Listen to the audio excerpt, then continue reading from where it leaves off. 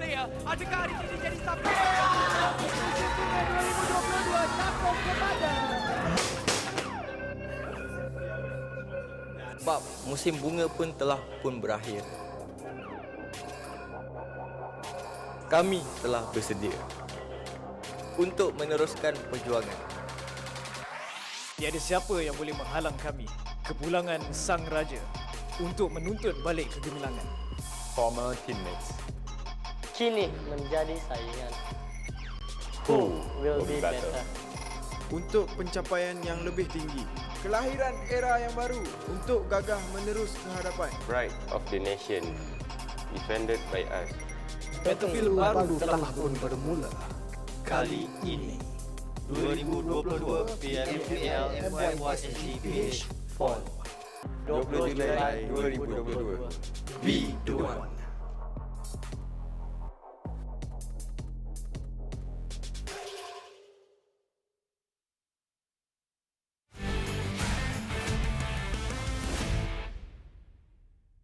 Kepada semua tim dan semua player, harap korang training lebih mantap untuk korang punya skill dan tim untuk korang berhadapan dengan 2 kali champion C dan 1 bronze medal sukan C. Korang boleh cabar saya agak-agak.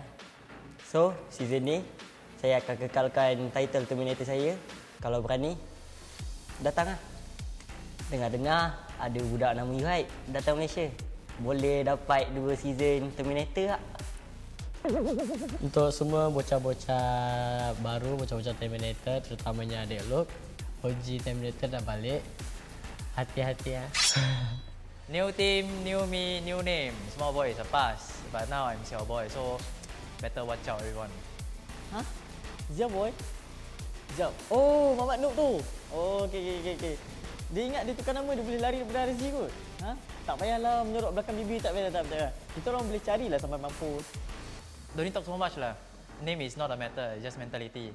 If you burn out sometimes, don't forget to cry on me. My shoulder is for you. Nasib baik tak masuk PNC lagi. So, kami akan kekal lama kat PMPL nanti. So, watch out lah. Jangan pernah rendah kat Bosskurr. Sekarang ni PMPL MYSGPH. Tapi yang kenapa setiap season Grand Final mesti team MY je. Mana SGPH? Hari tu cakap kuat. Mana? Final dulu. Previously, the Philippines may not have made a name in this region, but do not underestimate us. We were in C Finals Season 1 and Season 2, and definitely, we will show you what we can do. And to GEEK fam, let's give the fans a good show. As this redONE, kita membantai korang dekat server ni. Yang siapa pergi tempat kita orang, rata kalian. Oi, Teki. Kau ni dah 2 season kau tak main, tiba-tiba kau main kat Singapura pula. Kenapa? Susah sangat kau nak masuk tim Malaysia? Apa? Quick VIP? Tim Kuza tu? Macam easy sangat je. Takut nanti kena kejar masa tournament, tercirit dia lari. Okey, untuk semua orang, kami mungkin kehilangan taring harimau, tapi kita orang akan kembali dengan critical.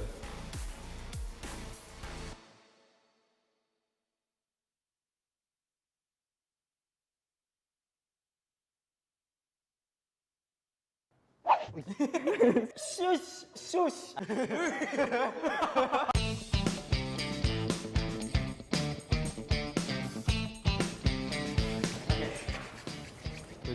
We're doing stuff. What is this? Paper suggestion. Oh my god. Ambil kiri dulu. Buat mana lah? Bos kiri tu. Tak minyak kiri, tak kiri tu.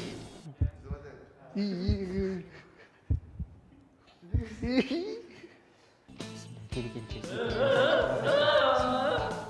Biasa tu sini. Jangan pegang aku gila. Budak bayi bodoh Azfar. Yang baik-baik bodoh. Ni babi nak sotong. Sotong macam sotong bodoh ni. Shush. I know what this is. Dah, give up lah. Apa benda gila ni? Kau jangan tengok orang. Jangan tengok orang. Panas. Sabar. Dalam lagi ya? Dalam lagi. Sabar.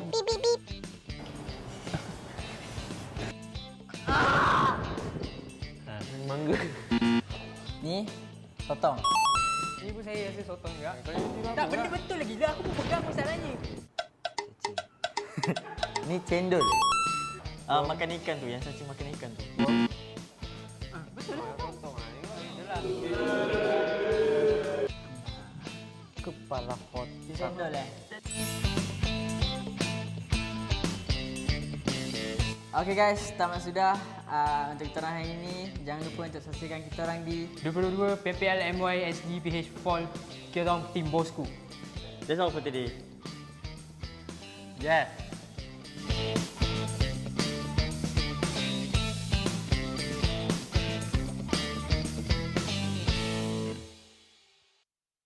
Hello guys, my name is Nat from GEEK Fam. Hai, nama saya Drake. Saya daripada tim SMG. Hai, saya Rip dari Exis Red One. Hai, saya Guza. Saya dari PMPL. Saya Bosskurr daripada tim DBD. Hello guys, saya Ricky daripada Dingoz Esports. Hai, saya Bravo daripada tim Farang Guerilla. Hello guys, I'm Yoodo from Genexus. Hello guys, saya Ayam Pro dari HomeBois. Hello everyone, I'm Vigor from HYVE International. Hai, saya Iftar dari tim MAB Esports. Hi, my name is Iris and I'm from Team MUGEN. Hi guys, my name is Rinja from Team RSG. Saya Zubi daripada Team MAB. Hi, I'm Deb from Team 9. Hi, saya Frankie daripada Tabah NSEA. Hai, nama saya Aboy dari Team Bosskurr. Hello, I'm Kit from Team Secret. Hi, saya Olio daripada Yoodo Alliance. Hello guys, nama saya Pemburu. Saya daripada Team Forever. Kami bara untuk mendapatkan champion pada season kali ini. For this season, kita orang akan rampas balik piala kita orang dekat Forever. This season, I'm confident that Sam9 will break the curse and play in PMPLC. Untuk season ni, kita orang akan buat yang terbaik. Kita orang akan pegang title champion kita orang. Untuk musim ini, saya akan bawa balik piala untuk tim Farang Guerilla. So our target for next season is to become the champion and to qualify to PMPC. For this upcoming tournament, I'm expecting that my team will perform much better than the last PH representative last season. Untuk season ni, tim MAB akan cuba rebut piala untuk bawa ke Gaming House. For this upcoming PMPL MY Speed, we're gonna bring back our champion trophy back to the Gaming House. We will try to be the first SG team to make it to the C stage. Untuk 2022 PMPL MYSGPH Fall, DBD akan dapatkan piala itu bawa balik. For 2022 PMPL MYSGPH Fall, we will try to get belt trophy back in season 3 grand finals. Kami akan cuba untuk membawa balik piala itu ke Gaming House kita orang. Untuk season kali ini, kami nak menang. Untuk season ni, kita orang akan target PMGC sebab kita orang dah yakin dengan line up kita orang. Untuk season ni, kita orang cuba dapatkan trofi untuk HomeBois. Untuk PMPL season kali ini, kita orang akan cuba bawa trofi dalam rumah MAB Esports. Kami harapkan untuk membawa balik piala PMPL kali ini ke Negeri Sembilan. PMPL kali ini kami akan bawa balik trofi untuk tim Bosskurr.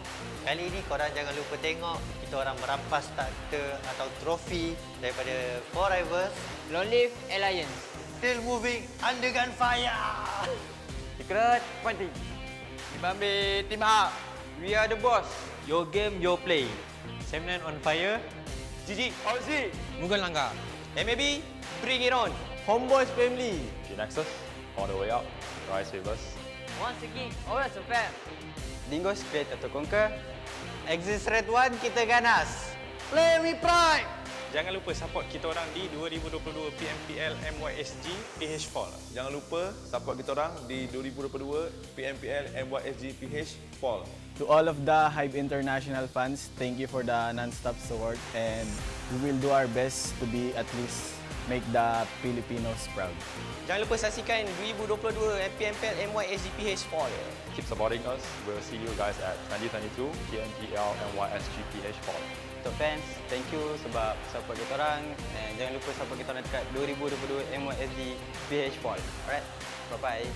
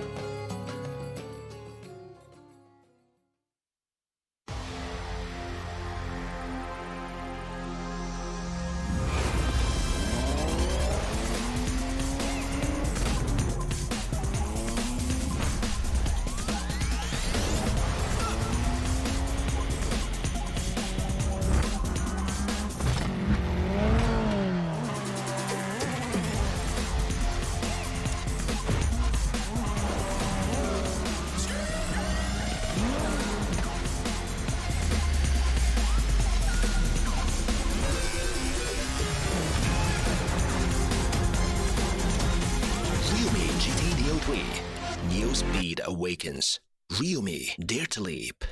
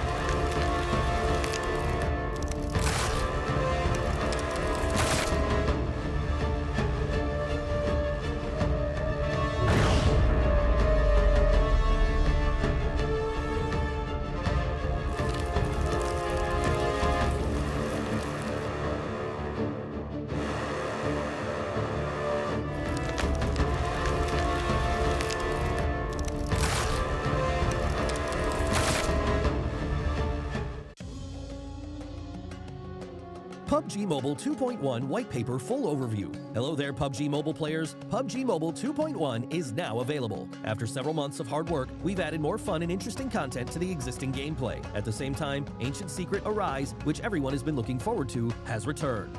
Are you ready? In this video, we will be introducing the exciting new contents of this version. We hope you like them. Themed gameplay, Ancient Secret Arise.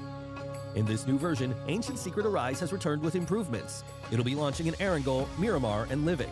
Players can choose any of these maps in ranked mode to experience its varied content and unique performances.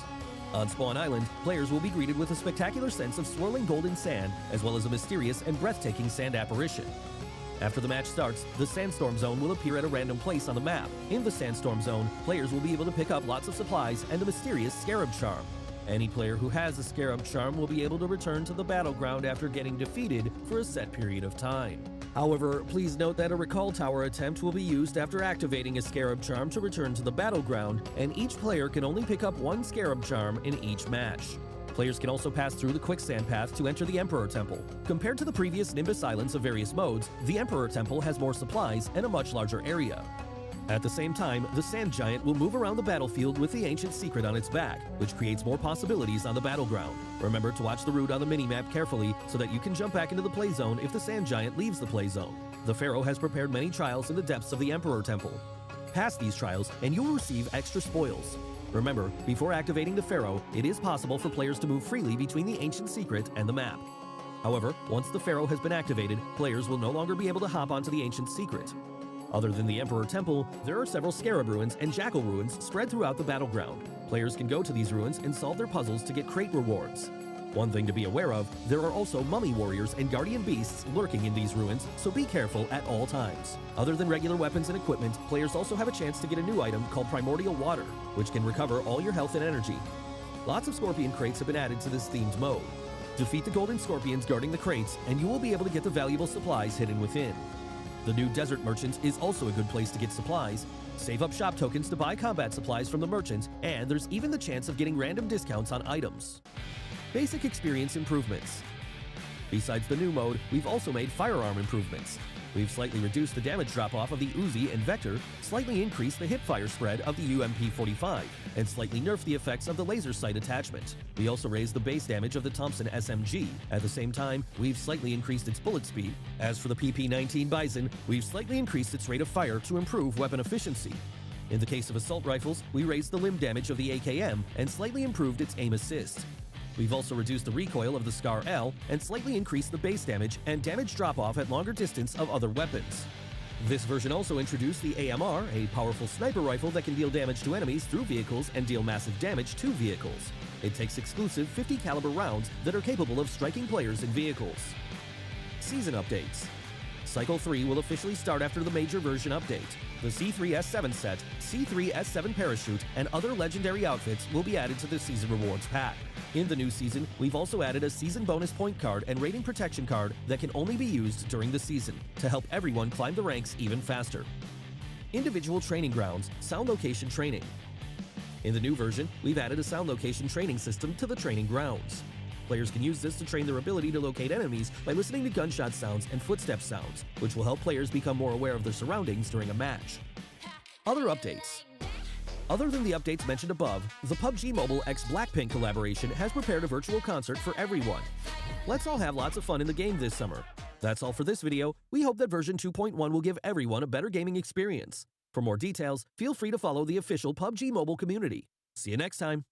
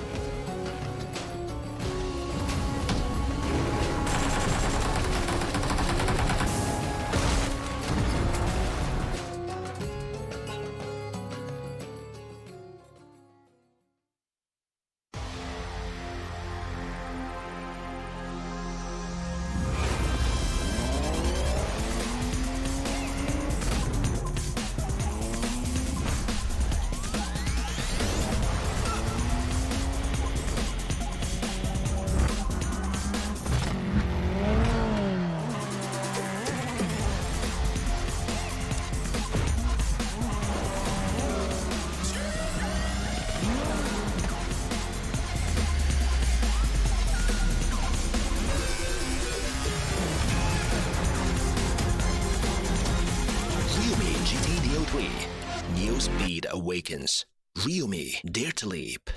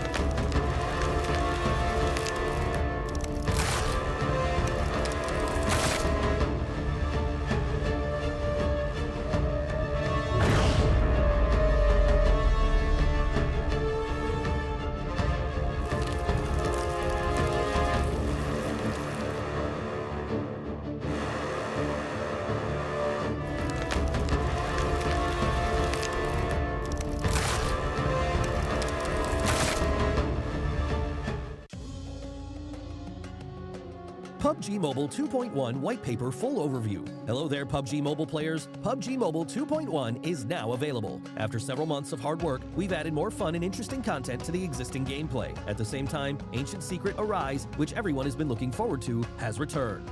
Are you ready? In this video, we will be introducing the exciting new contents of this version. We hope you like them. Themed gameplay, Ancient Secret Arise. In this new version, Ancient Secret Arise has returned with improvements. It'll be launching in Erangel, Miramar, and Livik. Players can choose any of these maps in ranked mode to experience its varied content and unique performances.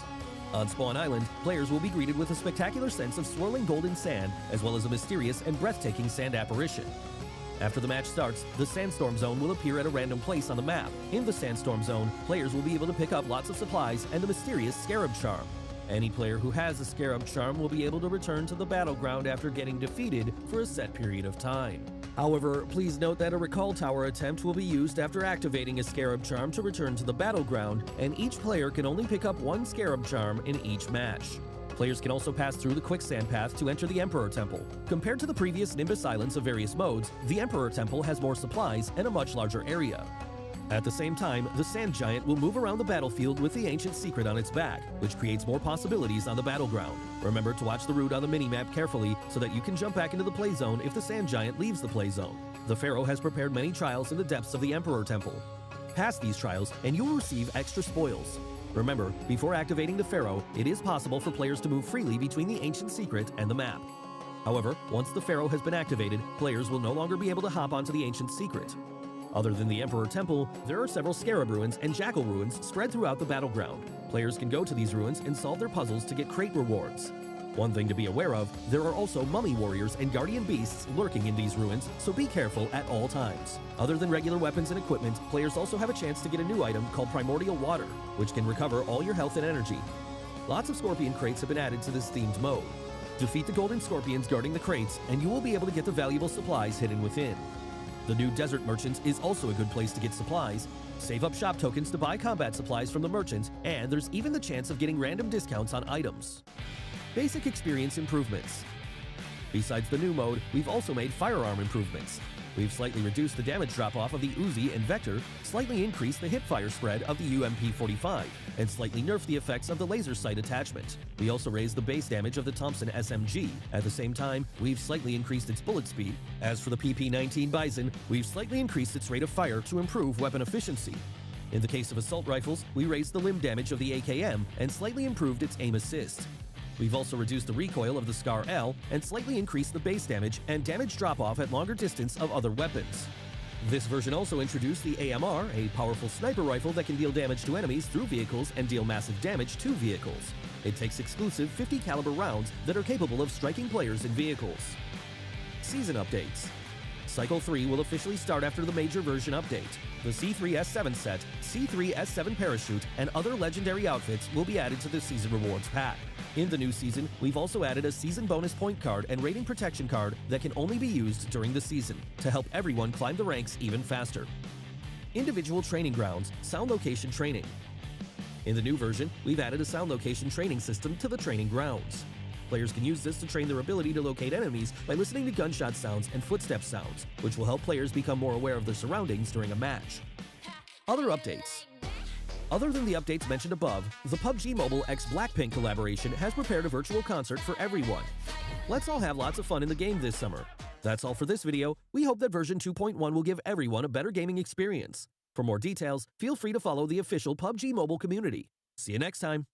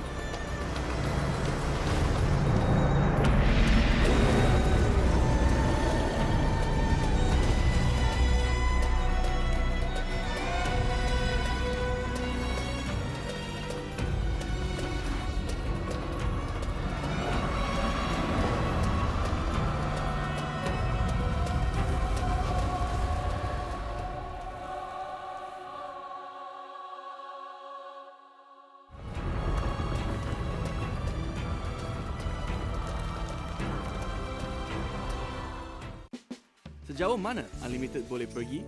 Selamat datang ke The Unlimited Theory. Jamal suka main game. Jadi, kami nak tengok berapa lama dia boleh main game dengan plan Unlimited Yoodo.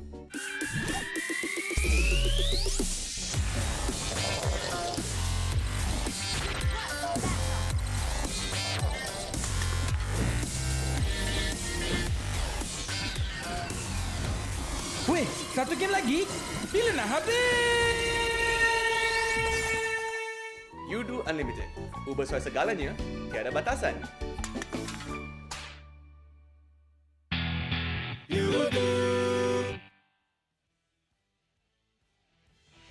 Hello and welcome back everybody to our official tournament, none other than the 2022 PMPL MYSGPH Fall season, which is brought to you by Tencent Games, PUBG Corporate Lightspeed and Quantum Studios. I'll be your caster here today, Ju, and also Sir Cloud. Yes, and thank you so much for being back at the desk with me, Choo Choo. It's an honor.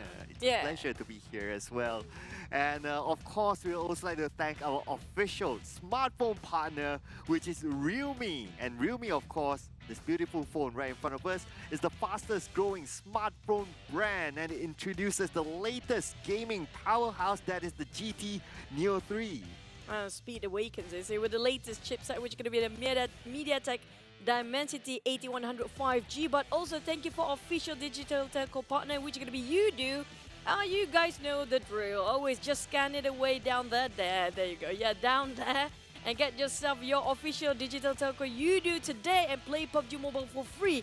But we also have none other than our official live stream partner, TikTok. Don't forget to upload your most creative video on TikTok and your contents and hashtag be the one for the TikTok challenge in this season. And don't forget to follow all our official PUBG Mobile TikTok, which is going to be PUBG Mobile MY official, PUBG Mobile Esports.sg, and PUBG Mobile official PH. Now we're back on the desk here. Speaking of this season, wow, even the colors are.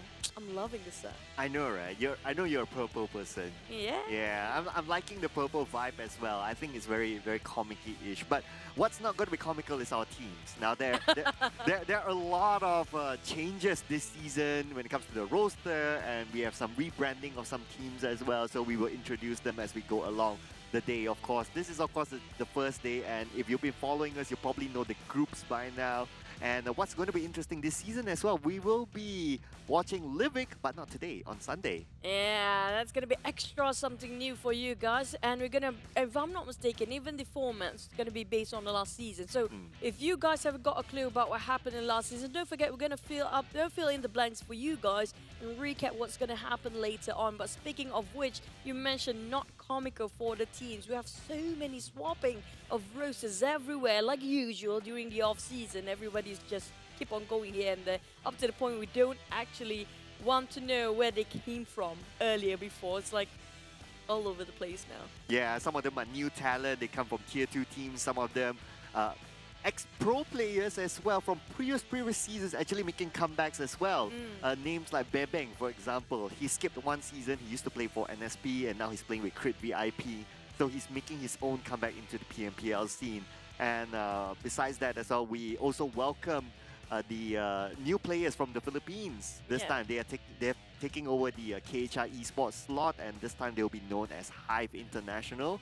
Some veteran teams from the Filipino scene as well. Players like Edo 10 as well, like Blanks, like Fourth Row, Vigor. These are actually veteran players in that scene, but this is their first appearance in the Pro League. Yeah, but speaking of first appearance in Pro League, there are some players that haven't stepped their foot in the Pro League yet. So will they change the dynamic? Will they change the wave and title coming up for this season? We have no clue. We have to witness this. And you guys watching at home, don't forget, as usual, don't forget to like and share the stream, because we will be your entire season, not just us. There's going to be 2 more casters joining in next week, which is going to be Contra and Keith, if I'm not mistaken. And we will be, this season, you know, your storyteller for this time. But in case you guys have no clue what's happening for the season format, here we go. How is it going to be, Cloud? We're going to start off with the Country League. Of course, today is day number 1. It's going to run until the 7th of August, from every Wednesday to Sundays for 3 weeks. And we're going to play 5 matches per day, except for Sunday, we're going to have an extra match. There's going to be Livik. It's going to be only the top 12 of the week. We're going to play in Livik, followed by the country finals that's going to happen from 26th to 28th of August. It's going to be a 3-day run, 6 matches a day. And the 5th to 7th spot will play in the PMPL play-ins, and the top 3 will go straight on to C Championship. Oh, that's a long journey for these guys. It's only the start, not the beginning. It's going to totally will not be the end as well. But for the point system, it's going to be the same O with the 15 points in total, which is going to be the chicken dinner points. Second place with 12 points. I think this is pretty much the same for every season now. Third place with 10 points. Deduct all 2 points down towards the 13 to 16 points where they don't have any points at all. So they have to place themselves minimum at 12 plays there. But for elimination points, still going to be the same. Each elimination will take away 1 elimination point. But for the moolah, though... 150,000 US dollars on the line here, ladies and gentlemen. Of course, it's a lot of breakdown. We won't go through that. But what we'll go through is the bonus point system. So it's going to be the same as last season, whereby we will have a weekly bonus points that will be awarded each week for weekly rankings. We'll have league bonus points for the overall league stage ranking. We have the total bonus points, which is, well, the combination of weekly bonus points, league bonus points, and we have the initial points that will be the start of the grand finals, of the country finals, in other words. So as you can see here on screen, we're going to award these teams based on their weekly bonus points as well, and their league bonus points. So keep an eye on the placement, which also means what we learned from last season. If you remember, teams who do well at the end but don't do well at the start, at the end of the day, they still don't go through to the country finals. So this kind of system means that they need to be consistent from game 1. It's going to be a grind since day number 1, like how you mentioned. And plus, if you guys are totally can't really brain into it, you get into it by time. It's going to be fine. But here's going to be our participating teams for this season. For Group A, B, C, D, and E, already drawn themselves in each of the group. HomeBois coming out from Group A, and Bosskurr, Team Secret, Team Hawk. Group B, we do have Dingoz, GEEK, MAB, and SMG. For Group C, Yoodo Alliance, RSG, Tabah NSEA, Crit VIP. We have Group D, Genexus, Axis, DBD, or Don't Break Dreams, and MUGEN. And Group E coming up, it's going to be 4 rivals, SEM9, Farang Guerilla, and also HYVE International. Now, so many names that are very familiar to us, but they are names that used to be 1, now split into 2. Yeah, so... so for example, right, so we can see like a DBD, for example. They used to be known as R2K before this. So, and MUGEN used to be known as Almighty. And HYVE International, we explained earlier on, they used to be known as HYVE Esports. Now they're taking over that slot. Now, 4 Rivals is no longer with Yoodo Alliance. Yoodo Alliance has their own, and that's what you mentioned. That's true. But speaking of Yoodo Alliance, it used to be Yoodo Alliance 4 Rivals, now split into Yoodo Alliance and 4 Rivals, so 2 different teams now. And these are going to be the teams they focus. Definitely Yoodo Alliance 4 Rivals. Which one do you want to focus? It's split into 2 now. I know, right? So don't get confused in case you just joined us for this season. Yoodo Alliance used to be known as Farang Legends. So now they're only Yoodo Alliance, and 4 Rivals is only 4 Rivals for the season. But just to look at the stats as well. So these are the top teams that performed well last season towards the end. So of course, Yoodo Alliance 4 Rivals, which is currently 4 Rivals. I know it'll take a while for some of you guys out there. Dingoz is still Dingoz. Farang Legend is now the new Yoodo Alliance, and HomeBois is still HomeBois, so no confusion there. So these are top 4 teams from previous seasons. Now, looking at the stats, of course, we all know that 4 Rivals, they were the champions of last season. There will be a lot of expectation coming in for them. Yeah, that's going to be the highlight we mentioned about. And speaking of Yoodo Alliance 4 Rivals, right now it's been known best for 4 Rivals only. But these are one of the best footage we got from them based on the last season. We do know they are a very high caliber team. When it comes to their performance, exponentially exploded their progress for the entire last few seasons. They were the same player back then, but they used to be veterans, but they're not under the spotlight. But these days, it's always them that people mention. Yeah, and also here is Farang. Now they will be known as Yoodo Alliance. Okay, yeah, I know. Day one is going to take a while for you guys out there, for some of you guys. But just check out his highlights. Pemburu, he's definitely a star player. I think two of our colleagues from the Philippines took him as the player to watch as well this season. No doubt. 4 rivals, I'm going to get used to this as well. 4 rivals, they are a star-studded team, especially with the inclusion of Jumper. That's true. We're looking forward for their performance, but back to its side of Farang, who's right now is Yoodo Alliance. Okay, just gonna keep up with us, guys. But at least Dingoz is still Dingoz. Right? Oh yeah. Dingoz is still gonna be Dingoz. Thank you so much. Yeah, thank you. At least some things don't really change, except for the lineup though. So Baby Kim isn't playing this season for Dingoz. He has moved out. Batman, from a coaching role, he is now a registered player in Dingoz, so he may make his debut playing again for this season. Of course, he really loves his micro Uzi. From short range to long range, he loves them. But what we love as well is the map today. I'm mentioning Macro Uzi is really good in Sunhawk, so hopefully we can see him performing. For the first match of the day, we're going to start off any second now. It's going to be Sunhawk first without a Group A in it, but a Group A, C, D in Erangel for the second match. Down to the third, it's going to be Erangel, and the last two is going to be both Miramar. Now, back then, we had alternating maps. Usually, it's Erangel starting off Erangel, and then Miramar, Erangel, and then between there, Sunhawk. Yep. But speaking of this kind of map sequence, do you think that it will actually, you know, affect their performance? I think to players there will not be a difference because they are still based on the grouping. So what they need to focus on is their grouping. So I think that's fine to the players. But to the viewers, it will be like, okay, which Erangel are we playing now? So just keep your eye later. There will be a lower third as we go into the game, whether it's the first Erangel or the second Erangel. So I guess for the viewing experience, it's going to be a bit different. But for the teams, it's probably going to be same. Yep, but all they need to know is as long as they get really good in Erangel, everything's going to be fine. Because we do know every single tournament it will be Erangel. Sunhawk, I don't know how long it will stay with us. Since we're kind of missing Vikendi. Miramar is here still for the stand, but you guys watching at home, if you guys have a feeling you want to go out right now, you can, because we do have the PMPL watch party going on. Oh yeah! Join the fun here, ladies and gentlemen. So it will be happening on these 4 locations. This weekend, it will be in Paradigm Mall, Selangor, which is too far from us, by the way. And then Paradigm Mall, Johor for the next weekend. The following weekend will be Ipoh Parade, and then it will be Suria, Sabah. And besides the PMPL as well, the PMCT LAN event will be happening for your respective regions. So if you want to cheer on to the best Tier 2 teams, go on there and give your support to the teams. Once that's over, feel free to hang around because the PMPL watch party will be happening. So cheer on to your pro teams as well in these locations. You do not want to miss out on the fun and the hype. Yep, but do note that the fact that there's dates down there.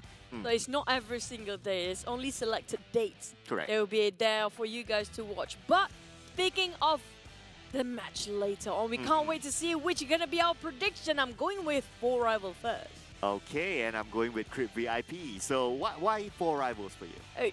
We don't have to elaborate that much. Yeah, You saw the highlights just now. It's one of the best down there. Definitely when it comes to the first week and the first day, these guys do have a bit of a promising performance if you compare for some particular team that need to be a bit of a warm-up to do. So I think they can give it a shot here. Hopefully I don't jinx them, but okay. Yeah, I know it's always the caster's curse, right, that we always talk about. And for me, Crypt VIP, I think there's a little bit of a refresh here. So one thing is that they have a new coach, which is Chillrex.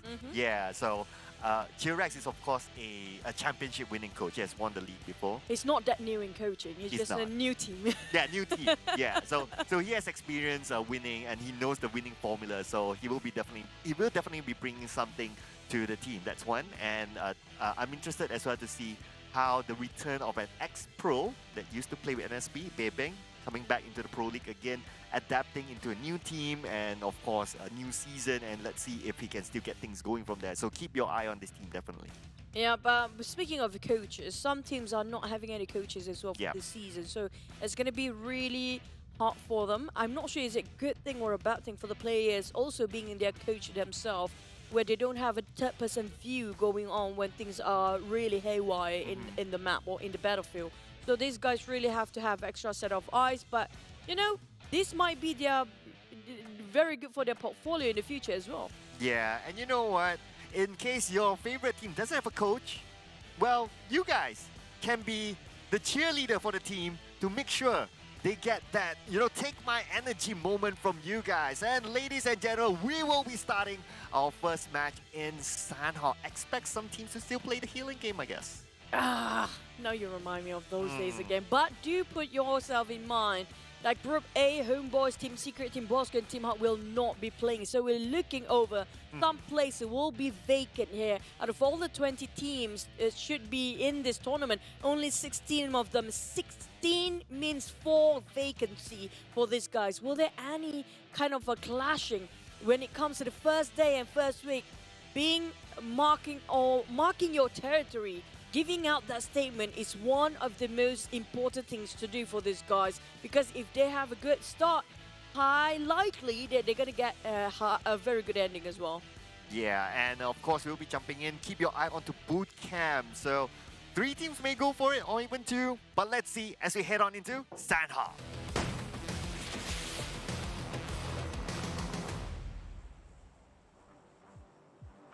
Oh, look at those choppers. I'm loving this. Feels like we're having bodyguards. We have bodyguards on our... we used to be the pilots, right? Oh, yeah. We're being how we call it, scouted, or we have escorted. Escorted, yeah, there you go. We're being escorted by 2 choppers on left and right side. Yeah, very, very interesting indeed. That's a new addition to, you know, the graphics of PUBG Mobile.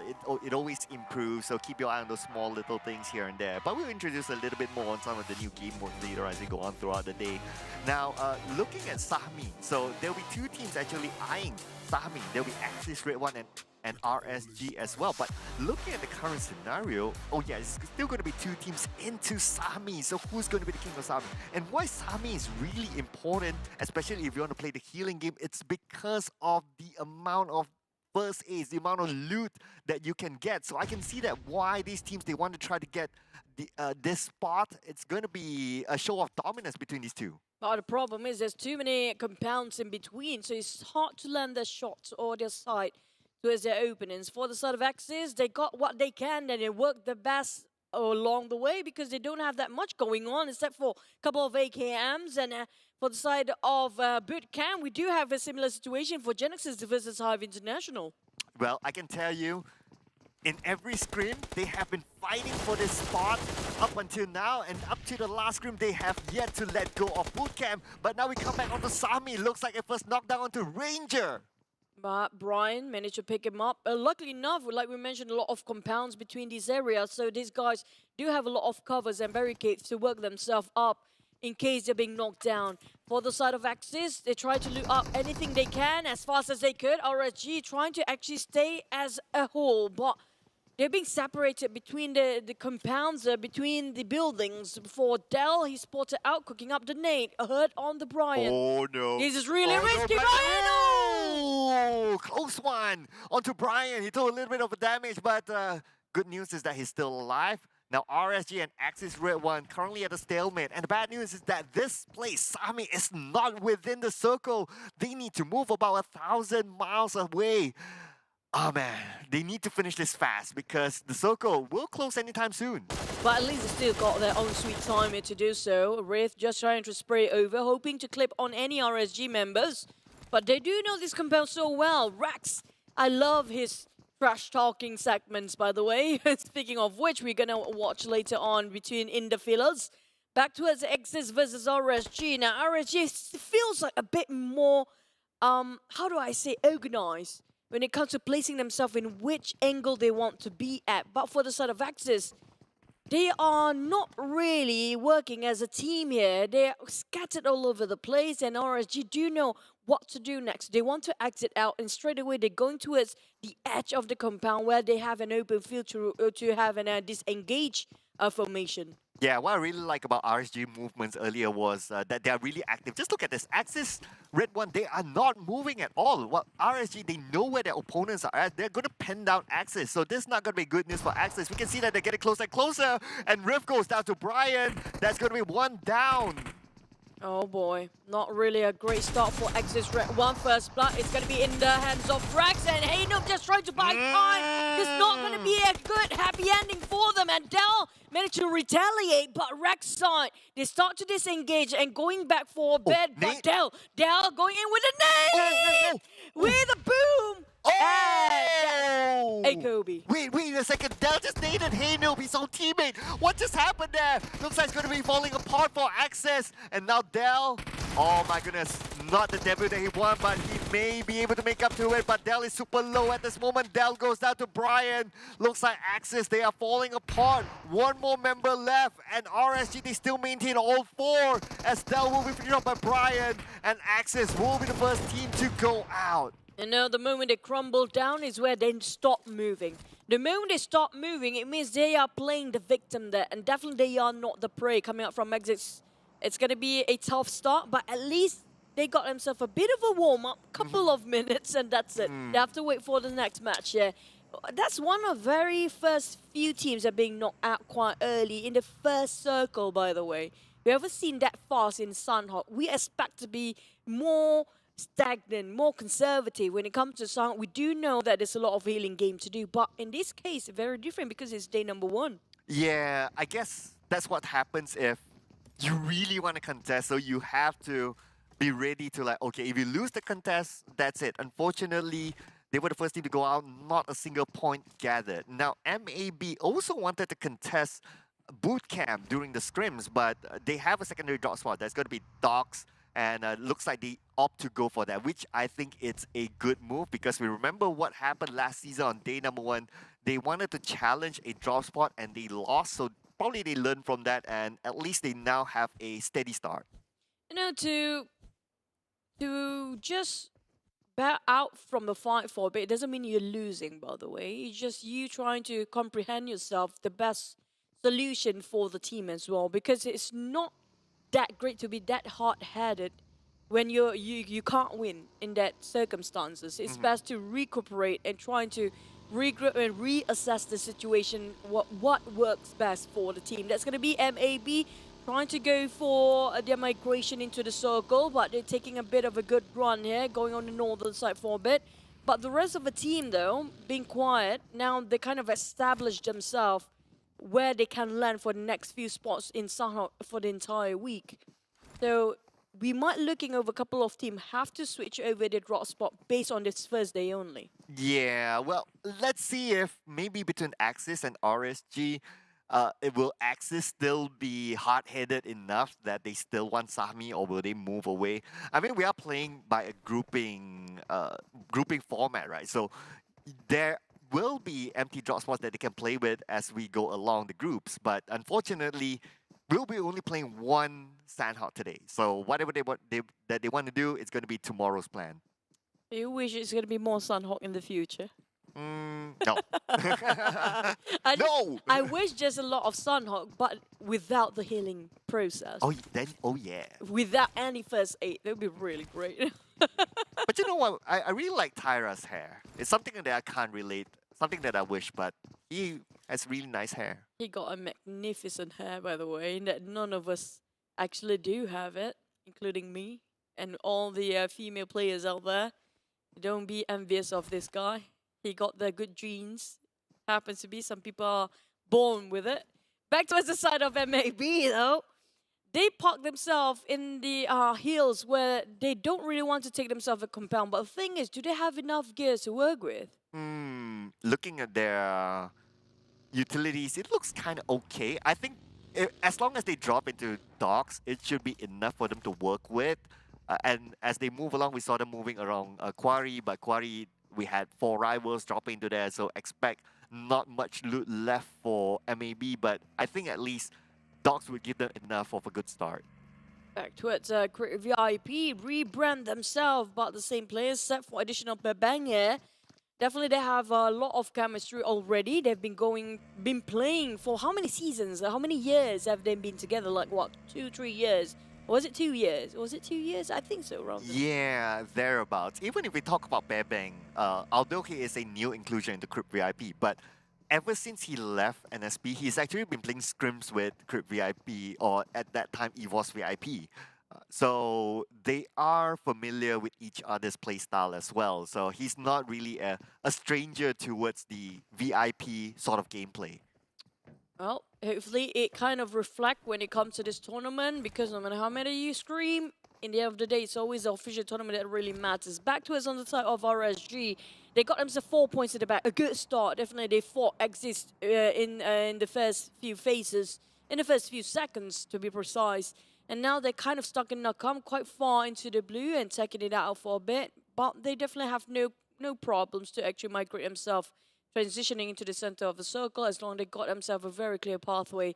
On the side of MAB, they're going to be conservative here for a bit, just waiting and camping it out, waiting for anybody to pass by. But the thing is, all the opponents surrounding them are thinking the same way. Yeah, because in particular, this kind of circle, people will be like moving towards one direction. And that's kind of the thing about Sandhawk, right? Like it's not often that you see people make big rotations, big moves. So they will normally go like, okay, that single direction. So the tendency of meeting up with a team that's right in front of you is really high. But now we move over to Farang Guerilla, a slight rebranding as well. They used to be known as Clutch Guerilla. Now they are back in as Farang Guerilla. 2 new faces, Bravo together with Stone, currently in the lineup. And I guess for having a Terminator like Bravo in your team is definitely a big plus point. So it'll be interesting to see how they play this out, because Farang Guerilla, they're a team that do expect them to play that healing game. I agree. Bravo is one of the greatest assets they can actually have for the side of Farang Guerilla, and also the plus Stone is actually not quite that bad. I have to say he's quite decent when it comes to during transition. His fights is really remarkable. So as long as they got the right timing to migrate into the center of the circle, nothing seems to be in the way. On the side of 79 now, this is one of the team that used to be the Malaysian sweetheart. Yeah. But they've fallen off the grace and nowhere to be found, and being very quiet these days. What happened to them? Well, I guess they really need a refresh of a lineup, and in my personal opinion, I think that the current lineup, together with Adib especially, I think that this is a good, solid lineup. I've seen their performance before this in other tournaments, and I'm really liking what I see. Now, Harm is maybe a 50-50. He had a good season, and then he had a terrible season, and then he had an okay season. So I think this is his one breakthrough moment. If he can put in a performance like how he did during his first season with Anti-Circle back in the day, he will be a force to be reckoned with. And he needs this season to prove his point. When he was in Anti-Circle, he was one of the best Terminator for the entire league. Just to remind you guys that. He used to be one of the best. But the problem with this, guys, everybody can shoot. But can you work with your team? Can you work with the current roster? That's the biggest issue here for most of the pro teams out there. And aside of GEEK fam, they do have Yuhai joining in this lineup right now. So I want to see how things work out. Yuhai, we do know he used to be a miracle boy back in season 1. But then he vanished from Malaysia. He went overseas, or basically Indonesia, for training. Can that reflect here today? Will it bring a better dynamic for this PMPL MYSGPH? Yeah, I think he brings a lot of experience with him, especially playing in the Indonesian league as well. And of course, he played in C, he played in PMGC, so it's definitely a very valuable addition to GEEK fam. And by GEEK fam bringing in Mika and Yuhai, to me, they have solved their biggest pain of previous seasons, which is their fraggers. Immediately, they got these 2 fraggers. My oh my. It's not only solving their problem, but they just boosted themselves way high up. So keep your eye on GEEK fam as well. It's one of those teams to be feared with. Yeah, the firepower, the confidence of controlling their barrels when during CQC or long range, definitely it gives so much of a boost coming up from these guys. But the thing is, can they work well with the team? You do know that sometimes some of them are quite disobedient when it comes to getting the call shot. Like, I still want to go for it, even though my IGL says no. Yeah. That's the thing. Can they actually work together? Yeah, I think if you remember Yuhai back in Season 1 when he first joined Team Secret, I think he was that kind of player, but I felt that he has matured a lot. Too much. Yeah, well, in physically and I think gameplay-wise as well, he has matured a lot. So I do expect him to be able to fend for himself a little bit more. Of course, if I do recall when he played during the PMPLC play-ins, there were some individual mistakes because of he likes to go a little bit too front. But I think, you know, as you play those kind of games, you kind of learn. And now looking at the elimination feed, looks like Damroot will be the first one to be knocked down for the side of GEEK fam. I believe he has backup around him, so shouldn't be a problem for him to be picked up. Yep, it's coming out from the shots coming out from Genexus Xiaoboy, by the way. Now, Xiaoboy used to be in RSG, the longest, one of the longest in RSG. Now hopping into Genexus, where he's teaming up with PUBG now. Definitely, those guys are very experienced. I'm talking about how well experienced they're, not just PMPL. Back in PMCL days even, they've been playing against each other, but not together. Yeah, Xiaoboy, the last, I would say, founding player of RSG. Yeah, he is. He is the last founding member of The RSG. OGs. The OG, yeah. I mean, he has played for a long time, right? And his Very inclusion into Genexus, definitely, Genexus the last season, we saw them, their specialty is close quarters combat, firepower. They'll be able to run at anyone. And I think his addition into Genexus definitely levels them up. I mean, himself as a player is phenomenal. Yep, but right now, what's going to reflect is based on the scores. Can they do the same thing here when it comes to this season? Because all the screams, all the sweat, the blood and tears were nothing. It will be worth nothing if they can't actually dodge this. For the side of 6 and back towards DBD now. Don't break any dreams there, Yen. For Jimmy, it's going to be on the other side. Sem9. They really try so hard for this season to make things work out for them, but will it reflect that? He doesn't got any idea. He hasn't got a clue. There's someone sharing just next to him. Yeah. Same compound. Yeah, I think there was a suppressor or something, so he couldn't get a good idea of where those shots are coming from. But now we move over to MUGEN, Singapore's representative. Now, MUGEN, interestingly, they have 2 Malaysian players in the lineup. But looking at their current lineup, looks like all of them are Singaporeans. The 2 Malaysian players are not playing in the lineup, and they are actually Tricky as well as Amir. Tricky used to play with Hey Noob back in the day. Yep. I forgot what was they called before they were called Axis Red One. There's so many names. Ayam. Tauge Ayam. Tauge Ayam, There yes. you go. Tricky played with Hey Noob back in Tauge Ayam, and now he's playing with the Singaporean team. So let's see how he'll be able to fare in this new lineup. But oh no. Nasty, just really got down nasty there. Back to us, MAB have been waited the longest time there is, and it's going to be fruitful if they can actually clutch this one around. Sem9 taking on DBD, but DBD fighting and back to a Sem9 on their knees. But the one that we're watching, MUGEN versus MAB. We're looking over Iftar, who will not be revived yet on the side of DBD. Now, that's going to be a tough one for Yen. He has to cross the open road there with Zix hovering around his crosshair towards the side of Sem9, who's taking on the backside of DBD. Oh, Yen. I don't think he'll be able to be saved. They need to take out Sem9, but Sem9 have this place covered. Just look at on the right side. Adibs is on the far right. He'll be taking an off angle, and Yen will be finished off by Deb. That will be points secured for Sem9. Oh, now back to his MAB versus MUGEN. We're going to give a bit of a breather for the side of DBD. Sorry, Chad. How do you pronounce this name, by the way? Siet? There you go. Let's go. Back to his Iftar. I think he's being revived back by his mate. Now he's tossing over the nade. Iftar hoping it's not going to be, could be a bit too far off. Now Iftar just going to tanking out the blue for a bit. This is going to be a bit burning out for him. But he's still managed to get on one.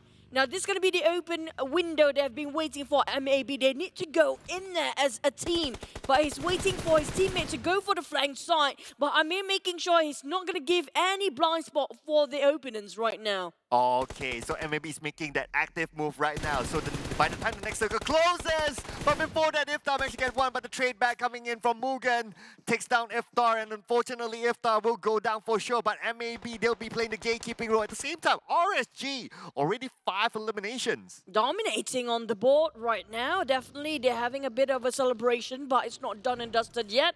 As Siad is actually might explode it that buggy anytime soon. Back to his own side of Amir. Got a bit of upgrade of lead for now, but for how much longer? DBD still having a go against M9 with smokes in between them in open road. But Moki managed to get the MAB side another point if he can finish off straight away. He spotted one more on his left side, but Paradise Resort right on top of it will be in that circle that just pops. I really like what MAB did. They made the active move. Before this, they were behind MUGEN, but when the circle popped, they moved in front of MUGEN. Now the pressure will be on MUGEN to move forward. By that, they'll be exposing themselves to MAB, and MAB can shoot them down just like what exactly they're doing right now. MUGEN have to cut across MAB. If not, they need some couple of vehicles to actually just rotate the other way around, take a longer rotation, but it's very risky with the blue closing even furthermore with the fourth phase of circle, by the way. So it's really risky for them, and DBD taking a go face-to-face against M9. Oh, Jimmy, he needs to save the team. He got one. Jimmy tried to find one more. Will this be the entirety of Sen9 right now? Oh, not working great. He is bailing. I think he's just going to bail the ship here. And somehow Ham mollied himself. Not too sure what happened there. But now Yoodo Alliance going up against Crit VIP. We have Olio starting to move in. Charging in. Rezo is still alive, but Rezo super low right now. Maybe taken out anytime soon. And Yoodo Alliance, I almost said Yoodo Alliance 4, right? Too used to that. Yeah, I know, right? And looks like they will be the one winning the fight against Crit VIP, but they have plan B. That's going to be Insomnus playing the healing game. Yep, Yoodo Alliance charging straight into their opponents who's being actually touching the floor, hoping he's being shown a bit of a mercy. Here comes GEEK Fam. High spotting out a couple of movement in the smoke, which is nothing moving actually. Back towards the side of GEEK Fam, they spotted a HYVE International movement, I think, from the high ground here. For the side of Tabah NSEA, still camping around Paradise Resort. RSG taking another go against Crit VIP now. RSG, there's nothing stopping them. They keep on running and gunning, and they are taking the blue as well. Yeah. They have to cut across Yoodo Alliance just to get into the circle, but do mind there's also Dingoz on the right side of the circle as well. Well, looking at current scenario, RSG will be playing the healing game for sure. Brian will be gunned down from afar, and it looks like they're still trying to, Ranger's still trying to move. He's still probably trying to get by the rim of the blue so that he can use more of his utilities more efficiently. At the same time, check out DBD at the northern side. Ziggs is taking out the blue, probably going to play the healing game as well. But what's really scary right now, I'm looking over Paradise Resort, how saturated the pool is right now. Backwards on HYVE International, Blanks taking the run here. Run and gun, they said, but how can they squeeze into Paradise Resort? It's so heavily populated right now, and Blanks, oh, what a nice exchange there of bullets, but still managed to knock one. Now it's going to be UI out of nowhere. He just popped at the corner of the screen. Oh, but they need to make that move as the zone is starting to close in. Looking at HYVE, they do not have much utilities to play with. And now HYVE, they're charging onto NC. NC has a high ground. Frankie is waiting on an off position. At the same time, we can see a DBS in hand, but DVD out at number 13. Tyra trying to make wonders for the team. MAB eliminated at 12 players. We're down to only 11 teams here, but so many teams are being forced to stay in the blue because of the Paradise Resort will be likely to be one of the last few circles in there. Whoever's not in there right now are struggling, pinching themselves to get into it. And Yoodo Alliance Olio, used to be Farang like we mentioned before, might resort to playing healing games here. Or GEEK Fam. Oh, 5 eliminations, and now they're dominating in this round. And at the same time, we can see that Dingoz trying to stop GEEK Fam from moving forward. In fact, it's actually Dingoz needing to move forward, so they need to take out GEEK Fam. As GEEK Fam, they do have that high ground, that sniper tower advantage. Oh, snipes. GEEK Fam, they really don't have that much covers, but still Dingoz are keeping a tag right behind them. HYVE International, on the other hand, tried to climb over the wall. He spotted out one of the members coming out from SMG. There you go. The nade! Tyra, a bit too late there. Couldn't dodge it. What a nice nade being thrown from the side of SMG. And now Vigor, he's down on his knees. Things don't work out well. What a nice divide and conquer Bosskurr coming out from SMG. Beautiful, beautiful. Coming in from SMG, taking out HYVE International. And now we move on to Genexus. They're going to play the gatekeeper on the nade onto PUBG. Will not take it out just yet. 40% of health left. At the same time, Sem9 has been eliminated at 8th place. 1 elimination point for them. Jax will be gunned down. Loyu still trying to fend his ground. Back to us, Genexus. They want to finish off Drax, but the thing is, they have to pick out from this warehouse. The moment they pick out, it's an open field. We hate warehouse when it comes to the last few circles because of this reason. And Arte trying to climb himself up the hill. The rest of GEEK fam, do they fight Dingoz or do they build it out and trying to wait in the center of the circle? They will gatekeep this one. Yuhai keeping the tabs on Genexus. They couldn't get out, being forced to stay in the blue. Yuhai on the side of GEEK fam trying to actually make the goal. No! Big Bad! Yuhai spray! But it didn't clip and the team decimated in the hand of GEEK fam. Looks like the Senpai has been taken out by the Menti. There's going to be Yuhai to get out PUBG's team. And now GEEK fam, they do have the circle. Check this out, they have the circle advantage. And it looks like it's going to be GEEK fam's game to lose. Oh, this is just not what we expected. Dingoz hiding behind the trees while GEEK fam try to fish them out with a couple of calls of nades. There goes the spray. It's right inside and across. Getting on one snipe. Need to revive from Gabriel, but it's Kiddo hovering around by the tree of a dying person right beneath it. And now Micah from GEEK fam gonna charge forward. They're gonna go in for the kill. They're gonna go in for the decimation, but can they close the deal here? Oh, it's Kiddo against the world, while RSG still playing the healing game somewhere else. I believe it's going to be Ranger, but it's Kiddo tries to do the business. It's going to be some form as Micah takes down it's Kiddo. 3rd place for the Dingoz. It's going to be the first chicken dinner for GEEK fam as RSG heals their way to a 2nd place finish. I'm not sure how many first aid he got himself left there.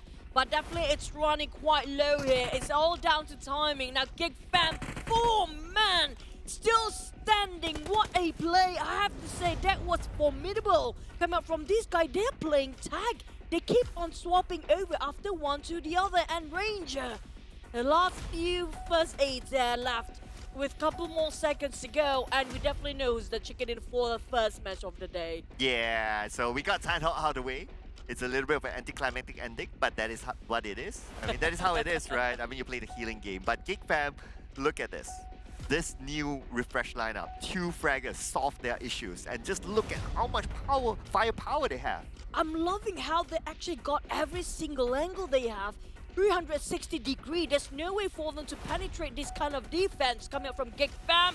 But that it is. Chicken dinner coming out. The first match of this season mark their way in.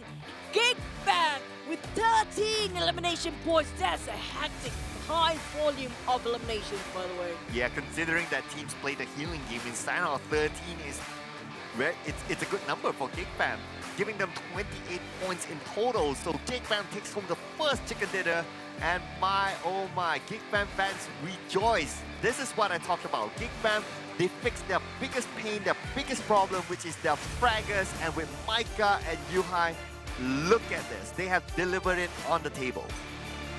It's just really amazing performance. How they actually, don't forget about SMG, the way they actually divide and conquer in Paradise Resort as well. It's just so hard to get into Paradise Resort for the team that's not inside of the circle who came in very late. Unless if you have enough utilities to actually play the healing game, it might be a chance for you. In this case, it's going to be RSG. But for the rest of them, including Axis, the first one to be out with no points at all, it's going to hurt them quite a lot. We talk about this season's format, same news as last season. It's going to be a grind. Yeah, it's definitely going to be a big grind. Plus, the last season's format still remains, whereby you still have the weekly bonus points and so on and so forth. So being consistent is very, very important. Now, considering this kind of circle and this kind of map is always very tricky. And if you take into that, the trickiness consideration, GEEK fam, they didn't get the circle. They have to fight their way through. And by fighting their way through, sometimes you will lose players, right? Yeah. But this time, they lose none. They lose none. So they are a force to be reckoned with, if you ask me. The way they move in a formation, the way they actually approach towards the side of the circle, that's where it's very crucial to work, and the coordination and communication coming from the team. Look at how they stand.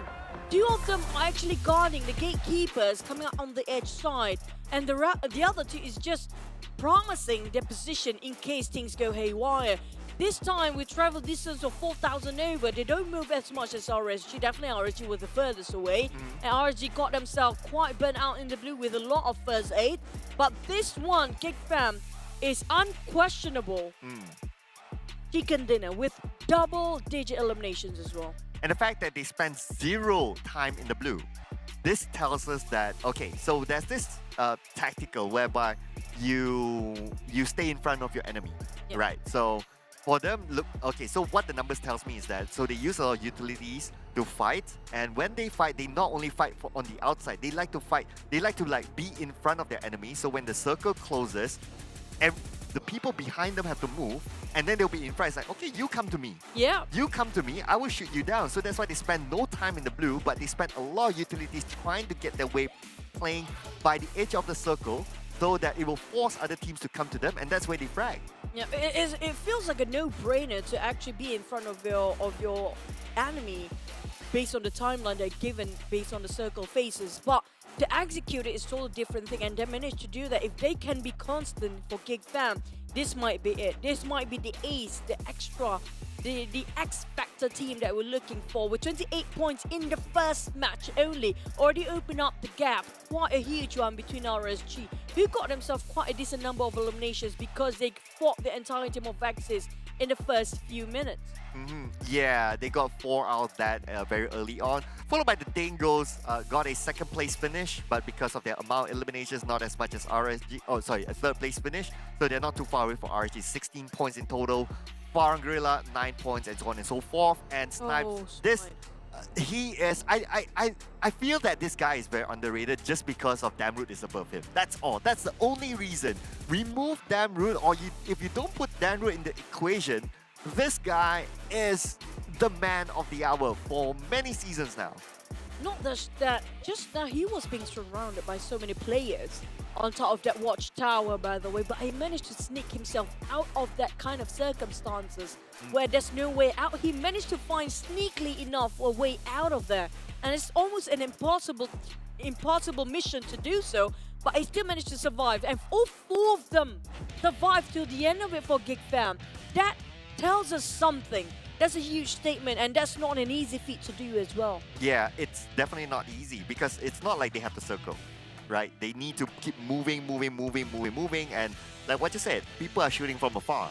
Like what we saw earlier on, one team wanted to go front, and then he was at the sniper tower, but he still managed to survive somehow. So the survivability is definitely very, very high.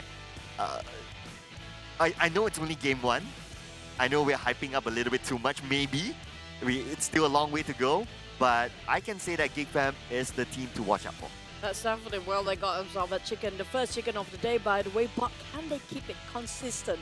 Because right now, the biggest problem with GEEK fam we saw and witnessed before is that they don't have that consistency throughout the entire league. Looking at Paradise Resort as a first circle pops, ended up right around the corner as well. Coming up all the way from Tabah, I have to say, GEEK fam, like you mentioned, they pincered themselves into the circle. It was not an easy circle for them, but they managed to get in. Yeah, it's not easy. The circle didn't favor them. They had to go from ruins onto the other side, and then as they make their way on to boot camp, the circle moves away again, which we will see, I believe, after this. So look at the amount of teams that they need to go through. They need to go to boot camp. That's where HYVE is. That's where Genexus was. Genexus is in front of them, but their approach is that, okay, let's try to be in front of our opponents. Now, theoretically, it sounds easy, but if you were to do it in game, it's very, very hard to do. That's right. And somehow they managed to do that. Okay, now they are still on the outside, but at some point they are in front of Genexus. Genexus didn't move, and that's where when the circle shift towards GEEK fam, that's where Genexus is gate capped. Yeah, but at the same time, they put the most basic of PUBG Mobile in their heads. That is, don't let yourself in a position where you're being pressured by the blue in the first place. Let us being pressured by the players, but not by the zone. And gatekeeping is the most efficient way to get yourself elimination numbers. And they got themselves straight. The first idea is that whatever happens, they have to time themselves to get into the rim of the circle and make sure that they're not being chucked down by the blue. The same goes the last few circles.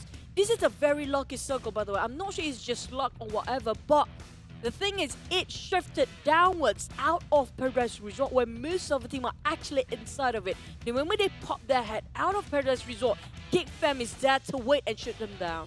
And finally, it's between them and Dingoz. Well, if you ask me, Dingoz didn't need to move that much. Yep. They drop in around the northern east side, so the circle's not that far for them, so it's not as challenging as GEEK Fam's situation. So for GEEK Fam to fight themselves into the circle, you gotta give props to them. They work hard. They work their socks off to get this first chicken dinner. They literally know exact every. You know, the thing is, yes, we mentioned about snipes not being shot down by the teams that's running. I think it was one of Dingoz as well when they've been gatekeeping. It was Genexus, sorry. It was Genexus that actually surrounding Snipe. But because of Snipe's survival, managed to give so much information for the rest of the team where to go next. Now, it's not just about how much you can kill or how much elimination you can get for the points of the team. It's also very important to keep surviving because of what? You can gain so much information, relay back to the roster about where to move forward next. Yeah, so because of his positioning as well at the sniper tower, he can get a lot of information like what you said. So that's why they can make better decisions at the end of the day. It's also about getting information, like knowing where your opponents are shooting from and so on. And that's why they work well as a composition, right? You got someone who, okay, I give you information. You got someone who called the shots. You got someone who just do nothing but frag. Or maybe two of them can just do nothing but frag. And that's good enough, right? You have a chemistry, a combination that works. Yeah, that's true. But you know what? What's really happening right now is not just the tournament, because right now what's happening is this flashy phone right in front of us. Keep yourself awakened as a Neo Speak awakens you with the GT Neo 3 by Realme. Definitely got the latest chipset of MediaTek of Dimensity 8100 5G. The phone that you need to upgrade to play your best performance of PUBG Mobile. Yes, and of course, this is the newest technology. And talking about newer technology as well, we have our official digital telco partner that's going to be Yoodo. Scan down here to get the Yoodo app and switch over to Yoodo and play more PUBG Mobile for free, because there is unlimited data, I believe, for PUBG Mobile. I like the ads just now of Yoodo where you do the experiment on the person, how many days it can last, but it's unlimited data. For PUBG Mobile players out there, this is going to be good news for you, because you can train yourself, have enough data until you can be a pro player. Oh yeah, definitely a good one. And of course, we also have to thank our official live stream partner that's going to be TikTok as well. So don't forget to hashtag #BeTheOne TikTok challenge and follow official PUBG Mobile pages. PUBG Mobile TikTok, we got PUBG Mobile My Official, PUBG Mobile Esports.sg, and PUBG Mobile Official PH as well. So don't forget to follow all those socials and our socials as well. But while you follow all our socials, we'll be taking a short break, ladies and gentlemen, before we come back for Erangel. So make sure you do not go anywhere, and we'll be seeing you right after this break.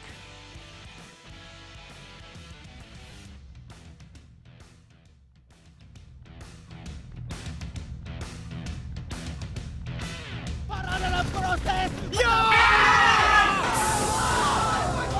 jadi star player. Adakah hari ini jadi star player? PMPL 2022 takut kepada.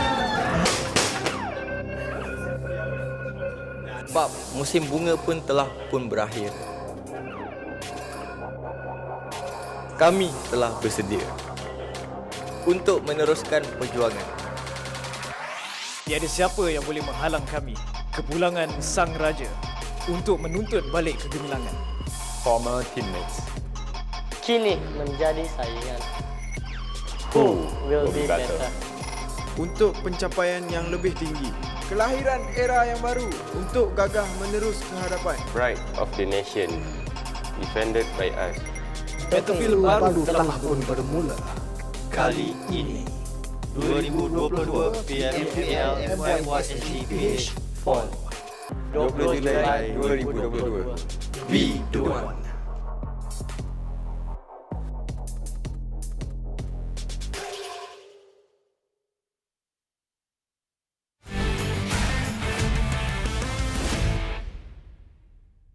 Kepada semua tim dan semua player, harap korang training lebih Mantap untuk korang punya skill dan team untuk korang berhadapan dengan 2 kali champion C dan 1 bronze medal sukan C. Korang boleh cabar saya agak-agak So, season ni saya akan kekalkan title terminator saya. Kalau berani, datang lah. Dengar-dengar ada budak nama HYVE datang Malaysia. Boleh dapat 2 season terminator tak? Untuk semua bocah-bocah baru, bocah-bocah Terminator, terutamanya adik Luke, OG Terminator dah balik. Hati-hati ya. New team, new me, new name. Small boys are past, but now I'm Xiao boy, so better watch out everyone. Hah? Xiao boy? Xiao. Oh, Mamat Noob tu. Oh, okey. Dia ingat dia tukar nama, dia boleh lari daripada RZ kot. Ha? Tak payahlah menyorok belakang bibi, tak payah. Kita orang boleh carilah sampai mampu. Don't need talk so much lah. Name is not a matter, it's just mentality. If you burn out sometimes, don't forget to cry on me. My shoulder is for you. Nasib baik tak masuk PNC lagi. So, kami akan kekal lama kat PMPL nanti. So, watch out lah. Jangan pernah rendah kat Bosskurr Sekarang ni PMPL MYSGPH. Tapi yang kenapa setiap season Grand Final mesti team MY je. Mana SGPH? Hari tu cakap kuat. Mana? Final dulu. Previously, the Philippines may not have made a name in this region, but do not underestimate us. We were in C Finals Season 1 and Season 2, and definitely, we will show you what we can do. And to GEEK fam, let's give the fans a good show. As this Red One, kita membantai korang dekat server ni. Yang siapa pergi tempat kita orang, rata kalian. Oi, Teki, kau ni dah 2 season kau tak main, tiba-tiba kau main kat Singapura pula. Kenapa? Susah sangat kau nak masuk tim Malaysia? Apa? Quick VIP? Tim Guza tu? Macam easy sangat aje. Takut nanti kena kejar masa tournament, tercirit dia lari. Okey, untuk semua orang, kami mungkin kehilangan taring harimau, tapi kita orang akan kembali dengan critical.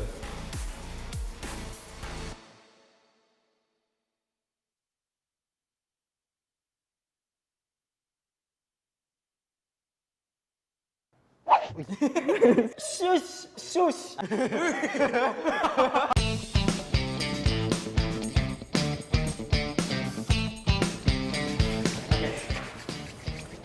We're doing stuff.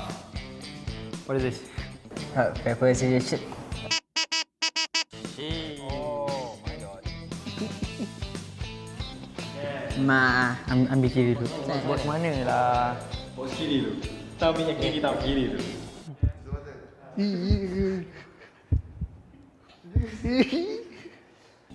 Kiri. Biasalah tu asyik. Jangan pegang aku gila. Buram, bayi bodoh Azfar. Yang baik-baik bodoh. Ni babi nak sotong. Sotong macam sotong bodoh ni. Shush. I know what this is. Dah, give up lah. Apa benda gila ni? Jangan tengok dia orang. Jangan. Panas. Sabar. Dalam lagi ya? Dalam lagi. Sabar.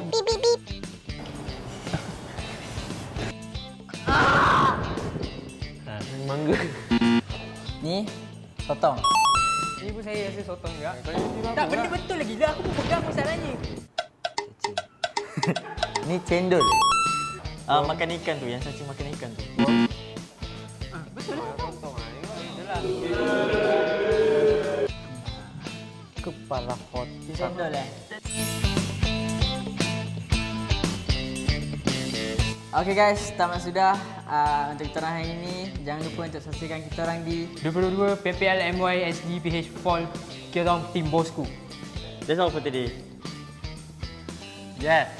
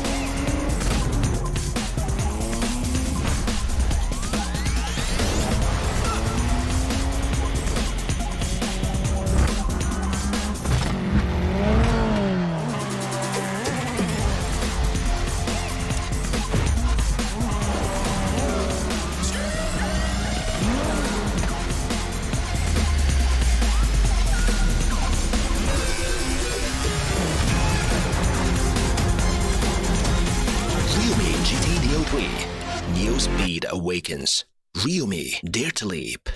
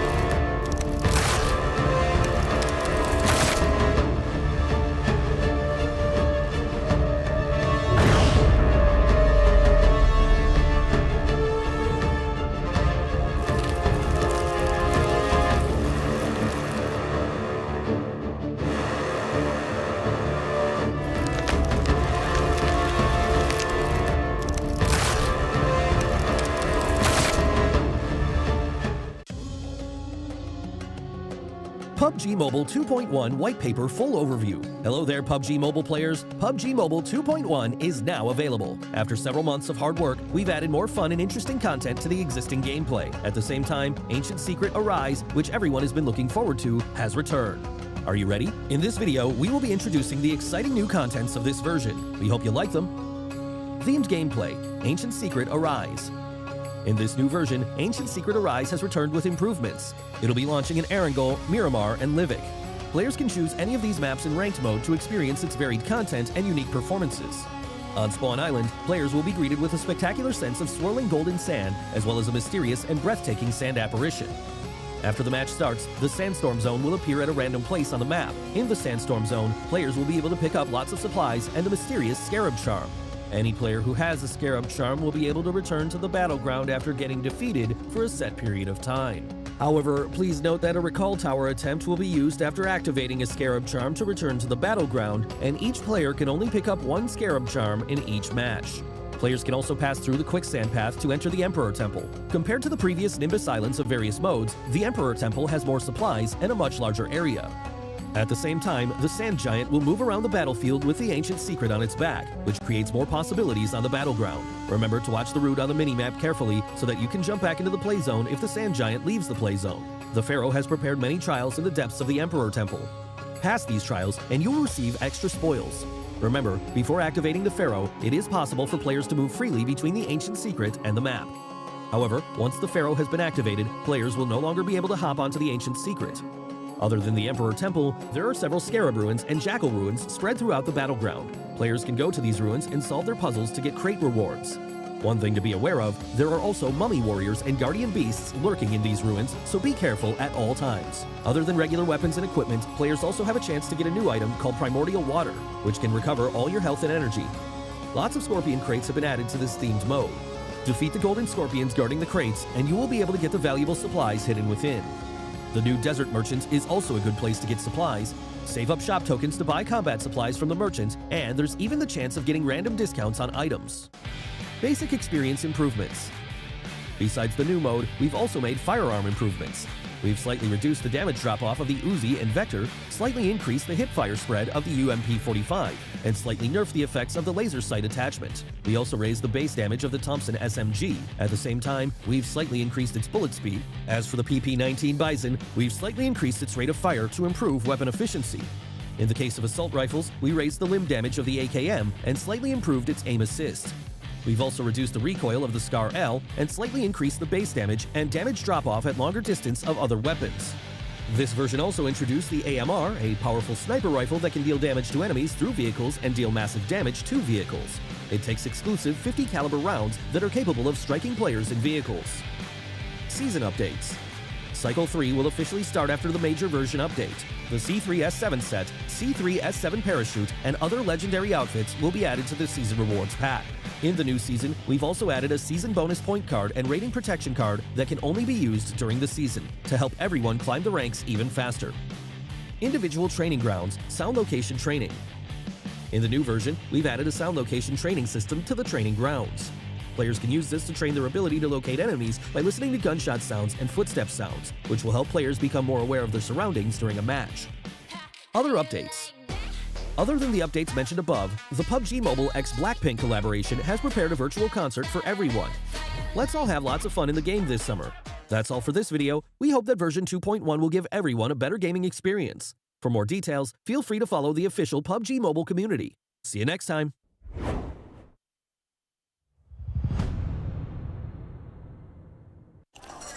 Hey, you've changed. Yesterday you ate nasi lemak sotong. Today you are eating nasi lemak ayam. Who you are today is not the same person 10 years ago or even yesterday. And that's okay. Yoodo is all about change. Stop conforming and go your own direction. Because sometimes you change to set the trend. Embrace the new and do it your way. Like right now, I'm addicted to. Then sometimes change is forced upon you. We say just vibe with it. And if you want to change your plans, you can do it safely. We're fully digital, so you don't even have to queue outside the telco store. Sometimes you change because it just feels right. Forget what other people say because we say contracts. Change your hobby. Congratulations. Change your plans. Change your job. Change your plans. Huh. Change your wedding plans.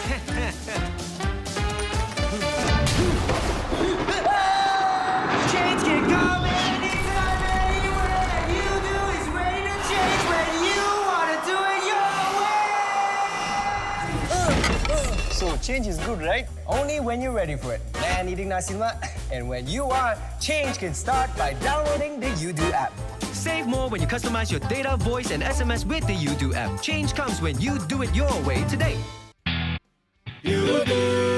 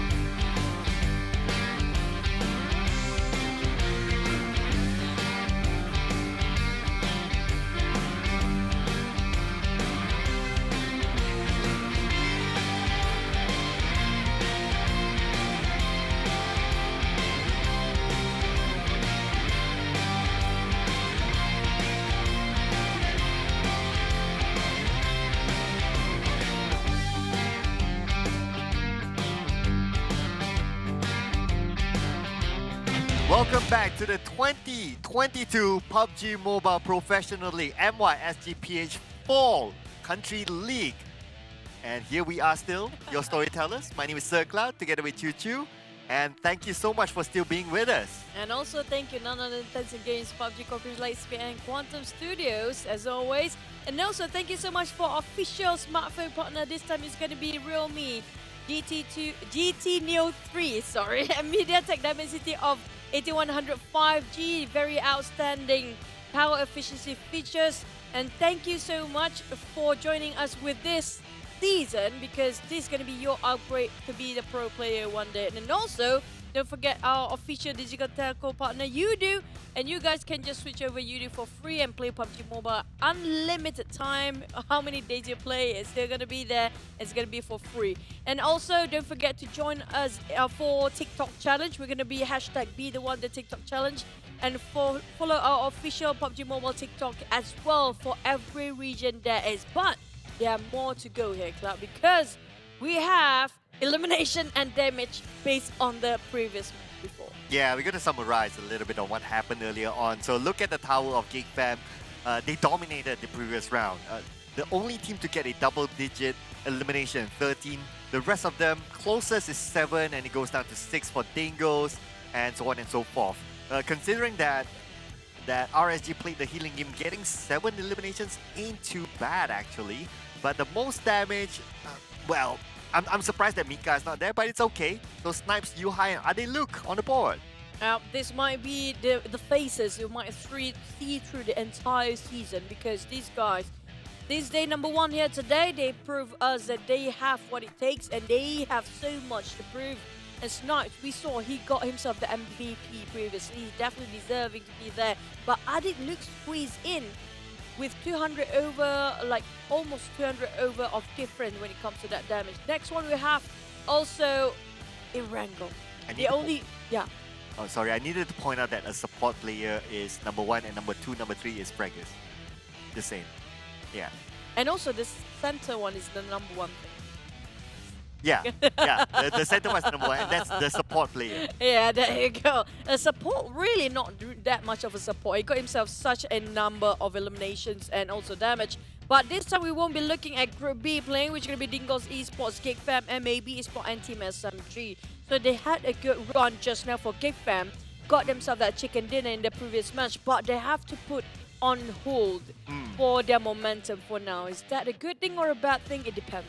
I'm sure they wish they would have played this round. Yeah. But yeah, it is what it is, right? So they got to take a chill pill, watch other teams play, and we will be seeing a debut from Group A. So HomeBois, Team Secret, Team Bosskurr, and Team HYVE will be making their debut.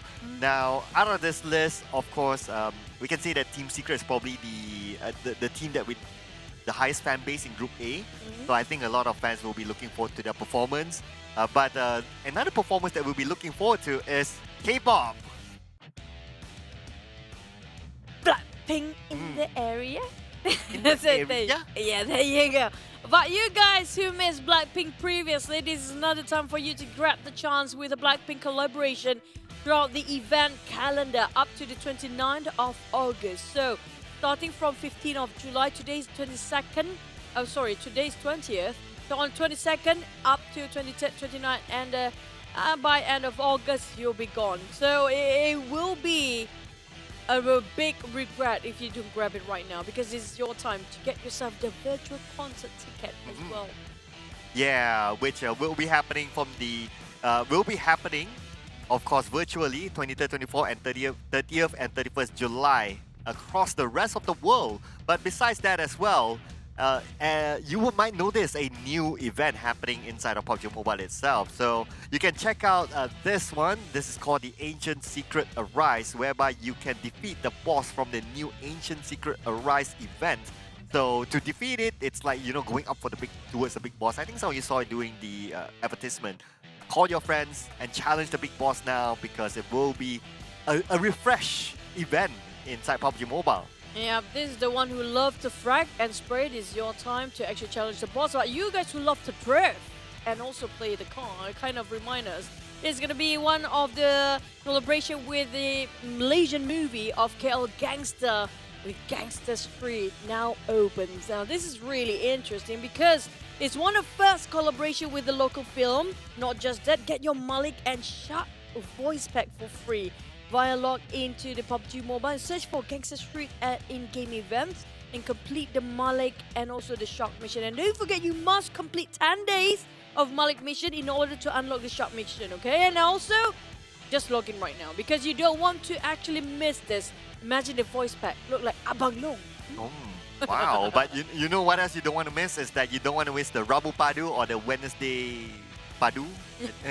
I don't know how to translate Padu though, but Rabu literally translates as Wednesday for our international audience. And log in and you can claim a chicken token for every Wednesday. With 3 chickens, you can redeem a Lilac attack suit for free. So make sure you do that. Do not miss out on all these winning opportunities, giveaway opportunities within the game. It happens from July up until October 2022. And especially the Rabu Padu part, right? There's only a few numbers, or like literally there's only 3 Wednesdays. Oh yeah. So that's gonna be just nice for you to claim yourself that lilac suit. If you miss one Wednesday, then you're gone. But for the next match, are we ready for our predictions? Erangel, for me, I want to try to give it a go for HYVE International. Yeah, let's give it a hype for some of our the teams that, you know, not within the Malaysian scene, because majority of the teams are from Malaysia, right? But for this round, we'd like to give it on to Singapore as well as Philippines. Let's see if they can come up with a big performance and getting their first chicken dinner for this season. Now, they have been with us for many seasons actually, but I'm hoping for them to give us something extra this season at HYVE and also MUGEN. Yeah, keep our hopes up because we can't wait to see your performance when it comes to Erangel, especially the most important map in any PUBG Mobile tournament. That's why it's called Erangel, because it's important. Okay, I try. Never mind that. I can't, like, I don't see the, Never mind. the coloration, but okay. I try. You know, just like how Shark and Malik try. Yeah. We do the voice pack. Yeah. Oh, we wish we have our voice packs there one day, hopefully. It's an idea to PUBG Mobile, just saying. Every season, we're giving you that idea. But back to us, Erangel, finally we get our first ever Erangel in this tournament. Do you think your team will win because everybody's waiting to see and crown themselves the king of Erangel, or will it be the king of Pachinki? We have no more time to waste. Let's jump straight into Erangel.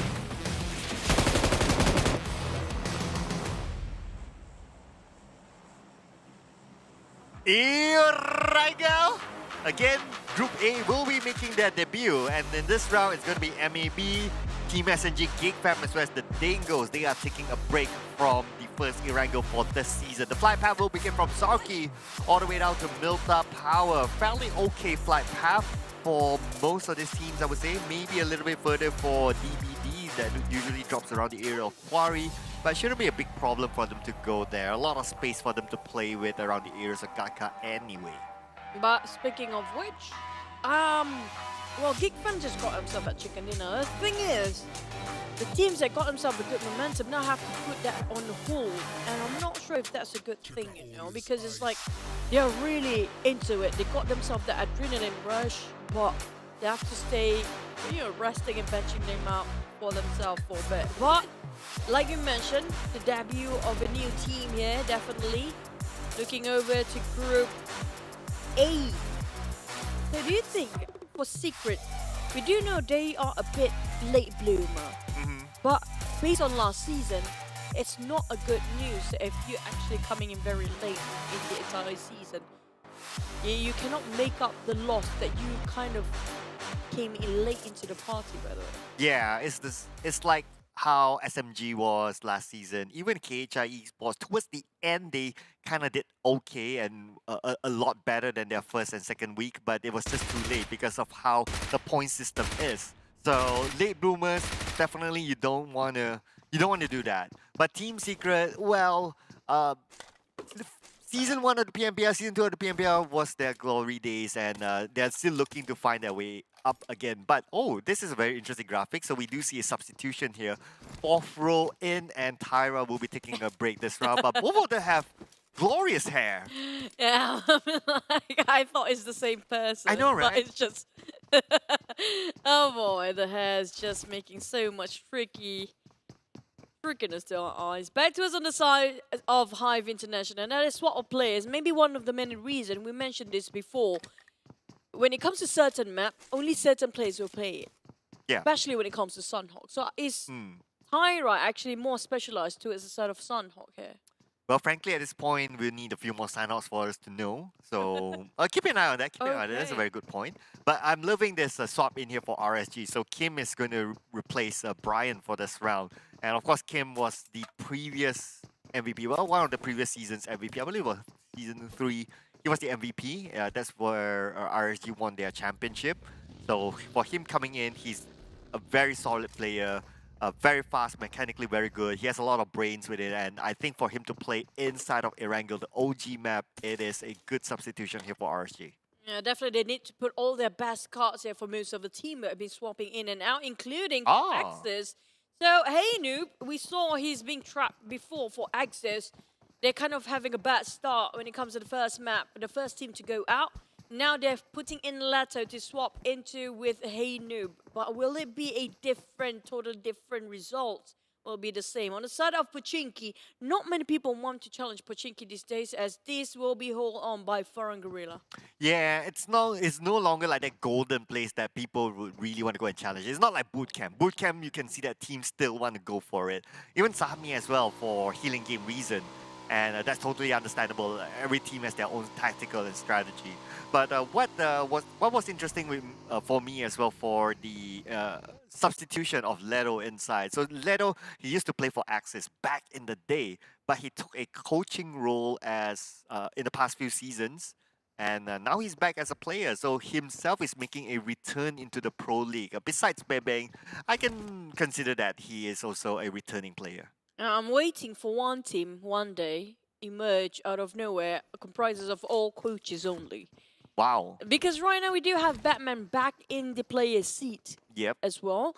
And now you mentioned about Leto being into the lineup or the main roster for the players. Can we actually have that going on for all the coaches to actually form themselves a team? So you put Batman, you put Chirex, he played before? They played together before, right? So yeah. Yeah. Oh, Xavier, maybe? I don't know.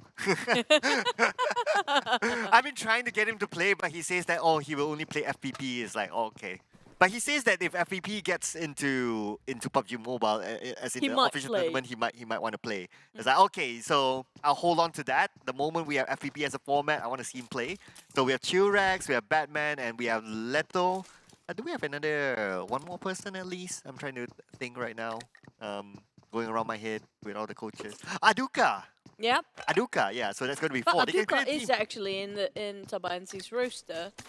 Yeah, but he is the coach as well. Yeah. So he's like a Leto or like a Batman. But imagine the quarrel coming up from the team, which going to be mostly will be strategy coming up from these guys, because they used to be coaches. So there will be a lot of brainstorming than shooting. Yeah, they'll be sitting at one place like, okay, what do we do, guys? What do we do? Okay, let's do this. Oh no, let's do that. Let's do this. Yeah, everybody just banter about that. And you get that meme, right, that says 2 hours later. They're still there. 10 hours later. 2 hours is too short for them. 10 hours later. Okay, well, we do want to see if the coaches can actually do one team for themselves today. But back to our script VIP. Sam Z, and also we have Insomnus playing, Babang, and on the side of Farang, they're not staying at all when it comes to Pochinki. They're not camping it out. They try to find victims. They're definitely on the run on the hills, but where would they go? Well, we'll know when we play that funky music. I just had to, funky and whatever. But 4 rivals. Okay, so we will see a Jumper playing here.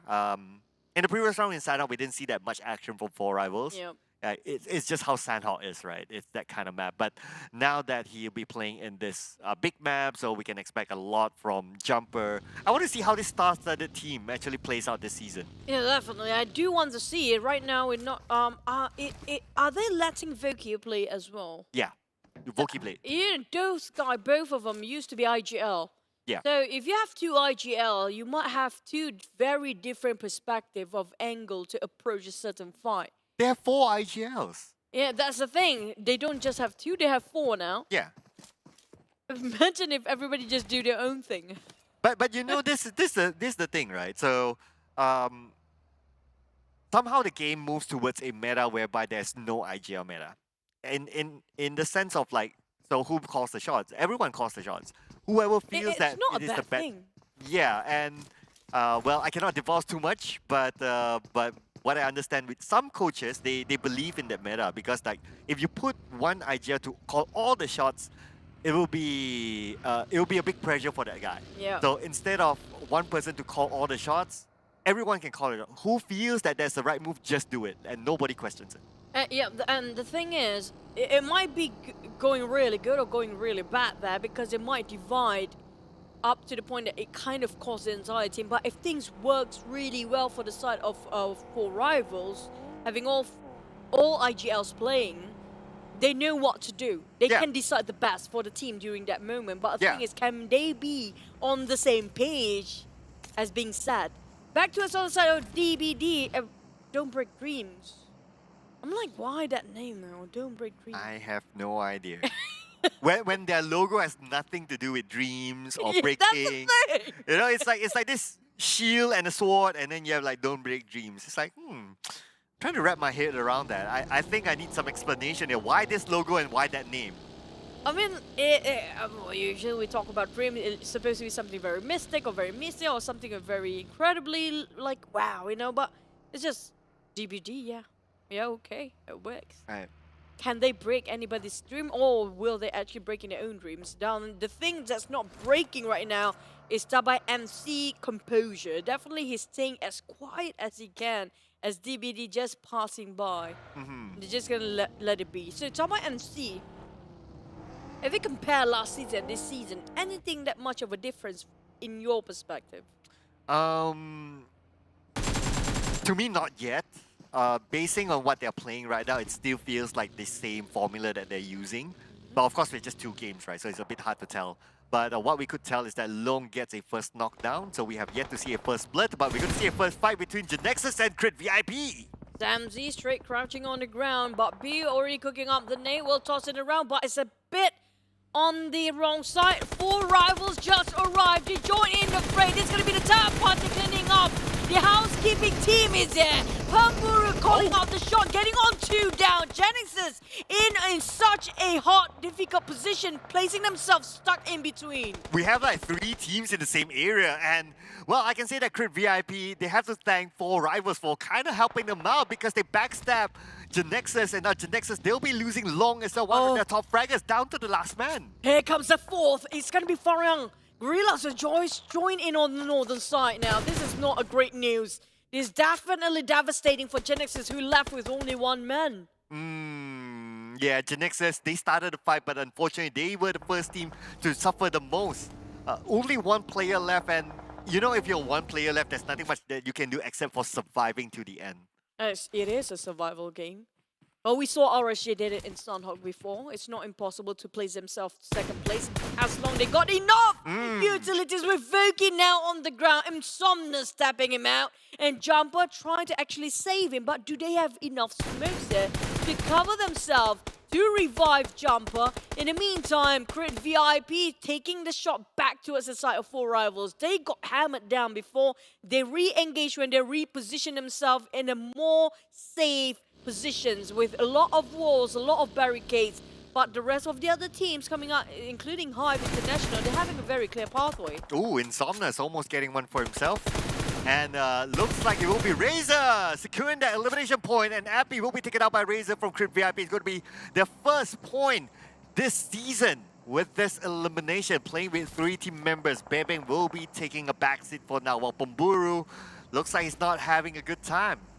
Oh, 4 rivals, they're kind of stuck in the rut right now in the center of everything that's going on. Sam9 just joined in as well as Putra parked himself in the most comfortable position ever. And there you go, yep, just gonna go whatever he feels and fancy. Back to the side of Aham. He's taking himself inside of a compound. He spot the entirety of 4 rivals. But the thing is, they managed to revive Voki for now, but how long can they withstand with that kind of firepower coming out from all around the corner? Yeah, I guess because this kind of map, right, it's either there's actually good spots to play, and that's where Four Rivals is at. It's actually at that little bit of a slope there, so I can understand like why they want to go there. And it's not only them. Genexus wanted to go there, Crit VIP wanted to go there as well. So naturally, it is a signal to tell us that that is a good spot. But of course, the risk is that you'll be shot out from every location. Now, just look at this current circle. If you're in that position, even if the circle shifts toward the left, you will still have somewhat of the circle as well. So that's why that spot is really, really valuable. And now that that spot is centered in the circle, it makes even more sense why they want that spot.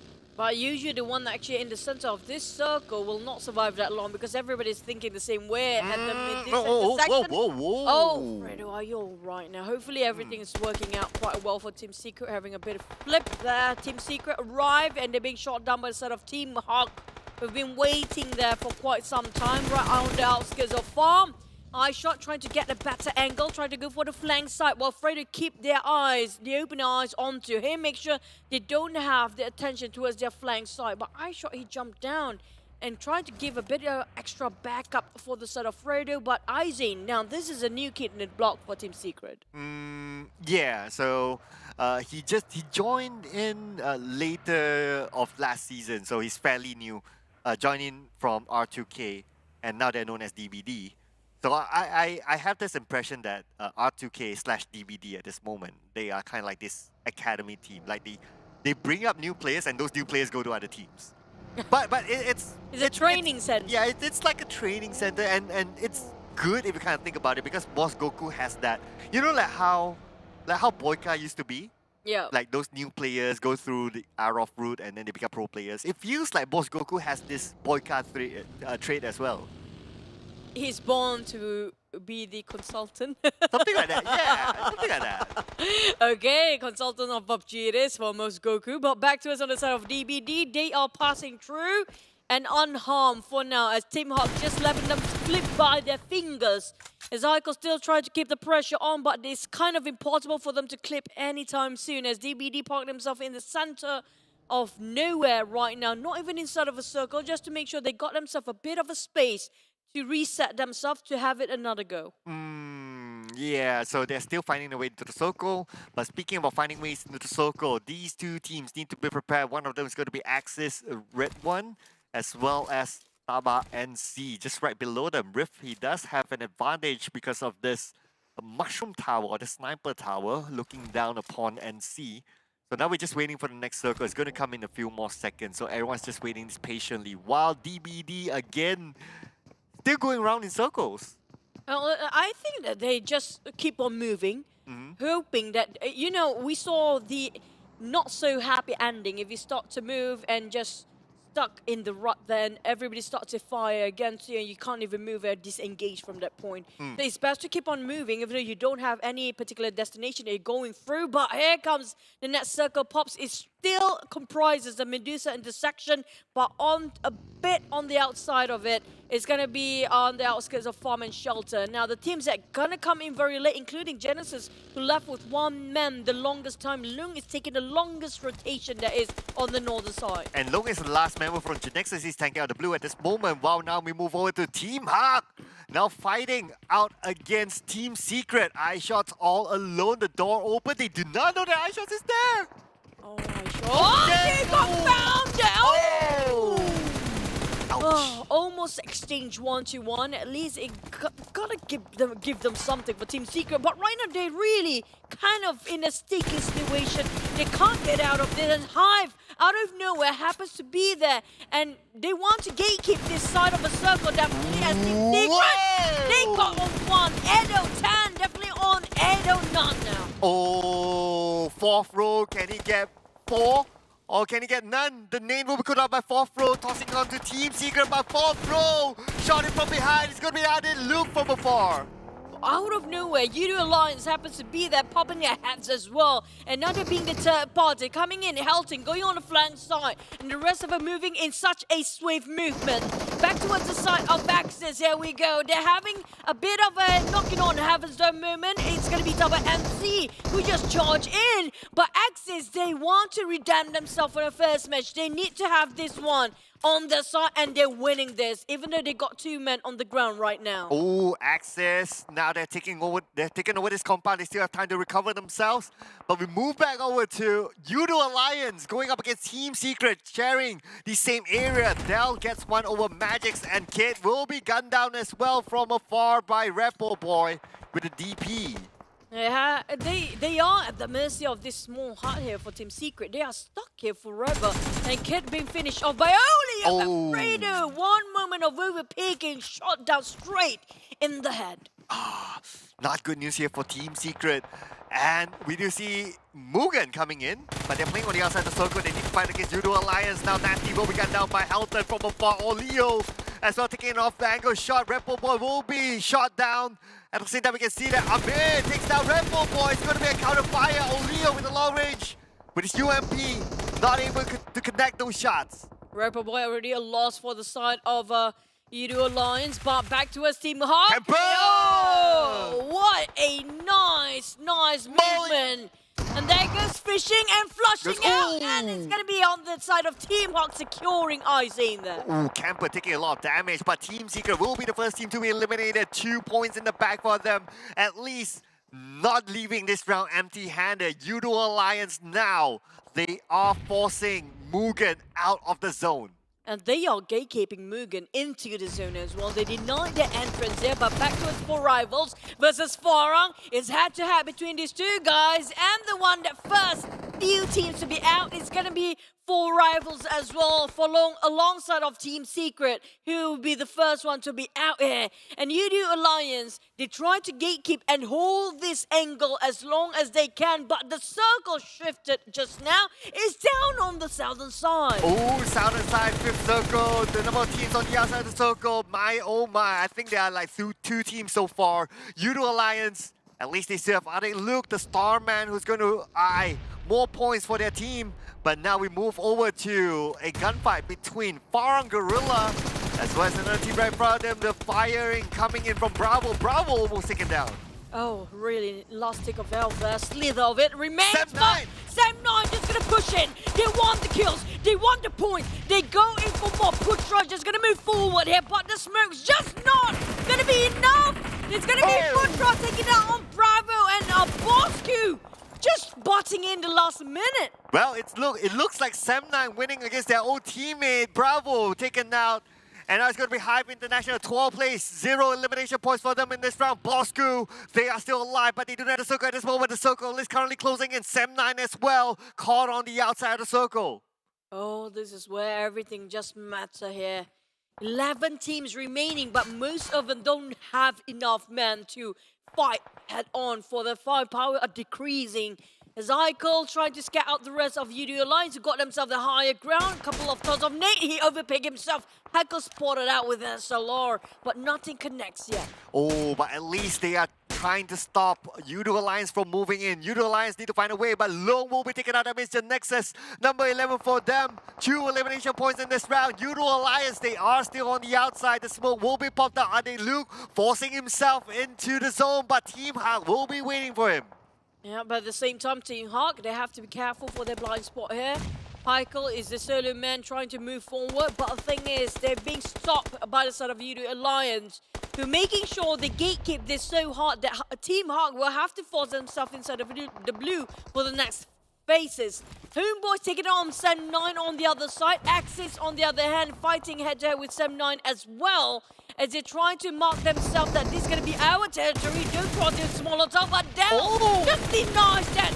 Taking on harm. But VIP on the other side take the advantage to this. Oh, that's going to be a few elimination steals here for Crit. VIP, 5 elimination points for them at this moment. They're currently dominating. And now we move over to Yoodo Alliance fighting against Team HYVE. The fight is not over yet. Yoodo Alliance, they have the high ground advantage. Camper will be gunned down. At the same time, we can see the zone putting pressure onto the teams. Helton trying to get forward for himself. Leo will be taken down, and Yoodo Alliance loses to Team HYVE. Team HYVE will win this fight.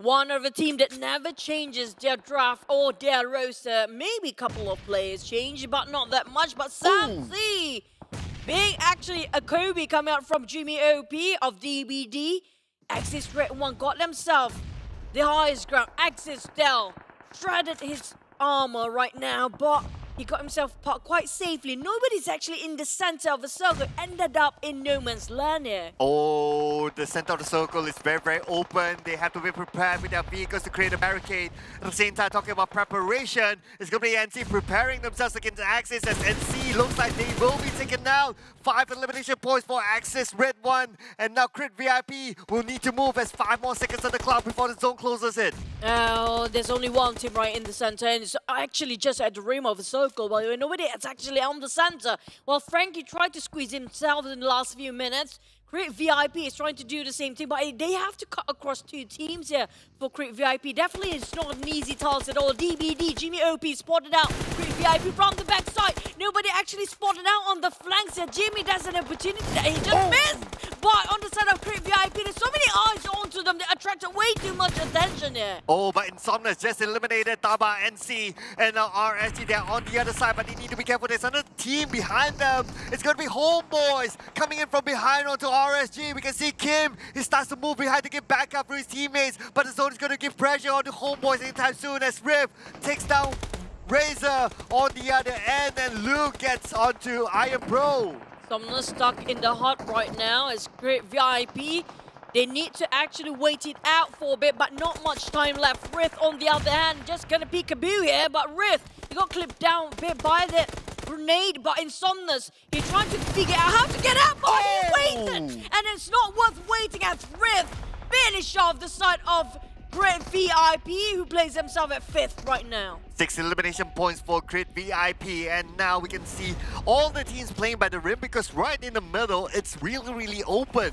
They need to be prepared for an open fight as Campbell began number 4 from down, and now Ziggs with the long range, and Ziggs takes out Rift, and Rift will be knocked down. Now everybody down to 2 men and 3s, except for DBD. This is high chances. It's their game, it's their chicken dinner to take it away. But back to us on the side of DBD, they have this mushroom tower, but the problem is they're not in the center. If a circle hot shift it, it's going to be a bit of a problem for them to move forward. Back to us on the side of RSG, being pinned down by the side of Axis. Team Hawk bucks in here, and the opportunity is going to be on DBD. Nobody actually give them enough attention. Oh, but speaking about attention, Kachai Susu got his own attention from DBD, and now the circle moves away from DBD. They'll need to move, but look at that long jump! And Rex moving it down from Heiko, and now Ziggs steals that elimination point away. At the same time, we can see that RSG 5 elimination points for them, but unfortunately, it's going to be out for Axis redONE. Team Hawk so close yet so far. RSG touching the rim of a circle. But on the side of DBD, they're not in it. They need to move forward. And now one pick. Heiko with an SLR swap over to M416. Now trying to heal himself with the band-aids. That's the only thing. That they don't have utilities enough to heal themselves back up here. Oh, they probably used everything in earlier fights right now. Now it depends who has better utilities, who has more ammo, who has a better position. And it looks like DBD, they are in a good spot. They still maintain all 4 of their team members. RSG 2, Team Hawk 2. They just need to deal with one of those teams, and then it will be a 2v4 scenario. DBD, high chances. They got 4 men all well alive. 6 hop in the same. Long range, Heiko, almost. Close one. Oh! Nice one from Heiko. Finally finish off RSG straight away. Down to Team Hawk 2v4 here. And now DBD got the biggest advantage with more firepower on their side. But in the meantime, utility-wise, not enough. Heiko with SLR been doing wonderful with an SLR for the entire time. Oh, yeah. Amazing work there by Heiko. He's been doing a lot of work for Team Hawk, but then again, now it's going to be a tall order. It's going to be DBD having the high ground advantage, but yet, we'll be taking over Zuli. Looks like it's going to be Team Hawk 2v2. They managed to even up the odds. Now the long range coming from Zuli. They're starting to close in onto DBD. Heiko's winning at the off angle. At the same time, Zuli trying to get out Ziggs. Ziggs down 50% of health. Down to perspective, where to look. The angles are so important. Echo cooking up the nade. Oh, they managed to dodge in the last minute. It was mid-ending for Echo. Just trying to fish them out. They managed to flush them out and just take it out from the high spot. Bit too late now. Down to Sully. They want Soul member to fight against Six. It's mano-to-mano moment. Back to Matt, second fight star. But Six, he got himself only 2 more. First 8 and he's done. On the side of Sully still have a knock for utilities, but he still managed to take down on 1. Six, burning up with a Molotov. Can Sully just evade? So close. I mean, it was so hard for Ziggs, right? It was high ground versus low ground, and as the famous words, they say that high ground wins, and DBD takes home the second chicken dinner for today with 5 elimination points. High ground definitely wins for them. DBD is in the house. I have to say there was a really close match between those two. Team Hawk just an inch away. You can smell the chicken, but just untouchable. It would have been a very, very good one if Team Hawk actually got the chicken, because it was a tough round for them. That was a clutch. Even though they didn't got themselves that chicken dinner, but that was still a huge clutch coming up from Sully and also Heiko. That was definitely so hard to actually earn that chicken dinner, but if they actually got that, that's going to be one of the best plays. Yeah, it would have been an amazing play for Team Hawk, and I'm very happy to see how Team Hawk is performing, at least in this round. It shows a very different type of team dynamics and team gameplay as compared to last season, where they struggled in the early phases of the season, but so far so good for them. I'm very happy to see how Team Hawk is, but DBD, it's their moment. And also put in mind, just now we saw both teams that actually got themselves the top 2, Team Hawk and also sort of DBD. They're not in the center of the circle, in the intersection fighting in the beginning. So we saw them coming in quite late and just coming in as a third party most of the time, kind of being fruitful. But Team Hawk, on the other hand, they got themselves quite a number of eliminations. They might cut across, getting themselves at number 1 spot in second match here, while the other teams have been fighting and pitching against each other for the longest time, but none of them actually survived as long. Yeah, I can't wait to see the overall points collected, because I do think that Team Hawk may have more points than DBD at the end of the day. But anyway, it's DBD getting the chicken dinner and also a little bit of moolah in the back for them. But look at the amount of teams liking to play on the outside of the circle coming in as well. We do see that with Yoodo Alliance. That has been their playstyle since before. Because that their playstyle, they know that they have a lot of firepower. They know that they can finish off their opponents quickly. That's why they play that kind of playstyle. And that's kind of okay as well. Whatever works for them is okay, because there's no real right or wrong to whether you play on the inside or the outside of the circle. That's true. As long as you survive to the last minute. But RSG, they almost got it as well. There's so many saturated points when it comes to this circle. A lot of them being choked down here, including, I have to say, Heiko played such a big part here for Team Hawk. It was 4v2 by the way, but his angle was perfectly executed. And you know what? Team 2 focused right in number 1 because of their performance. 2v4, they're going to be Team Hawk at number 1 spot, while DBD plays on second. We're looking at Origin and Axis plays themselves at third and fourth. Now, this is a good run for Axis. They redeemed themselves based on the first match today. Yeah, I agree. It's very different as compared to Sanhawk. And I think they will be the ones. Well, I want to say that Axis had a good laugh over RSG, but the reality is that RSG still did better in terms of placement, at least, against Axis. But anyway, like what you said, they redeemed themselves from Sanhawk, and let's consider Sanhawk a blip for them. That's okay. There's still a lot of games more to go. And so far, I'm liking what I see from Axis. Yep, at least we do know that even though they got kind of a rough start here, they know how to rise back up to the occasion and work things out quite right for the team. But Team Hawk, this is what I talked about before. They didn't get themselves that chicken dinner, but their elimination points is way more on the side if you compare to DBD. So because of that reason only, they're just 1 point shy difference with DBD. Even though DBD got that chicken dinner, they got only 5 elimination points. On the side of RSG, I have to say they have been consistent for 2 games in a row now. They got themselves in second place previously. Now they still place themselves in top 5. So definitely they are one of the teams to watch out for, because they'll be placing themselves quite high in the overall rankings later. Yeah, and considering GEEK didn't play this round, so surely that they will be on top after this. But of course, to be fair, GEEK didn't play, so we need to see what happens after the next Irango, at least. But so far, for what we can see as well, MUGEN, unfortunately, they only managed to get 1 point. But at least the good news for this round is that nobody goes so empty-handed. But this is a player that I have not seen in a very long time coming up as the MVP. It's going to be Heikel with 3 eliminations, and no doubt, whatever that he did earlier, he actually eliminated RSG single-handedly from that long-range spray with his M4. Amazing player, has a lot of talent, and with the opportunity, with the playstyle that Team Hawk is playing, I think he will bring a lot of value to the team. He did so much work for the team just now. We saw how much he opened up the space for Zali to actually go for the flank side. He's been attracting way too much attention towards him only. Nobody actually spotted out Zali on the flank. That also, Haiku not just attracting way too much attention, he also took down a couple of players along the process. This is going to be our week 1, day 1 for overall matches so far. But you talked about GEEK, they haven't played, but they maintain that second spot here. Now this is a team that should really have all eyes on, because they got themselves double elimination points just within 1 round. Yeah, so they'll be back in the next round, so you guys can keep an eye on GEEK Fam. Besides that as well, DBD 23 points, Team Hard 21 points, a lot of points gathered in that previous round, and it was their first round, mind you.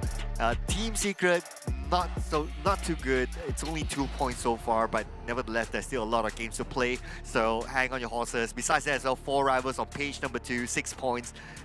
It's unusual to see 4 rivals at that page, but again, there's still a lot of rounds to play with. The thing is, we talked about late bloomers when it comes to this season. Last season, those late bloomers being punished quite heavily when they just start to rise up in the last few minutes of the league. So this can't be that scenario again for these teams, including Team Secret, because that's what happened in the last one. Yeah, it will be a problem for late bloomers. We talked about that, right? Because of the weekly points, the bonus points and all that. That will be very punishing to the teams who like late bloom. So, and also it could be punishing as well if you only do well in week 1 and you don't do well week 2, week 3. It's also be the same. It's the same formula as well overall. But let's check out again a recap of the previous round and how DBD got this chicken dinner.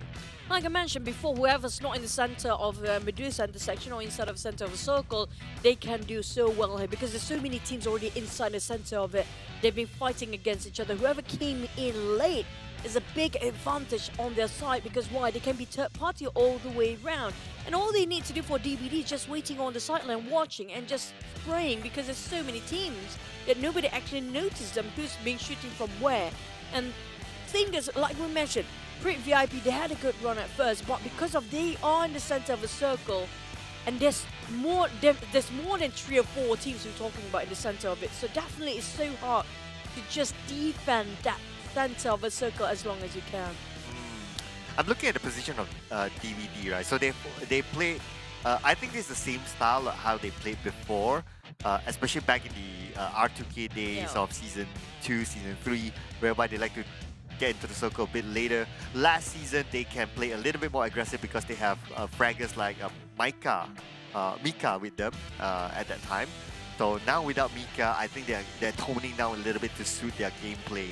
And whatever it is, it still works for them if you ask me. You don't need to play the same playstyle as last season. If you feel that, okay, without Mika, we're a little bit less on the firepower department, we can change our gameplay to play a little bit more passive, which is fine, and it still earns them that chicken dinner. This is what we can see the advantage or the extra points you can get when you're actually not that big of a fragger at all. Yes, it might tone down a bit when it comes to overall performance of firepower and elimination points, but when it comes to strategy-wise, the movement coming up, transitioning the entire team into the circle, it's good to have a team a bit conservative of a playstyle than those actually going all out aggressive. Because of this circle, kind of attract way too much teams to be in the center, so it's okay to be late. So is it just really luck, or is it really team getting better, or is it just a circle here? Well, I guess there's a lot of factors to it, right? And I believe that there's no right or wrong way of playing the game, whether you play it late or you play it fast. To me, both works. But what is most important is that whether the teams are comfortable playing in that kind of play style or not. So from what I can see is that DBD and Team Hard, they play what they're comfortable with, which is they play late, and that's absolutely okay, and it works fine for them. But whether it will work consistently for them, that is yet to be answered, because other teams will look at them and say again, like, ooh, that's how they play. the next round, other teams might find a way to counter them. So that's something they need to adapt with. I agree. If you're playing a bit conservative, just like, yes, DBD got himself quite a number of points in the second round here just now. But by time, it's easily countered by the other teams if they keep on the same pattern of formation throughout the entire season or entire league. They need to actually switch it up for a bit, have put more variety of formation just so nobody can read them out for the entire season. If they keep on placing themselves in a plateau or quite stagnantly staying in the same formation, it's going to be a bit of a problem. That's what's the case we see mostly from these teams when it comes to consistency. Yeah, and are we going to start to see that thing from Yoodo Alliance? Because keep an eye on that, because their playstyle has been the same throughout, like last season, their debut season, and then throughout PMPLC as well from the previous round. So I want to see that if anything changes in this season for Yoodo Alliance. But before we talk a little bit more as we go along the way, let's check out the elimination. So in this round, no teams got a double-digit elimination, but the Team Ha with 9 eliminations brings them the most points out of all. With average of 5 to 6 or 4 to 6 elimination for most teams, but the only team that didn't place themselves any point for this round is going to be Tabah NSEA. Now this is going to be a bit of a problem. One round without any points will hurt quite bad when it comes to this system format in the recent ones. Back towards our most knockout. We mentioned about this. This is the award for people who didn't gain any points but managed to get the set award. I know, right? Called it. Yeah. Del, he managed to knock down on 5, but can he actually eliminate those 5? Well, I don't know if we'll see a stat later on Del specifically, but I definitely like to know. But Del is actually an unknown player. Like, he has not played pro before. And I like what I see from his debut earlier on. Of course, Sandhawk, let's park that aside for Axis. But I like what I saw in Erangel. But speaking about Erangel, we'll be playing Erangel again after this, and it's going to be A, B, C, and D. Yep, the group that's not playing is going to be Group E for rivals, 79 Farang Guerilla and also HYVE International. Now, you did mention about, just now we saw Del from Axis. Yeah. Has not popped anywhere in the Pro League ever. No. And this is going to be his first ever debut. Yes. And the thing is, that's an advantage for the team because why? He's a wild card for the other teams. So it's kind of hard for them to read out the way he plays, the way he thinks, the way he moves. Correct. Even if we were to like observe scrims, I mean scrims are just scrims at the end of the day, right? It's practice.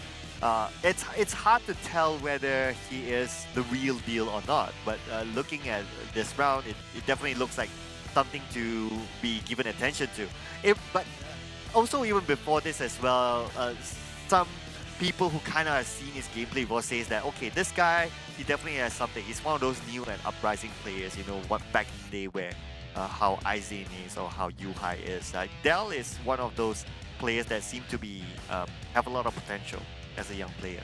So looks like Axis picked up a good one.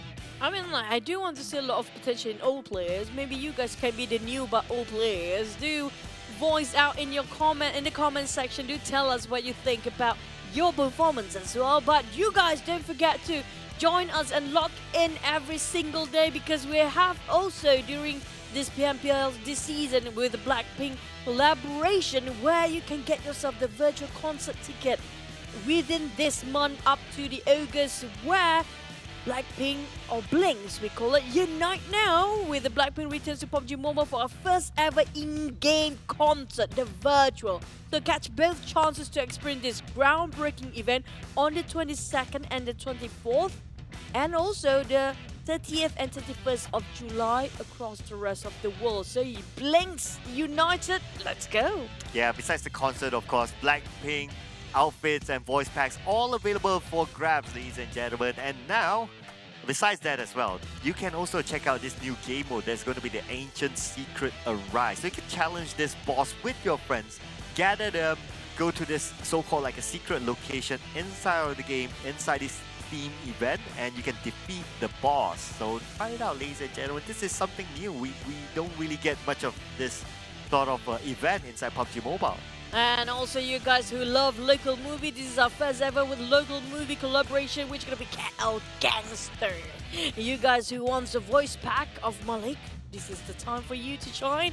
Whoever actually your idol in KL Gangster, you guys can actually grab the voice pack of Malik and Shark for free via login to PUBG Mobile. Search for Gangster Street in in-game events and complete the Malik and Shark mission. Don't forget, it must be done and complete the 10 days. And talking about days, every Wednesday, the Rabu Padu event, you can claim a chicken token for each Wednesday. So with 3 chicken tokens, you can redeem a lilac attack suit for free. So again, for free, ladies and gentlemen. So make sure you log in and claim these free items inside your PUBG Mobile every Wednesday. So now, Chicha, I'm going to give you this challenge. How do you translate Padu? Padu. Yeah, like about Padu, like strong. Like Wednesday. Yeah, like Wednesday. Wednesday. Wednesday. Yeah, well, we try. I don't know how to translate it, really. There's no word for it. But for the next one, we do have a word for it, which is going to be our predictions for the next match. Coming up from me, it's going to be GEEK Fam. Hey, a bit late for... I should have put it as the first match, but hey. You know, you and late predictions. It happens since the season. Yeah. That's true. It's like you predict it happened and then you predict later, or you predict first and then it happens the next game. Yeah, no, it happened first, the predictions later. Oh yeah, that works as well. Well, Dingoz, still waiting for you guys. Just saying. Yeah, but Dingoz, I mean, like, I do want to see Batman perform because we saw all this time he's been banked out and mostly he's doing the coaching. So can he shoot as well as his coach? Well, if you saw the trash talk from Batman, it's actually one of my favorite. Yeah, micro Uzi thing. Yeah, the one where he says everyone is just trash, and then the king of Uzi is back. Yeah, I want to see him. I want to see him put on a performance. I mean, like, I hope that trash talk did get him back in the bag. So if it actually beat him back, it's gonna be a painful karma for him, and everybody gonna call him trash after that. So that's gonna be a bit of a painful season to live on. Well, he is called Batman for a reason. He has to be the bad guy. He's not bad at all. He's so polite. In real life. Well, yeah, except for his trash talk though. but I love his trash talk. I like to see more of that. You know, even more his attitude trash for the talk players. looks very polite, you know. You don't feel like, this guy is bad. No, Well, not bad. Well, at least he starts something, right? I want to see more of that kind of trash talk. You know, not the kind of trash talk. Trash talk opponents. All the best for this. Nah, come on.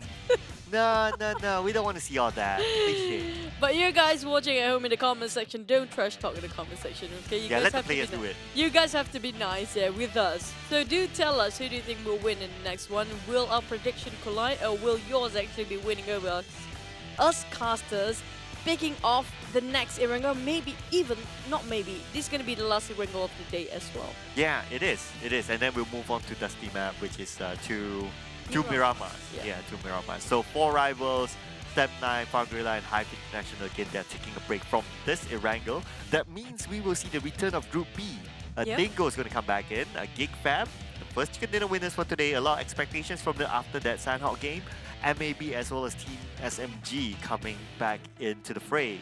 Now, GEEK Fam they set themselves a very good tone and also good momentum for day number 1 here, getting the first chicken dinner with MVP coming up from Snipes, who you mentioned is actually the support of the team. But all their teams working so well around Yuhan as well. You mentioned about Micah and Yuhan, both high fragger players. Yeah. You saw how they place themselves. They put these 2 high fraggers at the rim of a circle to gatekeep. The other 2 support is actually the one feeding the information so much. That gives such a good run for the entirety of GEEK Fam. Yeah, so they do have that understanding and chemistry, and they know how to position themselves very well. So and we need to take into consideration as well that like Mika is a new addition to GEEK Fam. Okay, you has been playing with them for a bit for the SEA Games campaign, but like Mika is new and he's somehow able to gel in and blend in into the entire composition. So you have to give up to them. Plus, the off-season to the new season, it's actually a very, very short timing. Considering that it's their media day, they have their own plus stuff and all that. It's very, very tight for them, and they still can make it happen. The plus stuff. You know, like dating and all that. It's plus. We need to put an understanding. Are we going to pronounce him as Mika or Micah now? Mika. Okay, we're gonna go with Mika today, everybody. Are you guys ready? Keep your seatbelt tucked in because we're gonna jump straight into a wrangle of the day.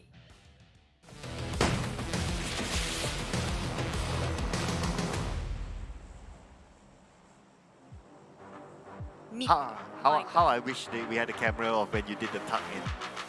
Because you did the tuck in, you know. But too bad, you guys at home couldn't see it. Yeah, I saw it for myself. She tucked in herself. But anyway, the flight path for the second wrangle for today is going to start from ferry pier up all the way to shooting range. So teams who like to drop on the right in this round, it's going to have a little bit of a tough time. And that's going to be like SMG, Team Ha, it's going to be RSG, SEM9, even HomeBois. But do remember, sometimes the circle contradicts the flight path. If the circle happens to be on the right side, there's no need for them to even move there.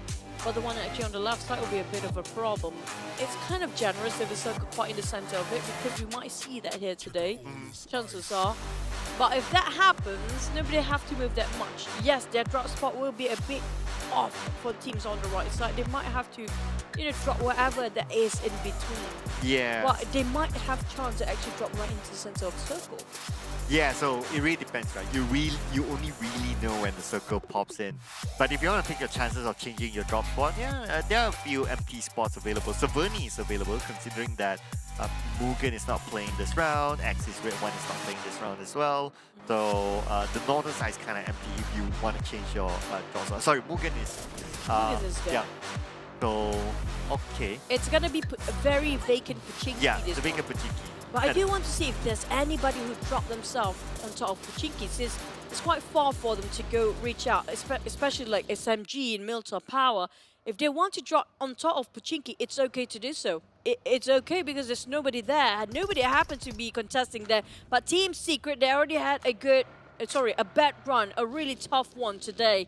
Now they're trying to actually go on the tail by tail with Ate, but they cancelled it out last minute. I think the IGL just shouted, "Never mind that catch, it's not worth it.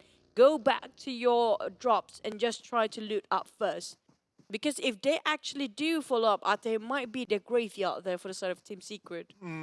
Yeah, so of course as a start, you just want to get to a safe spot and just reset yourself and just focus on your loot, and then you fight on later on. So even like Bosskurr, this is cute. taking the what we call it? We call it tricycle. Tricycle. Tricycle is. I mean, like Nah. prime motorcycle. I don't know. How about the Chendol motorcycle? That's how they call it. I mean, like for international viewers, they don't know what chendol is. Chendol is a food. Like there's no way to translate that. Rex. Now this is a problem with the teams that actually drop on the right side. You mentioned before, SMG. They used to be dropping into Milton, but now they have to follow their instincts and dropping into this where they're sharing with Axis, and this is not a great place for them since this is not where they're most comfortable with. Or they're having a rough start for Drax, but it's only Leto though for the side of Axis. Yeah, so this is Northern Jogopool. So it looks like there's a little bit of a tussle here for this location. A very, very good spot if you want to get a good amount of loot. But Leto, since he's the only one here, well, at least on this side, his teammates are on the other side. He got to get at least onto the other side so that he has backup. If not, if he gets knocked down here, he's as good as gone. A bit of a kerfuffle for both teams. But hey, it's going to be all right for them since both teams happen to be in truce, marking their own territory in the same compound. Back towards the side of MUGEN. They're doing okay on top on the northern side. Team Huck, on the other hand, everybody's just going to have their own loot for now. Nobody's trying to clash or whatsoever. I do want to see a circle, whoever's actually inside of it, but we haven't got that vision or that view yet. Back to the side of Team Hawk. They did splendidly well today. This is, I always wanted Team Hawk to do, to get in the top 3 for the finals. Because they have been grinding. We saw how strict they are when it comes to how disciplined they are when it comes to getting their scrims, getting their practice. Even the same roster being maintained for so many seasons. But it's just, there's no breakthrough for them yet. It's always in the middle bracket for them. Yeah, but I think this time around, at least with the transfer of Damn Cutie, and we can see that he plays a big role. He's in the main lineup for Team Ha. I think that he will be definitely he'll be one of the players that that will be very valuable for the team. So it's a very good transfer if you ask me. I'm surprised that SMG let him go. And that transfer, so fun fact is that transfer actually happened 2 days before the window closed. Oh, so it was almost like a last minute transfer. That was literally last minute. Yeah, but the good news is that because Damn Cutie, he has played with Boyka before under the ROF system, so they know him. So it's like, oh, we don't need to trial you, we just take you in because we know how you play. And that made it all easy. But this is another player that I want to highlight. So Mel used to play with Farang Guerilla. Yeah. But he didn't play in the PMPL because he was still studying that time. So he couldn't get a day off of study. And Mel, I've seen him even before back then, where he was with some regular community teams. He's one of those individually very, very good players. So I'm very happy to see him finally making his debut in the Pro League. It used to be an amateur, but now definitely a pro. Yeah. All they need to do is the good pair of eyes to scout them out and actually to get themselves in the precise organization that they need to be in. Well, most of you guys, I do know that you try to have your debut, keep it going, because we never know what's going to happen next season, right? We never know. You never know.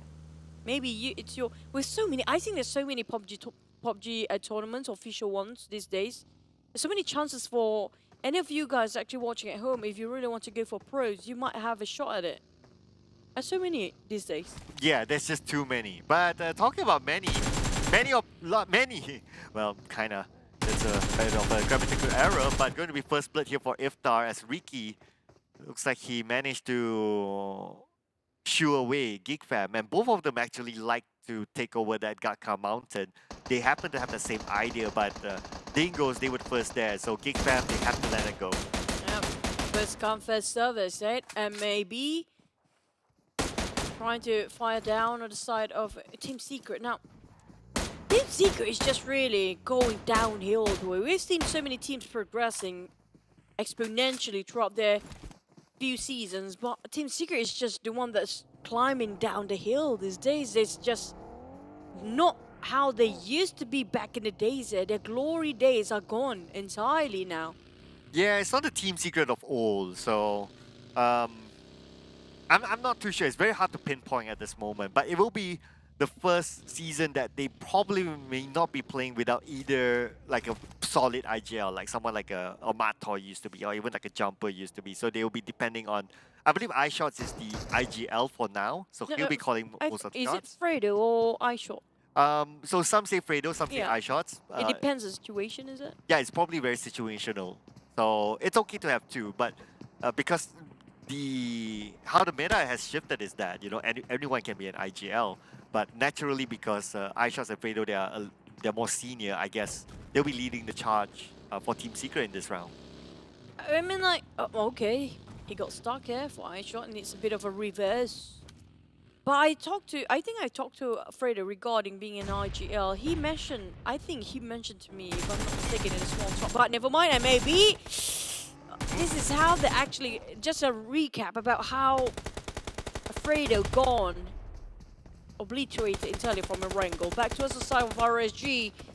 He tossed a couple of hand grenades there, coming up from Raxi, going on the flank side, making sure they're not going to squeeze into their compound here. RSG heavily guarding this. Teamhawk, who got himself such a splendid run previously. Now we have to fight with a very hard spot. Oh no. Heavy casualty on the side of Teamhawk. Raz with a micro Uzi. Finish off straight away, Camper. Again, these two guys. Zolly this time being ousted quite early on as well. Heikel, always the one remaining at the back line, quite too far off into the blue, make a big U-turn, decided not to cut across this bridge. Yeah, he'll probably be able to make it onto the other side, but he only has one first aid. He'll definitely be using that along the way somehow. So it's going to be a tough one. So from Team Hawk putting on a superb performance in the first wrangle, now unfortunately they'll be playing the rest of this round with only Heikel left. It's a tough one for him. Definitely a tough one with no utilities on his side. Yeah. Well, it's kind of really a bummer, but hopefully along the way while he's transitioning himself into the circle, he might loot himself a couple of more upgrades just in case he needs it later on to play a bit of a healing game. Now Heiko being forced to actually make a longer rotation coming up from the bridge of Ferry Pier, but the rest of them, now whoever didn't take Pachinki early on might regret, as Pachinki comprises right in the center of the circle as well. Yeah, well, yeah, let's see. Whatever we learned from the previous round is that, you know, those who took like really in the middle seems to struggle. But let's see, it will be a different case for these teams in this round. So it's going to be Dingoz, they come down from the mountain. But, nobody's actually on top of that mountain anymore. It's quite vacant. That's what surprises me right now, because we've seen this kind of circle before. There are still slight chances that we might hard shift towards the southern part again, and we will be right on top of that mountain. Whoever's not on top of that mountain right now, if that happens, it's really going to be a big regret, because that's the best place to farm eliminations. Probably. I'm in the opinion that if it was the fourth circle and the mountain is still in there, then probably the mountain will be great. But if the second circle, I have a gut feeling, because that happens for the most, is that the circle still will shift, will not have like a side shift. So I think that that's what Dingoz is currently thinking as well, is that, okay, it's still the second circle. If it's a fourth circle, then it's fine. But second circle, it may still go towards somewhere in the middle. 2 to third circle. Yeah, I agree. Thanks for reminding me the number of circles. I thought that was a fourth circle, by the way, but it was just the second circle, so it's a very low chance it actually comprises of that Mount Gatka anyways. We might looking over here Pachinki circle last few ones. Yeah, maybe. Maybe possibly, or maybe even the Gatka field like usual. I think Gatka field is very likely. Yeah. Pachinki, at most it could be Pachinki Hills, on just on the outside of Pachinki. But let's see where it goes, because sometimes it can just get wonky, you know. Yeah, it usually gets wonky, but back towards the teams that's still remaining. Still have 16 teams, by the way, but usually the first team to be out, in this case, maybe the next phase or even the fourth phase, high likely, because there's only like one team. Team Heart is the only team that have one man to go all the way here. It's going to be a very long game for the side of Heiko.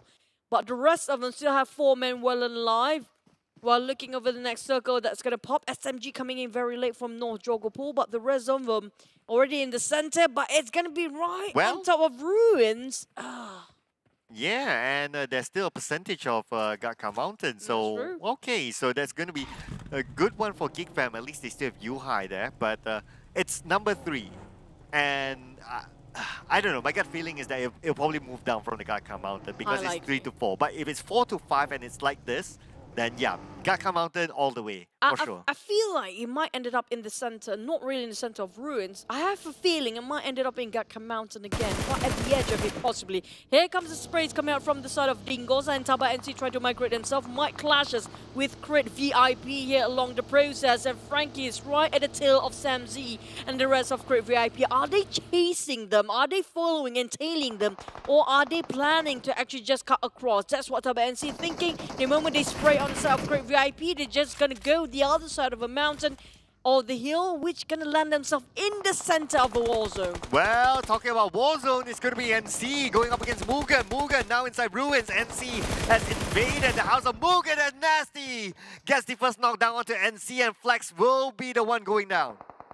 Oh boy, MUGEN, they have been here forever. They've been waiting all this while just to what? Just to knee down on ground, and that's it. Waiting for time, being victims in this kind of scene. Tabah NSEA, who just arrived, happened to be more prepared than MUGEN, is actually waiting there forever. But the nade just passed by on the left side of the players, but it definitely didn't pop out quite as early as we expected it to be.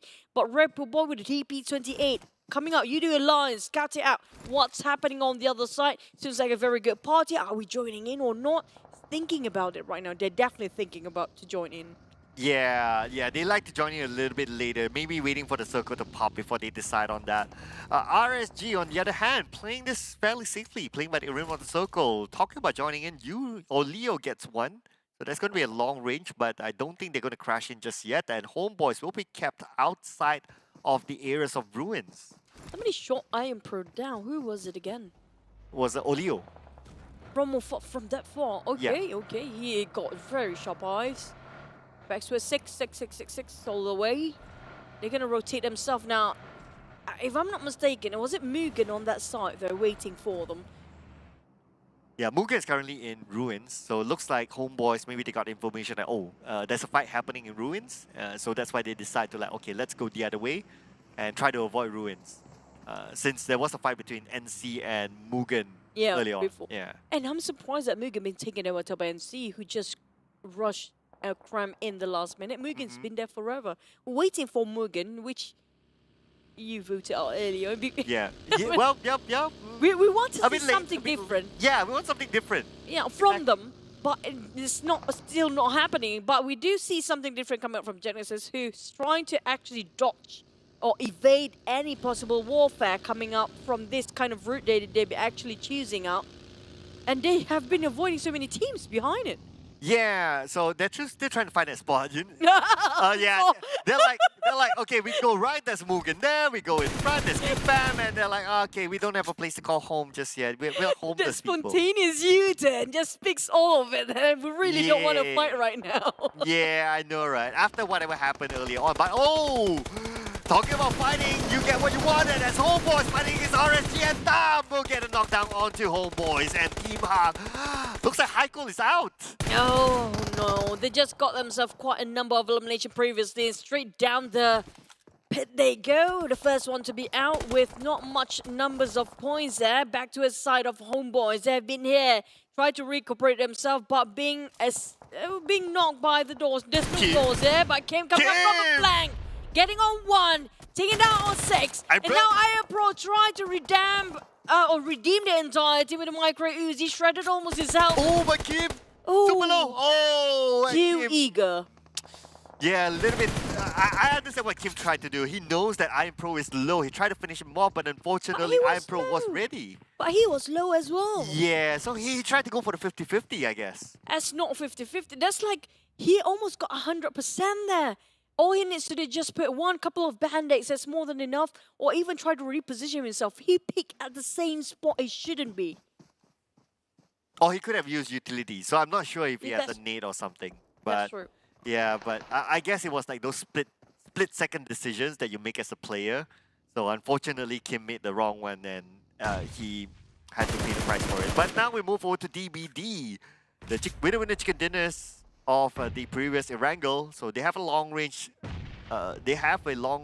spot onto Team Secret, and looks like a Yun will need to be picked up. Yeah, Bizane, such a nice Kobe being tossed around just now. Team Secret has been bombarded right, left, and center all the way. And now, taking on 1, eye shots. Dingoz is Kido, retaliate. Is going to be trading 1-2-1 for their knockdowns. Kick Fam taking on SMG.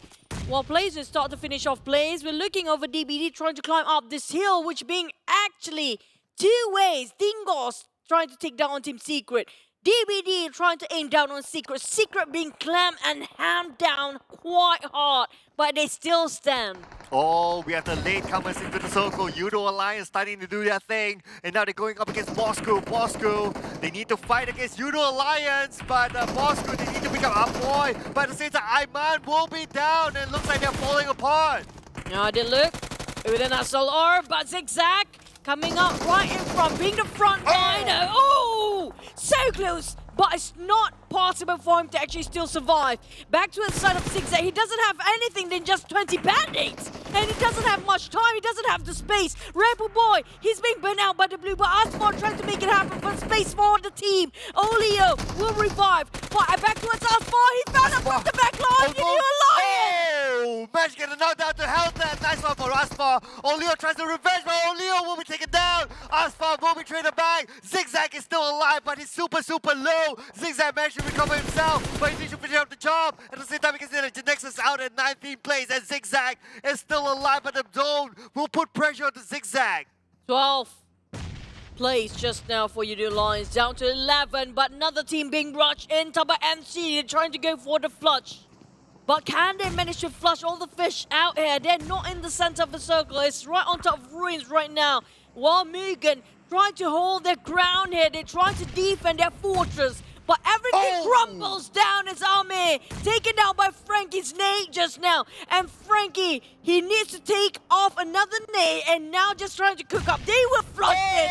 And this side is very successful. Oh, beautiful one coming from Rush with that nade.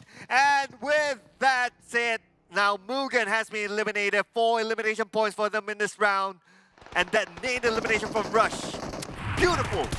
Just perfect timing, and look at how Isaac and Team Secret.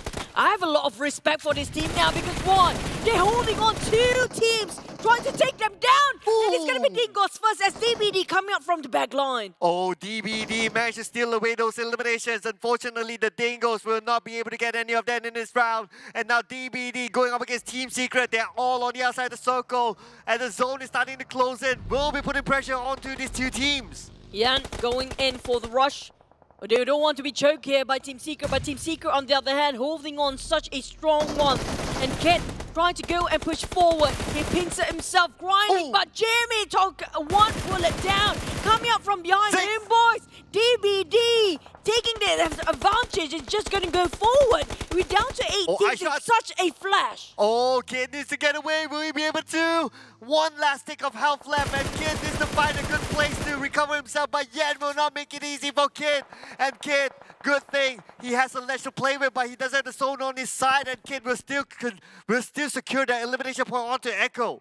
Oh, Team Secret down to 1 man here. Same goes for the side of SMG. GEEK, bam! And SMG, Access taking the high ground. SMG, where would they hide? They will be found. Definitely Shinzi finish off by the side of Snipes.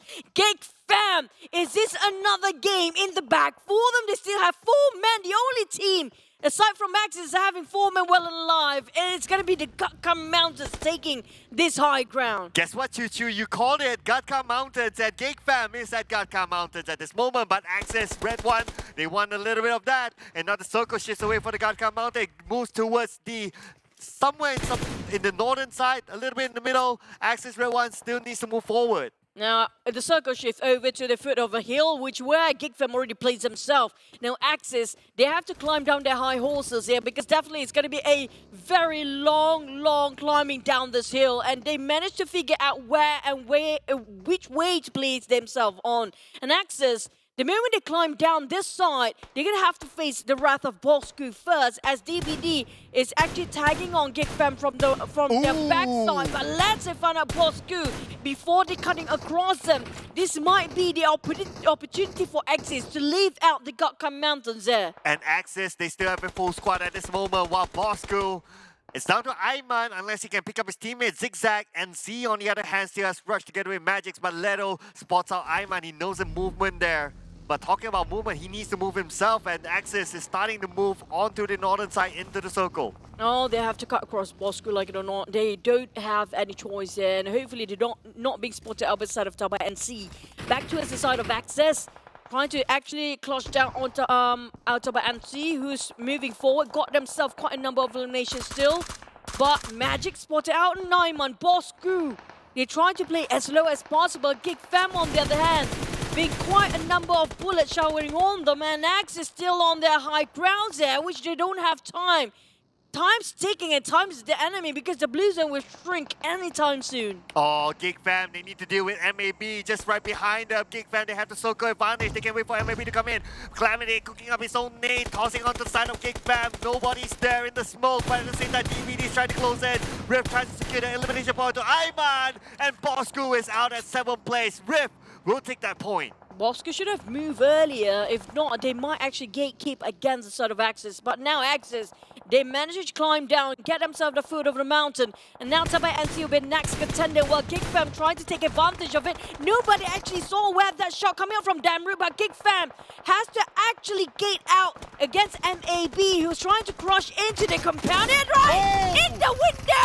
Went down! Oh! These smokes coming from Snipes! With MG3, managed to secure those elimination points, and now GEEK fam, they have an entry to the circle. They have just eliminated the team right behind them. At the same time, Kid tries to secure more elimination points, but unfortunately not able to do so. With Debrun, long range, taking out Team Secret. Oh, but GEEK Fam numbers are going down quite fast here with 2 knocked down. Out of nowhere, it's going to be 2v4v1. Tabah NSEA only with 1 remaining member down with his Scar L trying to actually fight across the street here. UI on his feet, on his knees. He is nowhere to be found by the rest of the team. Too far off for them to revive him. Oh, check this out. Axis Red 1, they still maintain a full squad. They have someone on the circle. HYVE will be finished out by Ref. And that's going to be 3v4, v1 with NC. 1 player left, 5 elimination points now in the back for Axis. Back towards the side of GEEK Fam. Back towards the silence before the storm here. Tabah NSEA, they revived back their man. It's 2v4 with 3. They lost UI along the process because it's too far off for them to revive. But Tabah NSEA, they're gonna be the backstabbers here for both team here. Not right next to Axis and also just next to GEEK Fam. They are the one in the center being hammed down, but they can't actually stay quiet like GEEK Fam. Fight again Axis and they can butt in, but they start to move first. And the sound of this vehicle is too loud that everybody will actually stare at them right now. Okay. And that is it. That could be the signal for Axis to move in. Now GEEK Fam, they need to reset quickly, but then again the zone is still on their side at the same time. Snipes still alive, but Snipes doesn't have the circle. Debrun will need to be picked up, but how can he get to him? Snipes always being the eyes for the team, the ears for the information as well.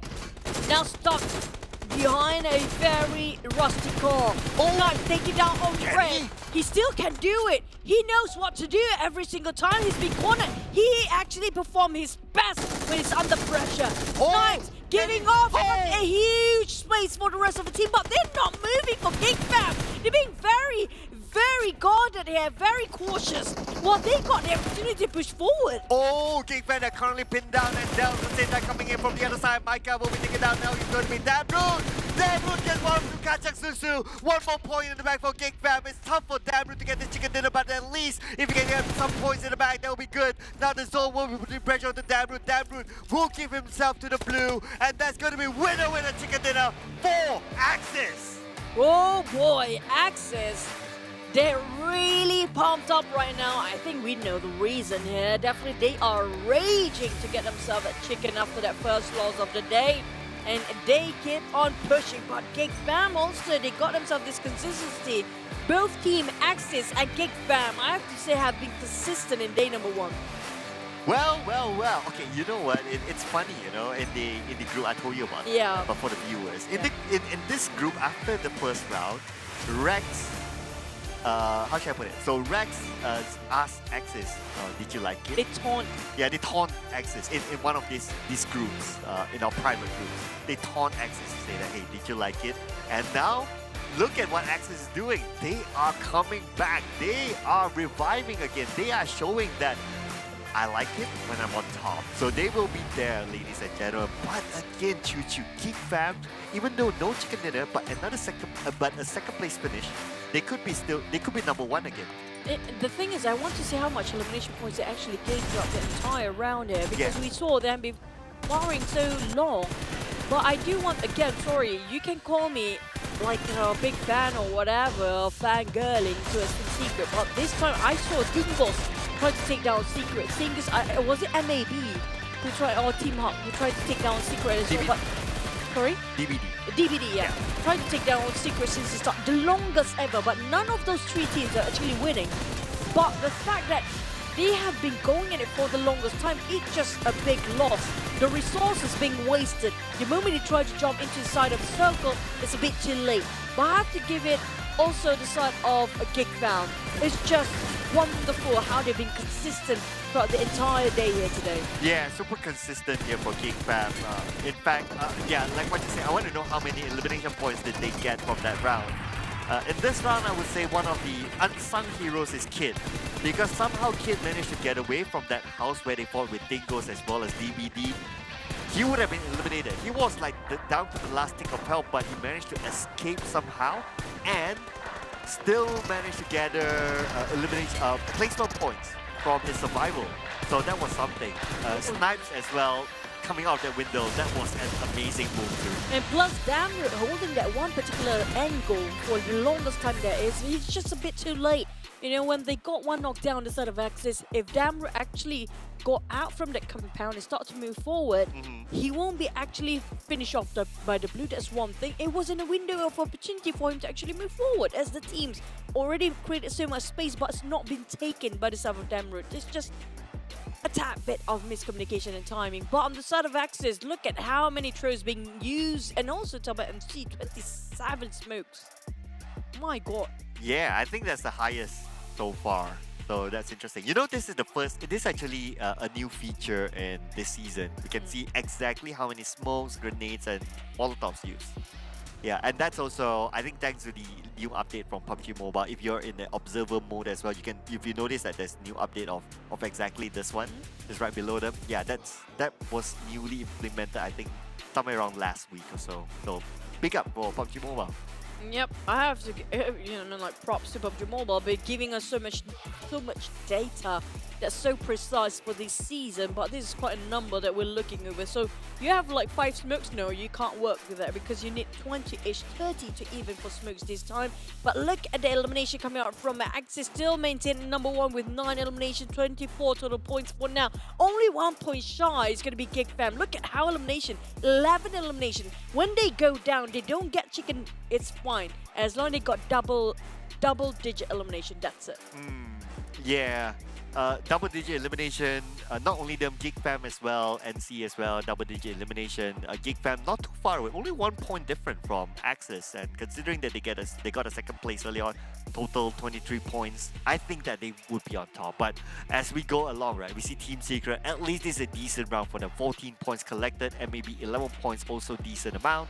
But surprise, surprise, not going to be from GEEK Fam or Axis, it's going to be MAB Iftar as the MVP in this round.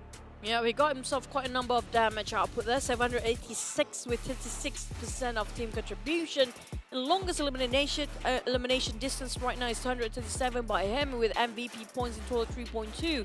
We saw how much Iftar played for the entire team. He moved forward, he's at the flank, he's actually everything for MAB right now. And we saw MAB have been very aggressive, but the thing is always the timing is kind of cut a bit short there.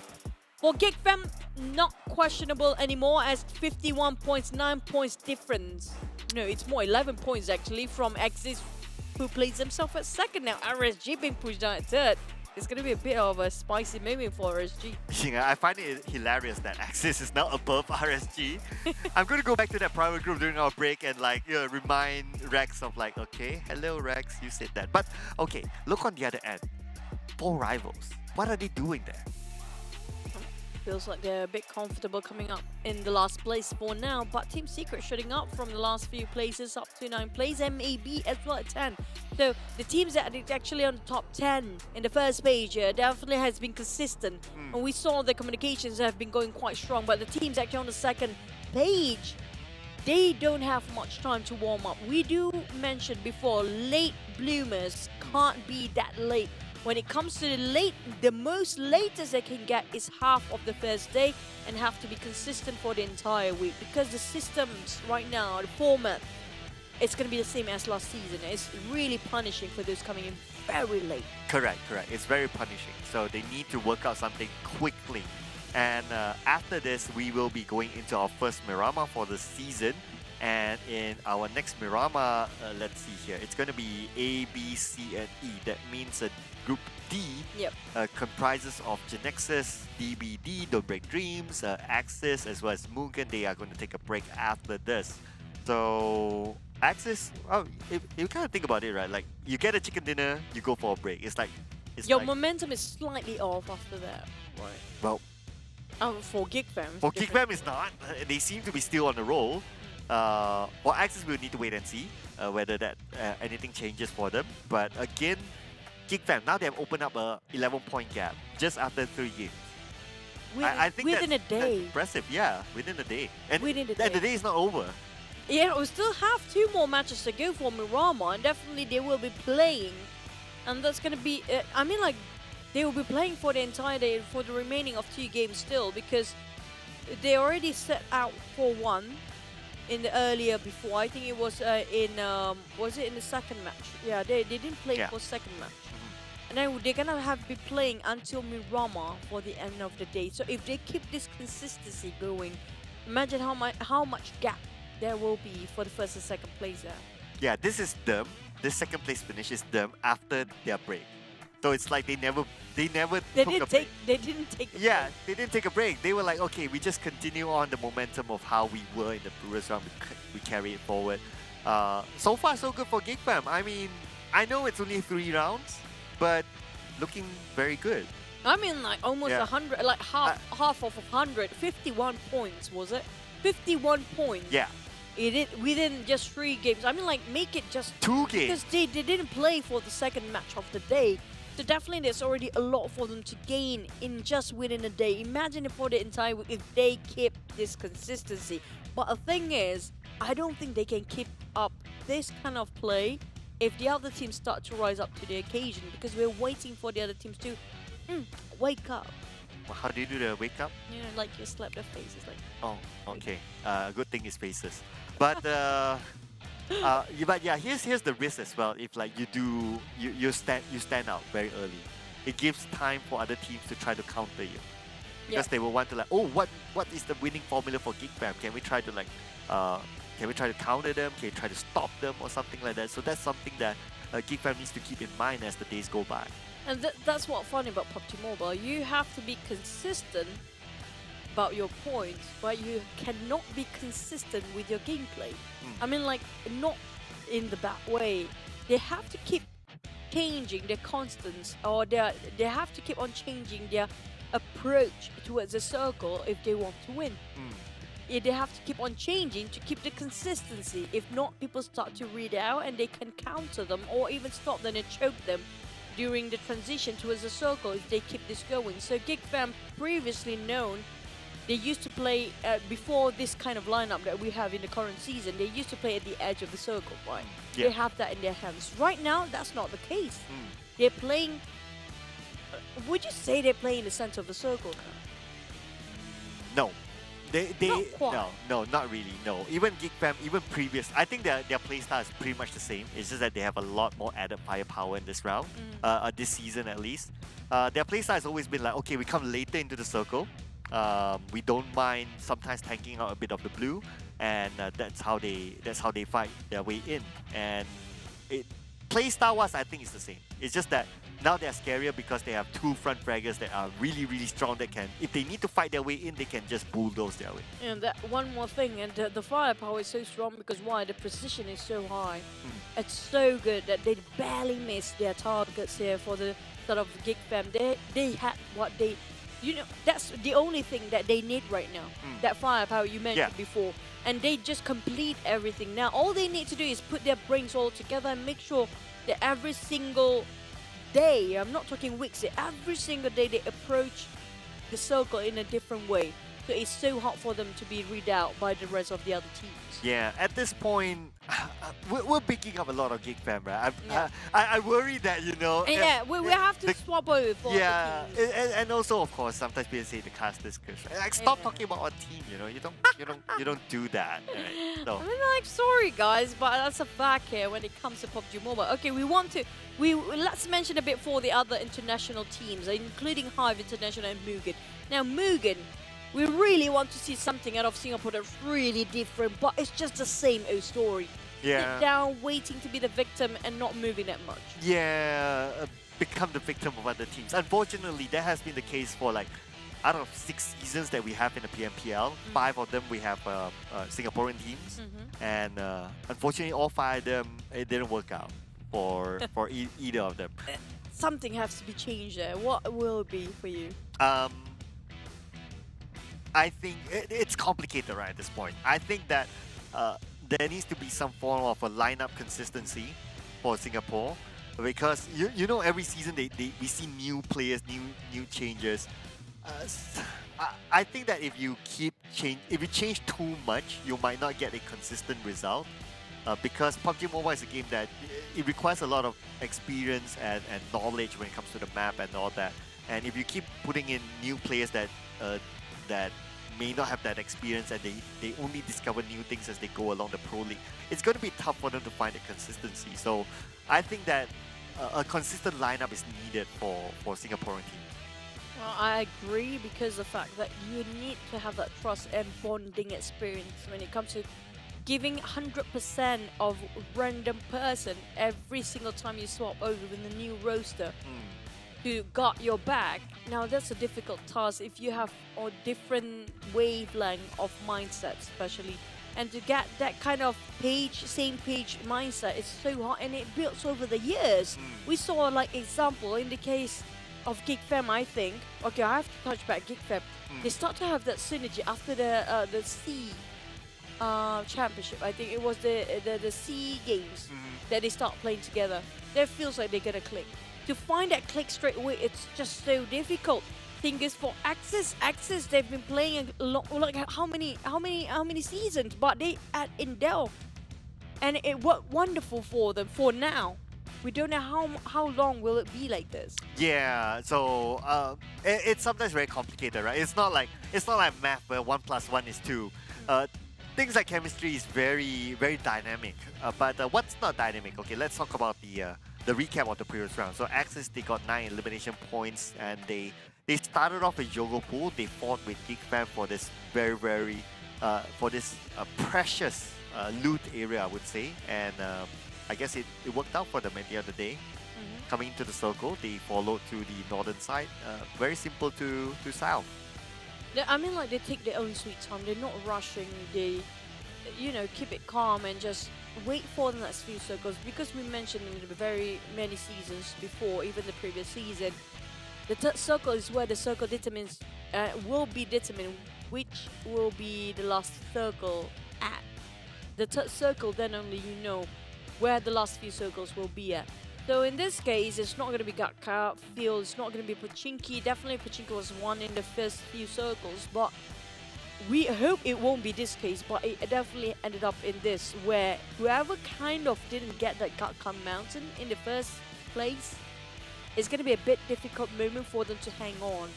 And on the side here, Axis and GEEK Fam, both of them on top of the mountain, and they can see through everything from this viewpoint.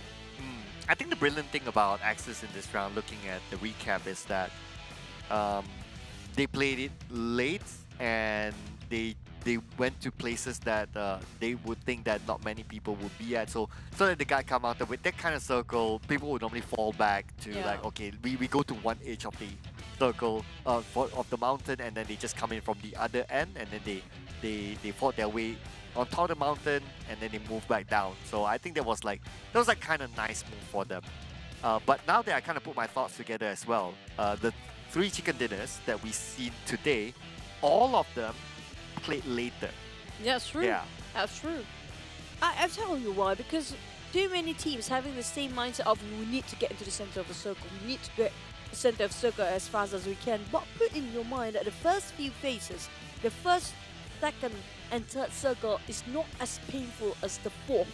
So if you come in late than usual towards the first and second phase, it's still alright. Take that own sweet time to loot up, to build up your loot, to get as much utilities as you can, because you might need it when it comes to the fourth phase of the circle, where the center of the circle will be very saturated. But in this case, most teams are dropping into the center quite early on. And the moment that the team's coming in very late, like in the second and third phase, they don't have any resources lost yet. All they need to do is just make sure that in the center, they're being the third party from the sidelines. That's it. I somehow have this feeling it's because of some of the examples of past seasons, like RSG, like when 4 Rivals that time, the way they play is that they like to go, they try to get into the middle of the circle. So I think that, everyone tries to use that winning formula again for themselves this season. But like what you said, right? Everyone thinks the same. Then when everyone thinks the same, then the middle of the circle becomes very compact, and it becomes very difficult to play. And those teams who stick to their ground or we like to play outside the circle, they benefit from that because they don't need to take those early fights. Yep, speaking of fights and early on, we do have an early view of realme here with GT Neo 3. The Neo Speed's awakened. Just how fast the game has been going, that's how fast your phones and your gameplay will be if you swap over to GT Neo 3 here today. And also with the latest chipset of MediaTek 8100 or 5G, definitely it's an upgrade, a huge upgrade for you to be a pro player one day. Yeah, and of course, we also like to thank our official digital telco partner, that is a Yoodo. So you guys, switch over to Yoodo right now and play PUBG Mobile for free. How to do that? Very simple. Just scan this code and it will lead you to a Yoodo app. And from there on, you get a lot of instructions. You can find your way through the app. I'm sure everyone's smart. Everyone's a smart person. Everyone is a smartphone now. A smart person using smartphones, using a smart telco as well, that's called Yoodo. But I guess we will be taking a little bit of a break before we come back from Marama. So ladies and gentlemen, do not go anywhere and we'll be seeing you after this break.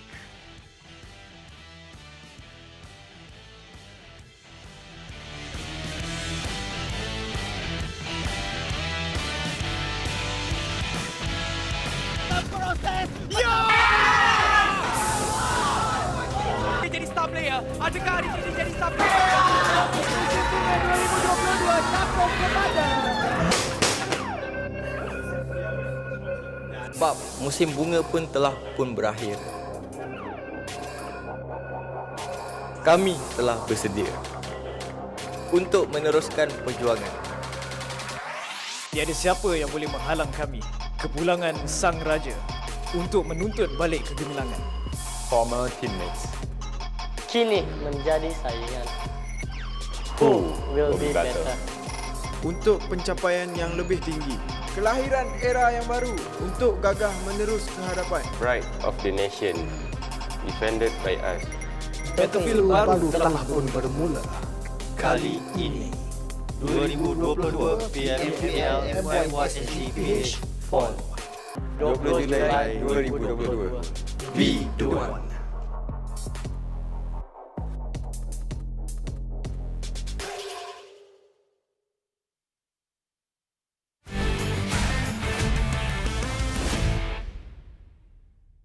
Kepada semua tim dan semua player, harap korang training lebih mantap untuk korang punya skill dan tim untuk korang berhadapan dengan 2 kali championship dan 1 bronze medal Sukan C. Korang boleh cabar saya agak-agak. So, season ni saya akan kekalkan title terminator saya. Kalau berani, datang lah. Dengar-dengar ada budak nama HYVE datang Malaysia. Boleh dapat 2 season terminator tak? Untuk semua bocah-bocah baru, bocah-bocah terminator, terutamanya adik Luke, OG terminator dah balik. Hati-hati ya. New team, new me, new name. Small boy is a pass. But now I'm Xiao boy, so better watch out everyone. Hah? Xiao boy? Xiao. Oh, Mamat Noob tu. Oh, okey. Dia ingat dia tukar nama, dia boleh lari daripada RZ kot. Ha? Tak payahlah menyorok belakang bibir, tak payah. Kita orang boleh carilah sampai mampus. Don't need talk so much lah. Name is not a matter, it's just mentality. If you burn out sometimes, don't forget to cry on me. My shoulder is for you.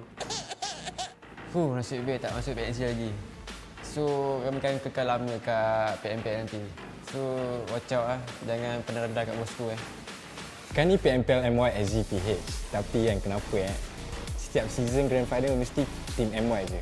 Mana SGPH? Hari tu cakap kuat. Mana? Nah, final dulu. Previously, the Philippines may not have made the name in this region, but do not underestimate us. We were in C Finals Season 1 and Season 2, and definitely, we will show you what we can do. And to GEEK Fam, let's give the fans a good show. As this redONE, kita membantai korang dekat server ni. Yang siapa pergi tempat kita orang, rata kalian. Oi, Teki, kau ni dah 2 season kau tak main, tiba-tiba kau main kat Singapura pula. Kenapa? Susah sangat kau nak masuk tim Malaysia? Apa? Ikut VIP? Tim Kusa tu?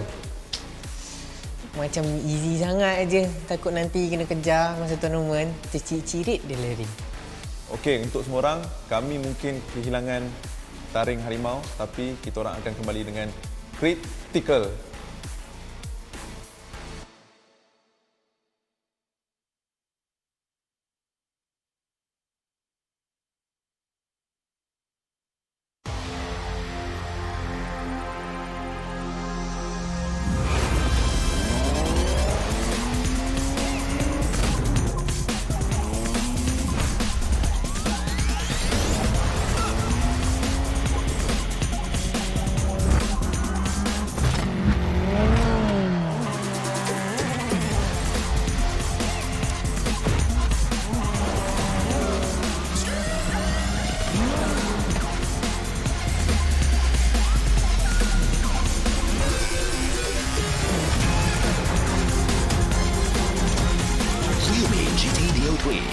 New speed awakens. Realme, dare to leap.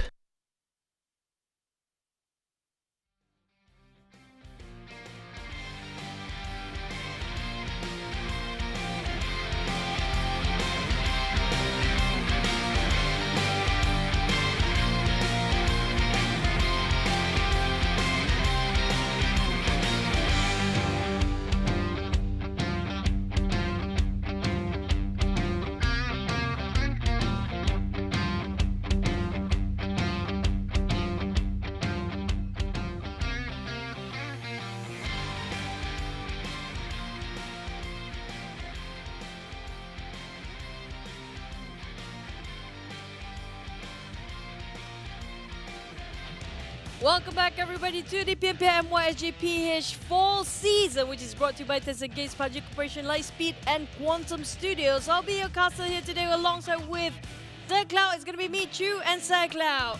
We're down to a few more games here.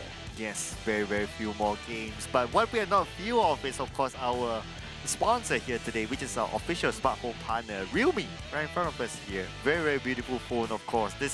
Realme is definitely one of the world's fastest growing smartphone brand, and of course introducing the GT Neo 3 as one of their latest gaming powerhouse. And this comes with a dual chip gaming level flagship, and of course a lot of power efficiency that allows you to play very long PUBG Mobile. Yeah, but that's kind of true, because alongside a very good phone, you need yourself a very good internet, which is going to be Yoodo, our official digital telco partner, which is going to be you playing PUBG Mobile for free, unlimited, and as long as you want it to do. And don't forget to join in our official live stream partner, which is going to be TikTok. We have also hashtag #BeTheOne challenge, and make a lot of contents, creative ones in your TikToks, and make sure to upload it and also follow the official PUBG Mobile TikTok of PUBG Mobile MY official, PUBG Mobile Esports.sg and PUBG Mobile official PH. That's going to be all the TikToks coming up from PUBG Mobile, the official ones. So you guys can join in the challenge, but let's recap a bit what happened here in the last match.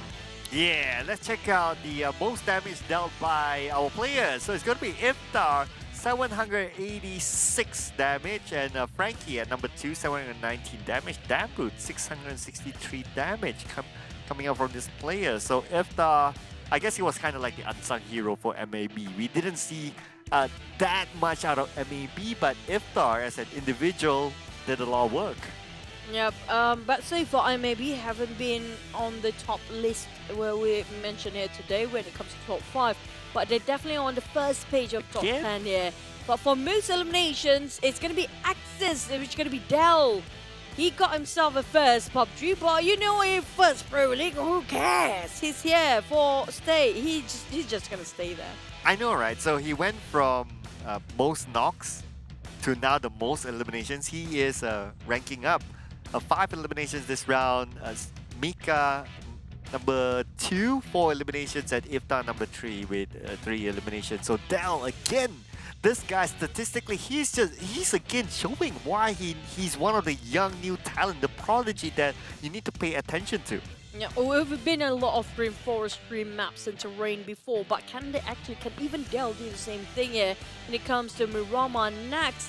But sadly, Axis, even though they got themselves that momentum and tune up quite well when it comes to the first day, they need to take a break now, as we're hopping onto Miramar with only Group A, B, C, and E, which Group D is not playing, including Genexus, Don't Break Dreams, or DBD, Axis, redONE, and also MUGEN.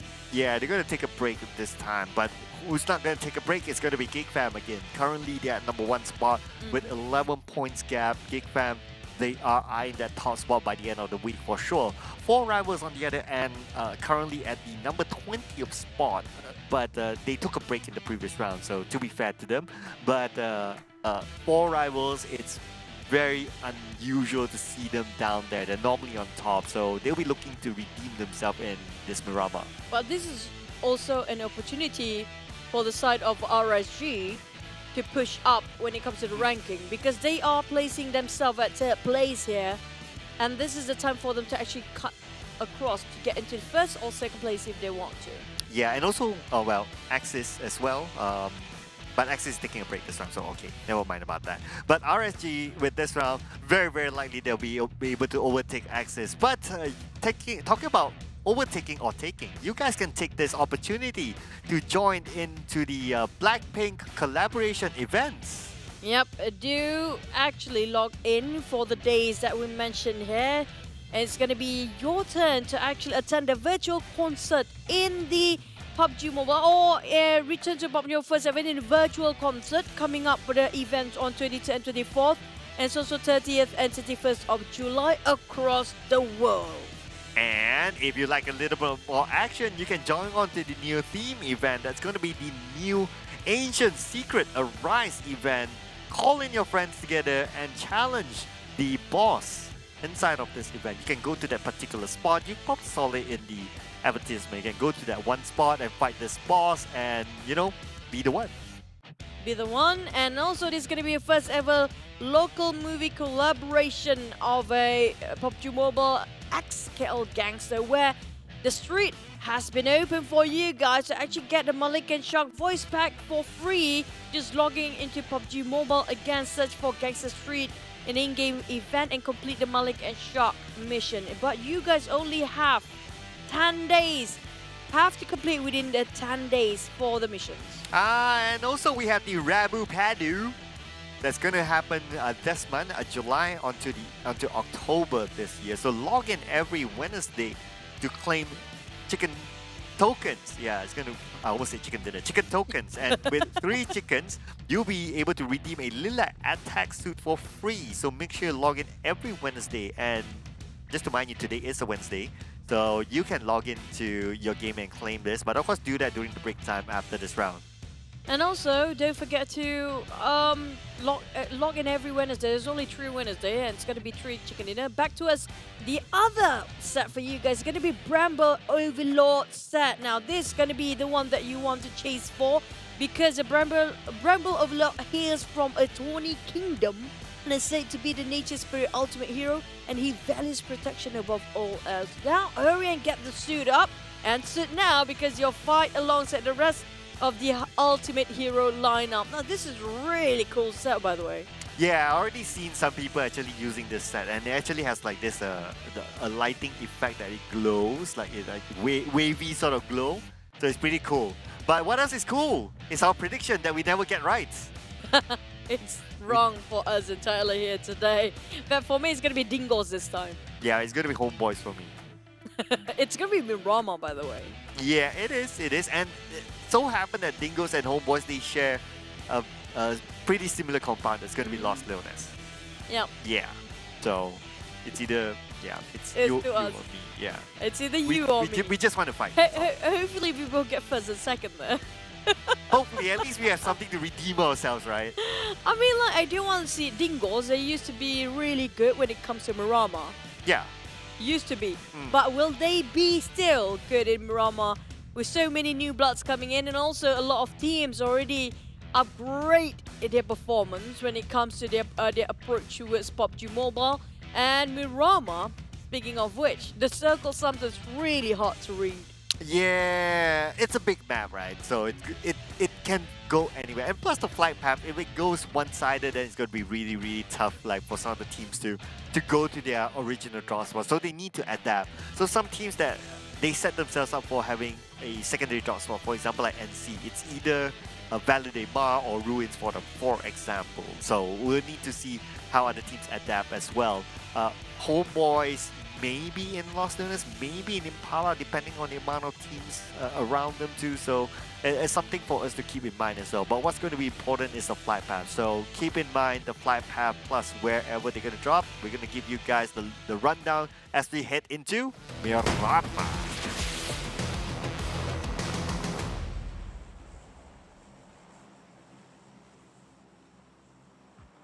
Now this is the time for the dusty map appears. Mirama, here we go with no Group D in the fray.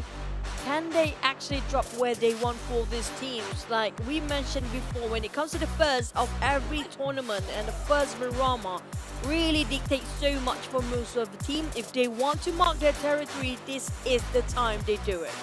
Yeah, let's see who will prove a point this round. Now, Chumasera is interesting, but then again, Group D is not playing. And why I say Chumasera is interesting because apparently Don't Break Dreams as well as HYVE International, they both eye this area. But since Don't Break Dreams is not playing in this round, so it's going to be HYVE inside of Chumasera.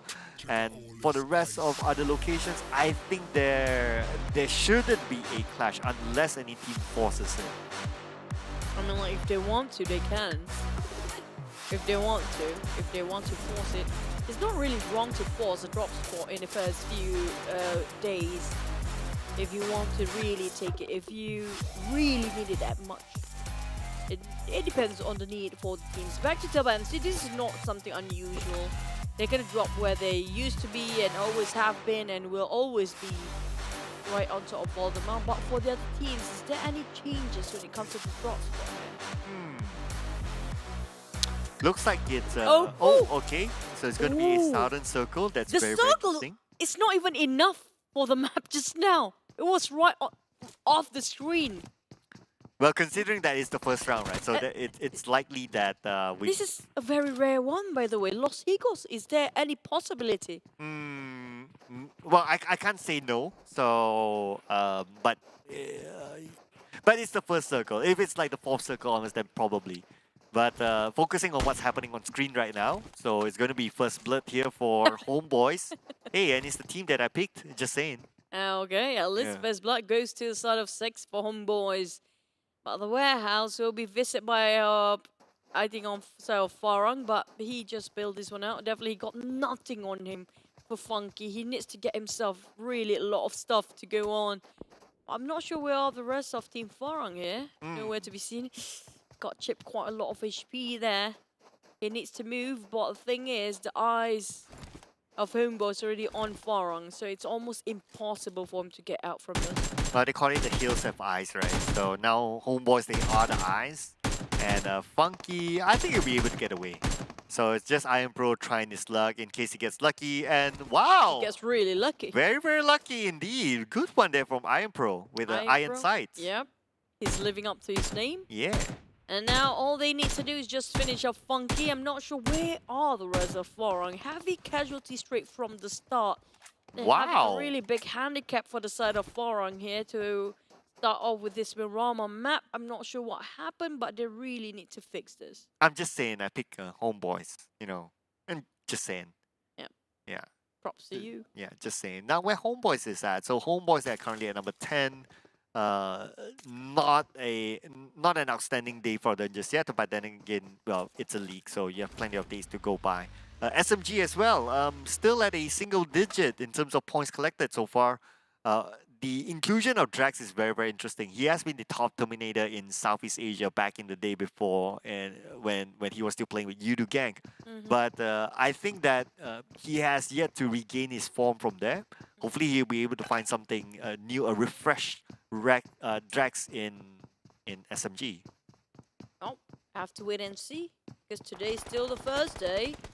And even the first day, I don't like the fact that...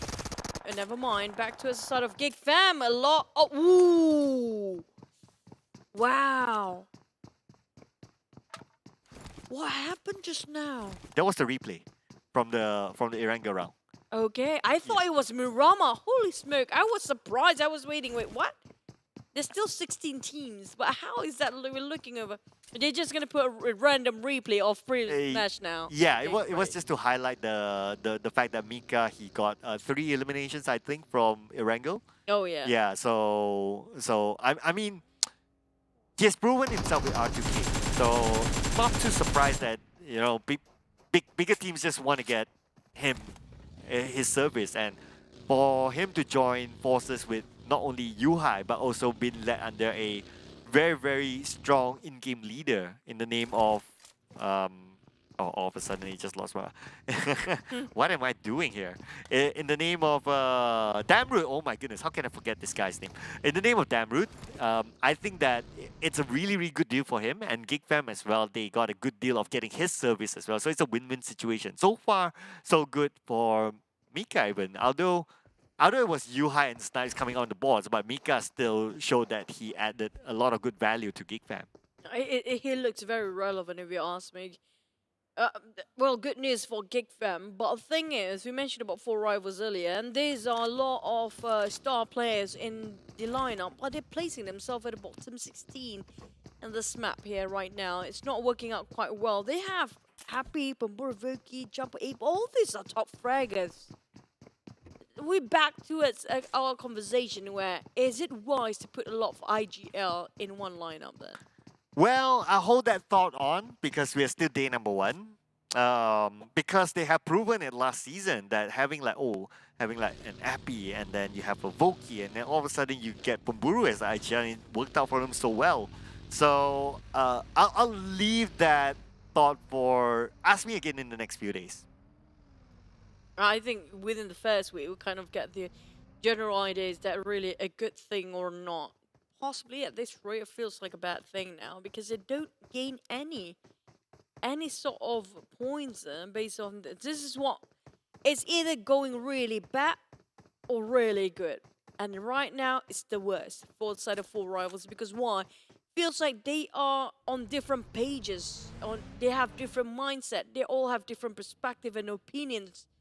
That's not working out quite well as a team. Every single person have their own agenda going on. It's not working out to perform to make sure they got themselves that chicken dinner as an entire team. Powerful individuals, great, but in the end of the day, still a team game here. Well, ask me again in a few days.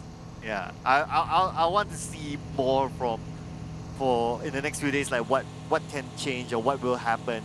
I do still believe that like 4 rivals, they have a very strong management. They have people like Joker, to me one of the best managers in the pro scene, one of the best coaches as well.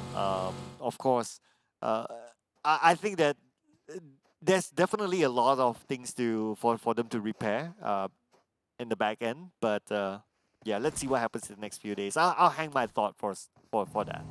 Okay, we're gonna wait and see. But back to us. Oh, another flip. Oh, coming out from Crit VIP, really dangerous. But it's a Farang we talked about. They already lost 2 men, heavy casualties straight from the start. They're quite separated, very separated, as only Stone here. And being surrounded by the entirety of Crit VIP. Now, lucky enough, they actually didn't spot out the side of Farang, but actually gave their attention straight towards the side of Team Hawk first. If only they knew they're sharing the same compound of Farang in the very few meters away. Well, never okay. mind. They found. Wait a second. Stone actually got that elimination. And there was a surprise to Crit VIP. They didn't check their corners. Unfortunately, now backup has arrived. Razor has Sam as his backup. Insomnia is coming back as well. So it's going to be 2v1. It's going to be tough for Stone. The DBS with Razor, he will secure that elimination point, but unfortunately, they will lose Bebek again very, very early. And can you really fault him for it? I think it's a team effort to clear this compound first before they go in. But it had to be Bebek to be the first one to go out. I mean, like, at least it's a good sign for side of Farang. They left with only 1 man here, but at least they go empty-handed with 1 point in the back. At least that. At least they have a bit of a tiny progress, but it's still a progress anyhow. I wonder where the other person is. I'm not sure what they're doing, honestly. This is a huge map. You want to go for 1-1-1-1 formation, but it didn't work out well for them. And this might be one of the rare occasions we get really down south of Miramar. We still have tad bit of water ratio in it. And also, there's going to be Tabah NSEA moment because this is their drop spot where it used to be. Okay, I see where Bravo is right now. Bravo is on the eastern side of the circle. I guess it's also not really their choice of going like 1-1-1-1. It's because they didn't have a good start. They were gunned down by HomeBois, and that made their whole plan just go away. So I think that it's not their intention, but it just so happened that they had to split up. The plan followed through since the start of the moment. They want to separate themselves. But back to his set of SMG, fighting against Dingoz, the team that I'm rooting for right now. But apparently it's not a great start for them, as Arte really a slither of health remains. And Rigi tried to go for the flank side, trying to spot out on Shinzi, who's being actually pinned down with quite a number of bullets. Last tick of health there, managed to survive and escape out of this war zone. Drax, on the other hand, coming in. managed to get on one Dingoz, but Mel couldn't do anything much. He tried to relocate himself in a better position, but Kido, can they actually get him back up his feet within seconds here? Well, they need to do it quickly, no doubt, as Drax comes in at the forefront, so Drax is going to start the fight. Ricky is still trying to run his teammate, but Drax is getting closer and closer. He hits onto Ricky, he knows Ricky is there, and now Ricky will be gunned down. It's down to Mel, the last man standing. Oh, so it's going to be Ate on the other side. Mel is on the right side, and you try to make a run for it. Oh, not a good start. Dingoz Ate. Oh, tries to zigzag, but I don't feel this is going great. Dingoz Ate, the last remaining of few. Mel's still there, but I'm not sure where is Mel exactly. He's been staying very quiet here. There's so many this type of occasions where your teammate actually being pinned down by so many teams, but they're just gonna neglect you all the way. Yeah, I guess for them to react towards what SMG is doing, it's a bit hard because of that one knockdown. And Yoodo Alliance. Okay, yeah, they had to butt in right out of nowhere, and Ate will be taken down. So that point is still up for grabs, though, just saying. But HomeBois is going to secure that elimination point where Sinchi is going to be gunned down from afar too. So Adiklu is going to get that, but it shouldn't be a problem for SMG to recover. Adiklu as well as Olio, they're quite a distance still.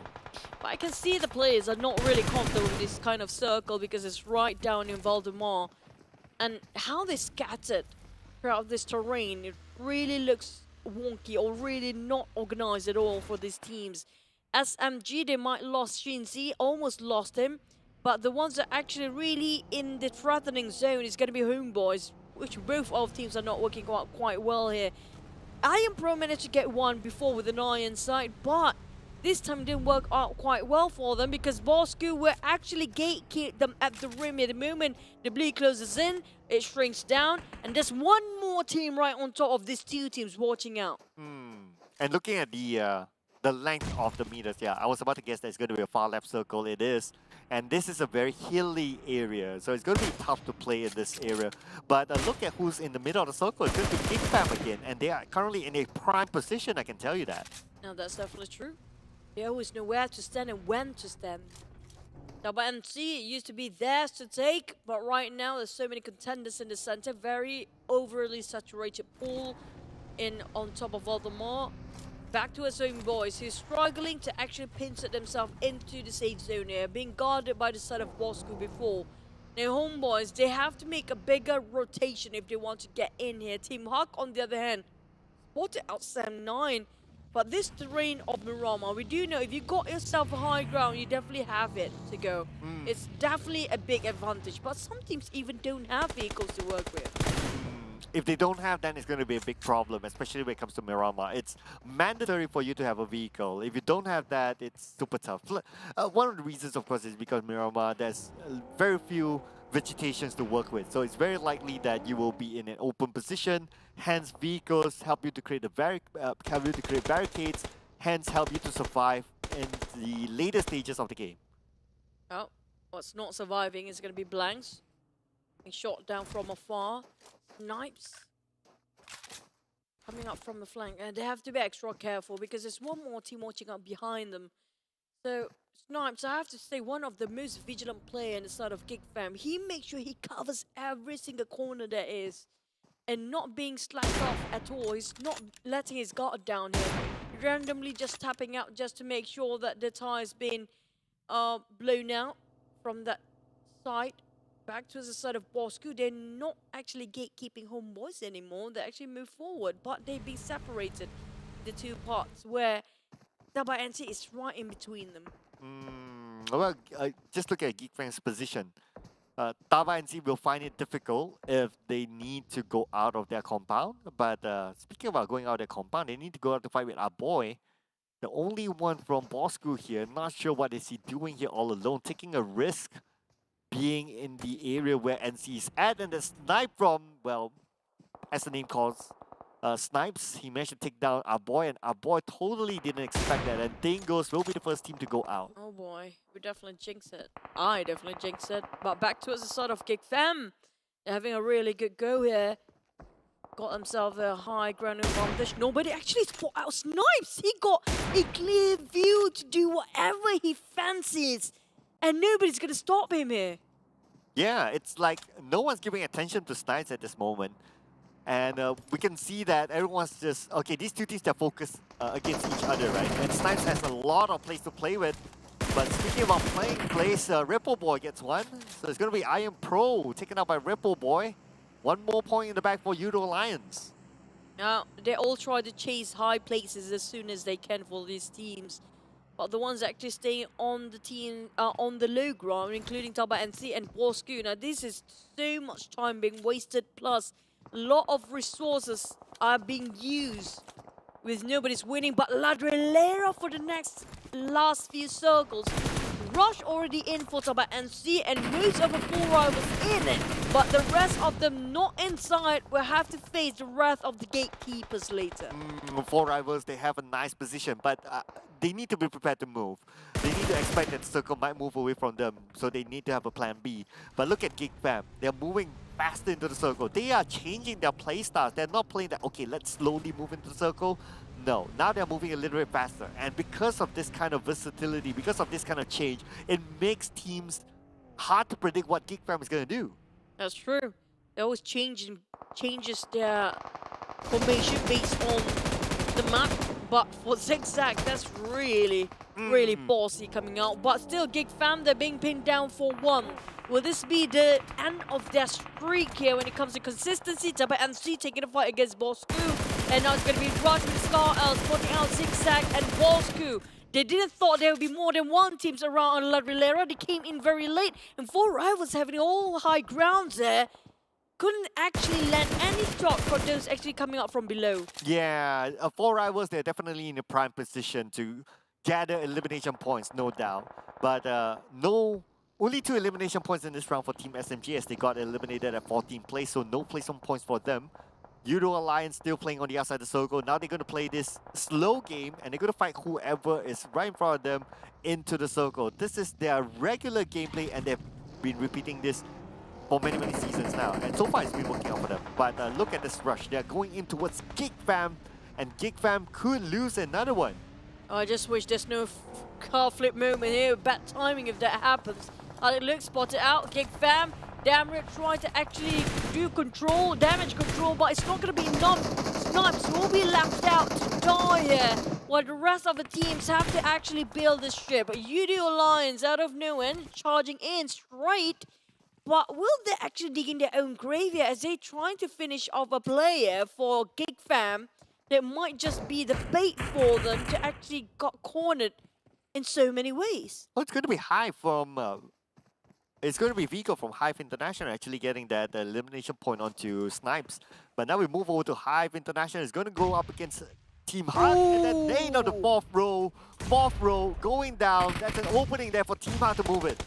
Back to it. Team HUG. High call. Almost lost sick of health. Blanks with a UMP. Spawning out and window pane is a pain for a reason. Now Blanks try to ring around the rosy against the side of Team HUG. Zolly, they're being cornered now. Team HUG walking straight into the trap. This is not good news. HYVE knows what they're doing. 8-10. Trying to make sure they cannot come out from the house and try to make sure they corner every way possible. But damn QT! What a nade! He naded himself. What just happened? A damn cutie. Now Team HUG, they're falling apart. And Zuli now down to 40% of health. Goes down to the ground floor. And now it's between Zuli and Camper. But Heiko will be picked up. And now Zuli buying time for his teammates for them to reset as HYVE International starts to move in. And 10 goes down. It's going to be a nice name coming in from Camper. And Zuli goes down and trading it back and forth as Vigo gets one for himself. But Vigo goes down. It's going to be 1v1 at this point. Camper will be taking out Team HUG. Eliminated by HYVE International. 3 elimination points for them. HYVE International only losing 1. That nade for damn cutie. What a miscalculation at worst timing possible. That couldn't happen. That should not have happened in that case. But back to the side of MAB. Oh, speaking of timing. Oh. Wait. Luckily enough, it's only 1 Rex there is coming up from RSG. Oh, the circle shifted away from GEEK fam, but Now GEEK Fam needs to deal with Yoodo Alliance if they want to get into the circle. So they're going to make this quick movement here as the circle starts to move in. Helton pressured by the blue, nowhere to go. He's been pinned down.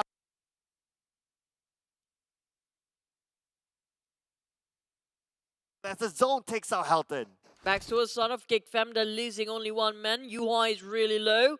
Yoodo Alliance bleeding out in the middle of the street. He didn't spot out. He's definitely spotted him now. It's damn rude. What are we talking about? He can spot every single person that's enough time. Oh, is it worth that 1 point? I'm not too sure there. But now Yuhai starting to move in. Yuhai together with Mika. This is the duo fragger here that we're talking about. Yuhai super low. Mika needs to back him up. It's going to be Adelu 1v2. But Yuhai and Mika will go down. Yuhai the last man standing for GEEK Fam as Yuhai tries to survive as much as possible. Yuhai is somehow still alive. Oh, RedONE almost bought him out. And Yuhai finish out with the help of the blue, and also Yoodo Alliance RedONE spot him in the right timing. GEEK Fam ended at their streak. Same goes for the side of RSG. Now this is the time for other teams to cut across the overall rankings. Well, yep, that will open up opportunity for other teams, especially teams like RSG, for them to cut across. But then again, RSG is out as well, so we may see someone else. But let's hang that thought for a second as we now move over to MAB. They're currently playing in the circle, NC right in front of them on the other side, but MAB, they need to be prepared to cross the road as the circle will shift across onto NC. Now, the circle still comprises on the outskirts of Ladrilera. There you go. Back to our side of Yoodo Alliance and lost the man here just now. MAB still survived. This might be it. MAB, they got 3 men. Team Secret is still there in the fray, but we haven't seen them. Haven't got a clue where they're at right now. Well, RedONE, he managed to finish off Yuhai just now, but can he got himself against the wall? Oh, RedONE, he needs to find an opening. But then again, now we move on to NC, and Flags gets one onto MAB, and there's going to be one more point in the back. One jumper on the other side, going to put pressure on the NC, not allowing them to come down. But 4 rivals, they need to find a way into the circle. They do not have it at the moment as Jumper sprays randomly onto the smoke, but no one's there at this moment. Iftar super low, one tap onto Iftar, and Iftar will be out. He needs to spray what's in front, but he forgot what's one from the back. Sem9, Hard coming out of nowhere. We'll cut across the side of 4 rivals. They need to move forward. They have to force a fight here. But Tabah NSEA will be their next contender, but they have to figure out how to finish off what's ever right in front of them. Bull trying to get it on Jumper. Now 4 rivals really in a most dire predicament. Back to a side of Crit VIP. Taking the same compound as Team Secret, who's trying to find a hideout here. Definitely found out. Crit VIP, they have a little bit of an advantage with the circle towards them. But Team Secret, they need to win this fight. It's going to be 4v3. The nade will be cooked out by Kid. The nade on the Kid will not connect just yet. Insomnia is waiting. He's proning at the right moment. And Kid gets a nade onto Razor, but Insomnia's waiting at Insomnia's with a revenge for his teammate, but there's another player from Team Secret there. It's going to be iShots onto Insomnia's. Insomnia's now proning.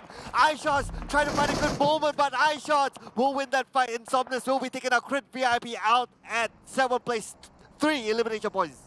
Sem9 want to bot into bet, but they haven't got a clue what's happening inside. Back to us, a side of 4 rivals. They're happy still survive here, but they need to cross the road.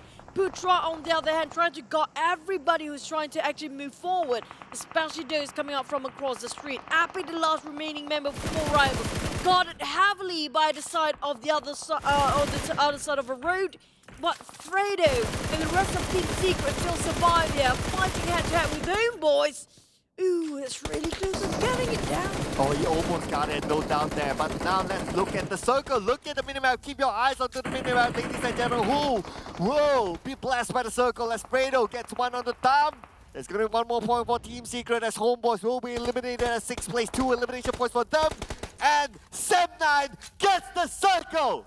Oh, for now, we haven't got a clue. Can they maintain to defend it? Putra already tried to help and revive there. But on the side of Flax OP, Tabah NSEA, the last remaining, hoping to actually distract to help him out take covers. Adips, but now HYVE International, only the remaining 2-person for HYVE. It's going to be 3v1, v2, v4, Sem9 with the most advantages ever. This is their time to get back into their glory days. Oh, yes, this is their moment, ladies and gentlemen. They not only have the circle, they have the high ground as well. Advantage is towards them now, and they still have active vehicles to play with. Now they just need to wait for other teams to come towards them. 5 more seconds, and the zone will close. Team Secret, HYVE, as well as NC need to move as Flags tries to take down Aizen, and he will manage to do so with the help of Vigor. Team Secret, they don't have time, but... Oh, Sem9 just know where to look. Team Secret managed to squeeze in, got himself a space, but Putra definitely heard the footsteps, but the nade just a bit lopsided. It's not the perfect one, but he tried giving off the pressure towards the side of Team Secret, while Gap is fakers on Flax OP. He will be guarding himself inside of the compound or inside of the smart. How meta long he needs. Back to the side of Team Secret, they are fighting their way through to get into Sem9's head. El Clasico, ladies and gentlemen, it's going to be the Sem9 versus Team Secret. El Clasico happening here. 3v4 with NC somewhere in between. NC now, how is Flex going to get across? It's going to be tough for Flex there, but now let's get focused on the Team Secret versus Sem9. Sem9, they still have the circle. The nade will be cooked up by Fredo. Fredo has 4 elimination points at this moment. The nade will toss out to the other side. The nade will not connect just yet. Aizen, eye shots. They tried to go for the flank side here, but nobody's willing to pick over to Sem9. Don't forget about Flax. Flax is still going to be the backstabbers of them all here, if he knows when to peek. And now he needs to get out. Flax, he needs to move. The Blues are not on his side, but he's managed to survive the last minute. Popping a couple of smoke, but definitely Dap knows where he's at right here, right now. While Flax trying to find himself just a small moment of window opportunity to place himself second. Whatever it takes for Flax. Dap is still not letting him off the hook, while Team Secret is still pressuring Sem9 from the front line. But Sem9 needs to give priority to Team Secret as they edge closer and closer towards them. So it's still 3v1. But then again, Flex could be the kingmaker here. Whoever gets knocked down by Flex, if Flex decides to shoot, may lose this round. So they need to keep an eye on the Flex as well. But iShots is also finding an opportunity to get into the circle. Now the circle is just that small that they need to move further forward as Harm gets one on the Flex, and finally Flex is out. 3rd place for Tabah NSEA, 4 elimination points for them. Now down to the El Clasico. 3v4. Can Secret actually clutch this one with 1 man short? Dap trying to go on the flank side, but it's just so hard to spot them out with iShot covering himself in the smoke, who already dissipates. Dap and Harm trying to go on the right side, but the other two trying to corner Secret on the other way around. Secret, they need to win this one so bad. Same good for same name. Both teams are so desperate. As iShot almost got it down. Same goes for Fredo. Oh, iShot's almost got down as well. Harm not in a good position as Putra will be taken down, and Sem9 still win this fight. Sem9, the king of the hill, gets that chicken dinner in the bag. It's going to be 9 elimination points for Sem9. It's going to be only 7, just 2 points shy for elimination points coming from Team Secret. But what a play from both teams, Sem9 and Team Secret. So close of losing it, but Sem9 knows best when it comes to those kind of terrain in Murama. When it comes to the hills, he knows where to peak. But Team Secret, they tried so hard, and Flax managed to place himself. Tabah NSEA plays for the longest time there is for survival. Yeah, Flex, I thought he would have survived a little bit longer, but that was the best that he could do in that situation. Without the circle, open area, low ground, there was nothing much that he can do from there, so that was the best that Flex could give to his team. But you gotta give it to Sem9 as well. They didn't exactly get the circle. I think we'll break that down a little bit more later on, but this is a good comeback here for Sem9, considering that last season wasn't their best, but so far in day number 1, this kind of performance, it is something for the fans. And this is what they really need. They in desperate need of, the light at the end of the tunnel, and they got it finally. When you're having so much losses, you start to question yourself, can I really do this? Then this is what they need to push themselves forward, that yes, I'm still in the game, I'm still relevant, and I'm still there for people to remember me. And for the son of Sem9, the thing is, can they keep this going? We do know they have a bit of a problem with the consistency. Yeah, consistency will be a question mark here for Sem9 as well as the other teams as well. So do keep your eye on Sem9 definitely. GEEK ban this round was an okay round for them, could have been better, but then again, well, it's a long run, so you can't really like, it's hard to be like number 1 to the end like throughout unless you're Xavier. But for Farang Guerilla, again, it's not a round that they would have liked it to be. That's true. But for the so many FPS moving here. Back towards SMG. Oh, they're just really having it quite hard here. For Yoodo Alliance, Dingoz for them, and 4 hours nowhere to be seen here as well. Are they not playing again? They did play one. For 4 rivals? Yeah. Yeah, 4 rivals, they had the circle, and then... It's just... they're gone. Yeah, they didn't put up much of a fight, put it this way. So... I'm surprised by their performance. Absolutely, it is quite surprising. The last we saw them was Jumper putting pressure on the NC, but even then, somehow they couldn't get into the circle, but they were the ones putting pressure on the NC. We didn't get a good full view of it, but hopefully we'll be able to cover that in the highlights later on. HYVE as well, I thought they did pretty decent. They were okay, especially when they won that fight against Tabah. I think it was a commendable fight for HYVE. It was a tough fight they had there. That's true. But they managed to know where to go and when to pick. But this one, Sem9 versus Team Secret, what a classical moment. What a nostalgic moment as well. But Sem9 with 10,000 over meters of travel distance, they had a long hike. It was well worth it. Yeah, that's why the circle didn't really favor them. It just shows by their travel distance. They needed to move a lot to try to get into the circle and try to get those prime positions, and the hard work paid off. So it's also nice to see. It's refreshing to see HYVE International coming into the top 3 or 4 in this chart. It also shows that the Filipino teams, they are pushing it from week number 1. It's different as compared to last season, whereby it took them like week 3 until we saw something out of KHI. But at least this time it's nice to see HYVE as well. 16 points. See, that's pretty nice. Yeah, I agree. They're adapting quite well when it comes to their debut for the Pro League this time. Yeah. HYVE, and they're not nervous at all. We're not sensing any sort of awkwardness or a bit of uncomfortable moments for them. They're doing pretty well. But back to Sem9, they still maintain number 1 spot for this match, only with 24 total points with 9 eliminations. This is the first time we're looking over a gap that's quite far-fetched between the first and second place players or teams here. Team Secret finally having a go, definitely going to shoot up in the overall rankings later. Got himself at 19 points, but that for Sem9. Now, this guy used to be a miracle boy as well. And then he got lost. Yep. And now he's back to be found. Yeah, I honestly think that Dab has always been a good player.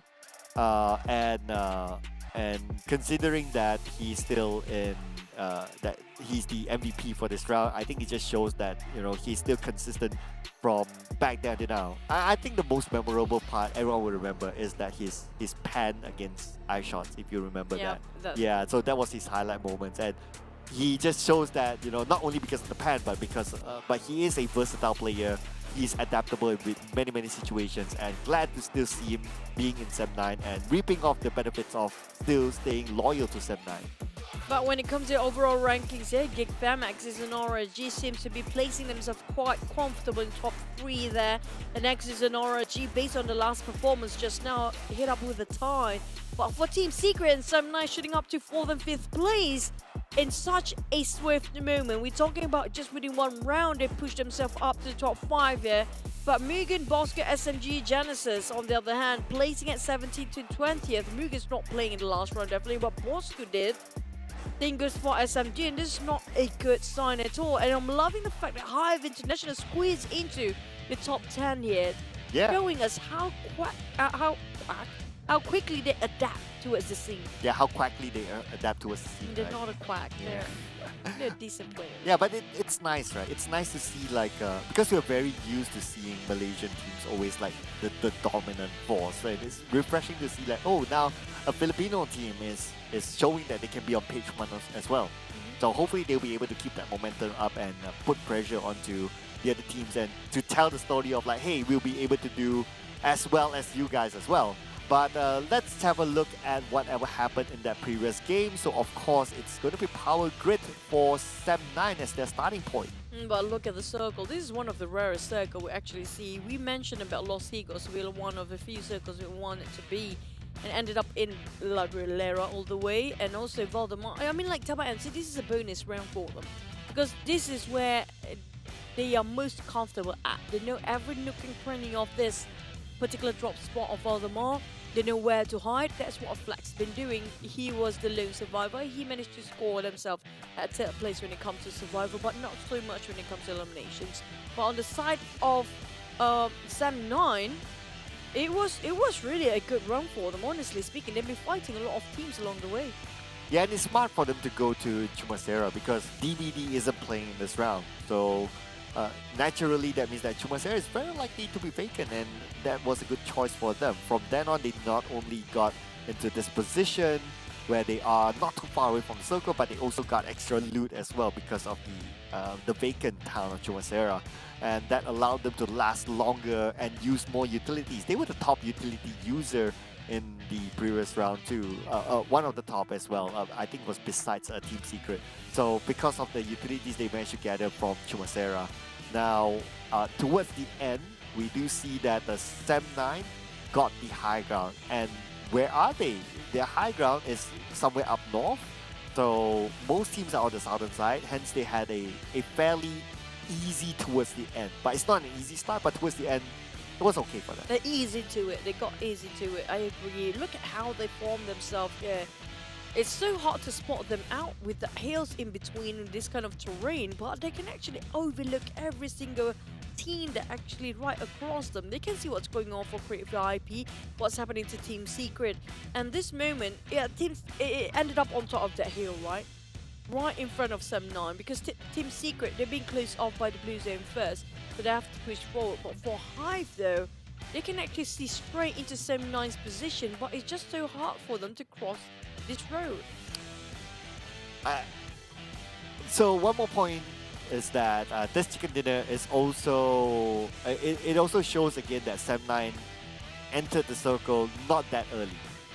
So again, for chicken dinners today, it's not like, okay, you go straight smack into the middle. No, it's always like you play a little bit on the outside, you play a little bit slower, and then you come in later on. So could that be a trend as we see today or throughout the season? We have to emphasize the lateness coming into the circle. It's not that too late. They have to tank out the blue most of the time. They're playing it safe.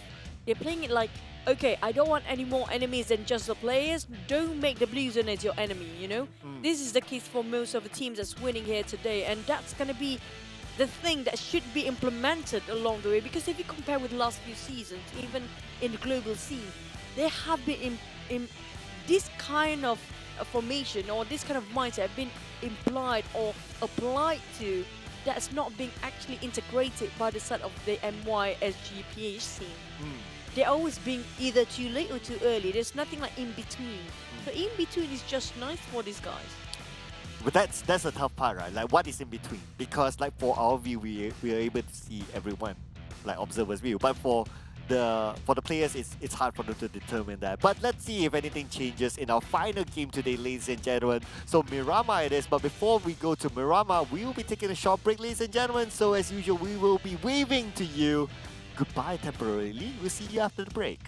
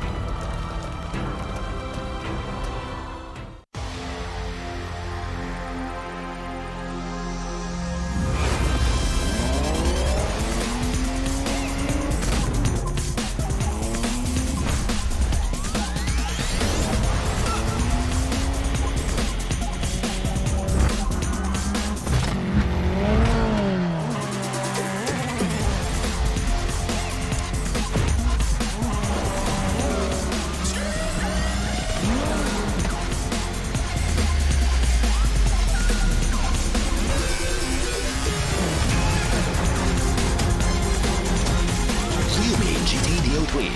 New speed awakens. Realme, dare to leap.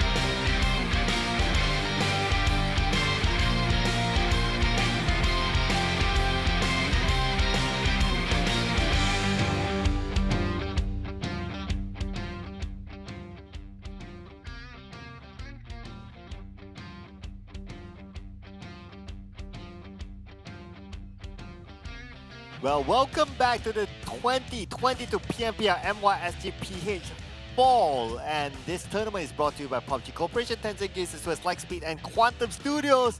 We're your storytellers, and we're still here with you. My name is Sir Cloud, together with the wonderful Choo Choo here, and of course, we would like to thank our official smartphone partner, that is Realme. Yeah, with the Realme GT Neo 3, upgrade your phone for the best performance of PUBG Mobile and best experience of PUBG Mobile.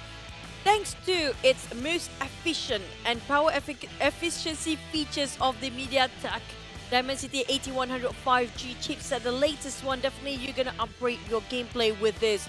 But before, we're going to thank also Yoodo and also TikTok for our official partners for today. But we're going to jump straight into what happened in the last previous match, which is going to be day 1, week 1, match number 4 here. We saw Sam9, they got themselves that chicken dinner, but look at the damage output and also the elimination points. It's well deserving, with a lot of teams getting themselves zeros this time. Yeah, like there's damage, but unfortunately they couldn't secure elimination points, so it's a bit sad for Team Bosskurr, Dingoz, as well as RSG in this round. But 9 elimination points for Sam9, no double digits so far in this round. Now, we move forward to the most damage dealt. So Deb is the highest damage dealer, 973 damage. Vigo from HYVE, 673, and Fredo, 551. I'm very happy to see HYVE International actually making their debut in the PMPL. They're coming up in the charts.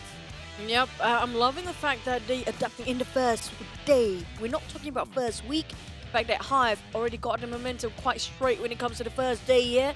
But for the last match of the day, which is going to be match number 5, we're leaving off Group C. It's going to be A, B, D, and E. As Yoodo Alliance, RSG, Tabah NSEA, and also Create VIP. We're resting for the rest of the remaining day here today of day number 1, week number 1. We're walking back into Miramar for the next one. And this is going to be the last match of the day. Previously, we don't have Group D playing. Genexus, Don't Break Dreams, and Exit Grade 1. Also, MUGEN have been put for a break.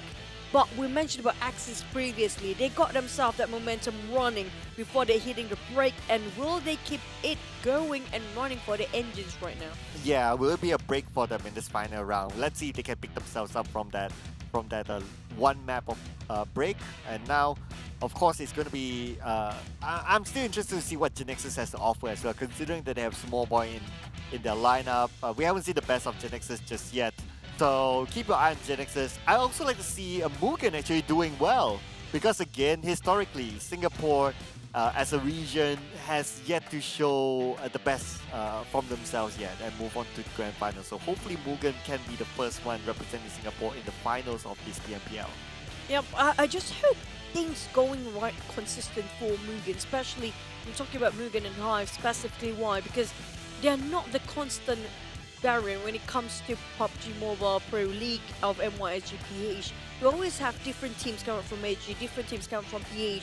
I do want to see something for once, a bigger scene for both country when it comes to SG and also Philippines. But before that, we're going to show you guys something excellent for the day as well.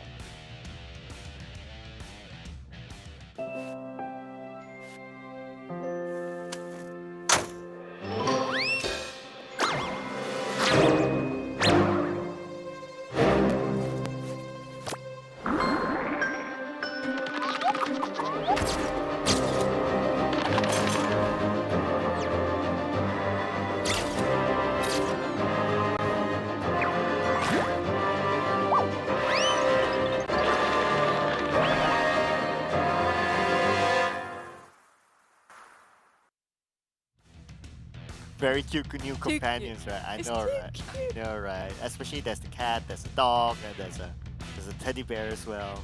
Yeah. I mean, how could you resist that, ladies and gentlemen? Check it out in the game. You know what to do. Just log into PUBG Mobile. Everything is there. I mean, if you got yourself a girlfriend in PUBG Mobile, that's the best gift you can give to her. Or you can give to me as well. No. But anyway, what I can give to you is a trip to PMCT Watch Party, ladies and gentlemen. You can join the fun at these live venues. Paradigm Mall will be the closest one. It will be happening in Paradigm Mall. Closest to you. Well, closest to us right now. 23rd to 24th of July, and then followed by Paradigm Mall Johor the following week. And in August, it will be Ipoh Parade Perak, as well as Surya Sabah in Sabah in 13th, 14th of August. So the live event of PMCT will be happening in these venues, and it will be followed up by the PMPL Watch Party then. Yep. Also, don't forget to actually check out the Bramble Overlord set. This is like a house, like I mentioned. It can actually glow in the game. So the Bramble Overlord hails from the Tawny Kingdom and is also said to be nature spirit's ultimate hero. So if you're wearing this, you're going to be a hero. So hurry up and get the suit now and fight alongside the rest of the ultimate hero lineup. So if you're wearing this set, you're a superhero. Yeah. You're in Tencent World. Wow. And it's well worth it. That's what I can say. Yeah. Really? Is it that good? It is. It is very nice. I'm a cheapskate, so I don't have that kind of set ever in my entire life. But what's not really cheap is our prediction, definitely. Yeah. So it looks like I'm going to go for 4 rivals. I think at some point they'll be able to come back. Come on, guys, 4 rivals. It's very unusual to see you guys. Did you know that they're going to page. perform like this today when you throw that prediction right now? Obviously not, but there's this belief of like, okay, 4 rivals can do it. Come on, 4 rivals. Come on, put it in. Genexus as well. Genexus as well. Genexus as well. We haven't had any of predictions right I know, there. right? It's just the first dating. Sometimes you just want to, make fun of it. Like, actually, we are really sat inside. We didn't hit any of our predictions today. Hashtag cast this curse. Is it real? Casters really can't be casters right now. We got everything wrong. Yeah, it's all off the. Off the roof, what? Off the, I don't know, off everything. Off the roof is actually a good thing, but yeah, ours is I know, like right? off off into the sand of the ground right now. Yeah. But you guys, did you get any of your predictions right for day number 1? If only you can join in the predictions with the audience one day, right? It would be really cool. Yeah, let's get the audience to like vote, right? That'll be Yeah. nice. But if we get the audience to vote, you know which team will win all the time. Not really though. It's gonna be either secret or You can Sentai all the imagine time. who would get furious in the comment section as well if their team didn't actually work out. Because they did that in PMPL Season 2, if you remember. You Yeah. give the audience to vote, only 2 teams will win. But anyway, ladies and gentlemen, we'll be moving on to our final game. And of course, it'll be none other than Miramar again. Yep, when it comes to Miramar, we saw a bit unusual, unusual circle. We saw right on top of Voldemort. You know, sometimes it feels like we haven't got the same pattern of circle, even though the map is back to back here today, right? For Erangel including. Yeah. So it might not be the case we're going to drop into the Voldemort again. Maybe we're going to get Lost Leonis circle, which is the more classical or the more casual sort of circle, or even power grid. Like almost every single map of Miramar must have a power grid circle for one. Impala, let's go. That's so rare. Yeah, Impala, let's go. If not Impala, make it a one treatment. Let's go. Since Why it's the opposite, what right? treatment? Well, because it's on the opposite side. Make right? it Oasis. Oasis, yeah, might as well, right? You go all the way up. But you know what's going to go up? It's our flight. Ladies and gentlemen, Miramar.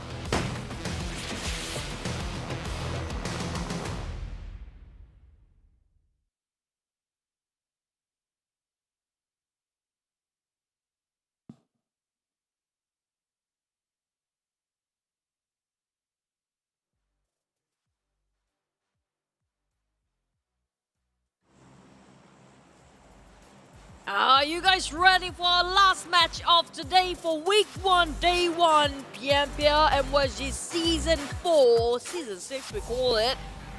It's gonna be a very hot ending here as we have back into the fray. It's gonna be inside of Group D playing Genexus, Don't Break Dreams, Exit redONE, and MUGEN back into. And look at this beautiful flight path cutting across the map, right split into 2 evenly. And everybody can drop anywhere they fancy. Man, this is good news. Yeah, it is. I guess for most teams, they'll be able to get into their default location. So that also means that we'll be having a good chill start for most of this team. Yep. But I think it's Circle though. Yeah. I'm waiting for that. I have a feeling that a Circle might be on top of the flight path, like the previous one. So which part on top? Like It's power grid on top? Yeah, power grid on top. Definitely power grid on top. Okay. Let's see. Are you I'm gonna going buy- to hold you to it. Yeah, you're gonna buy me dinner if I got. I didn't say. I didn't agree to the I dinner. scored myself a free dinner today, Chew. You said it. I didn't say it. We're so bad at predicting the teams, but when it comes to predicting Circle, I got a lot of right today. At least I got to feel Fine. good about myself that today, okay? But no dinner deal. No, that wasn't part of the deal. No. Wow. Now. Look how much he Now. refuses to buy me a dinner. Nah. I mean, we're both hungry right now. You're definitely hungry, right? A little bit. Yeah. Yeah, you can ask Mr. Manager to buy something for us. Who's that? Wow. Wow. I'm not Oh, gonna- so last time when I say Mr. Husband, it goes like, oh, Mr. Manager. Now Mr. Manager, and who's that? Oh, I don't know. I wonder married? who. Didn't you say that on first day? Oh, well, I did. today's the first day. I did. Oh, that was rehearsal. I got it mixed up. Oops. Oh, God. Okay, jokes aside. Now, we have another sad situation here. Feels like, who was it the first game of Miramar had Yeah. the same circumstances? Like, Farang Guerilla. yeah, there you go. Yeah. This thing's kind of very infectious. If Just it like your happens- manager, right? Just like the pandemic, right? Or the pandemic. Oh, okay. Same goes with the manager. But Okay. Yuhai, nah, he's not gonna. Yeah, come on, Yuhai. I mean, for Iron Pro, it's okay to do so. If it's you, you just, nah, it's not gonna happen. Because it's Iron Pro, so him, Iron Pro, Iron Sight, it works. But Yuhai, there's no like U Sight, no. It's a U.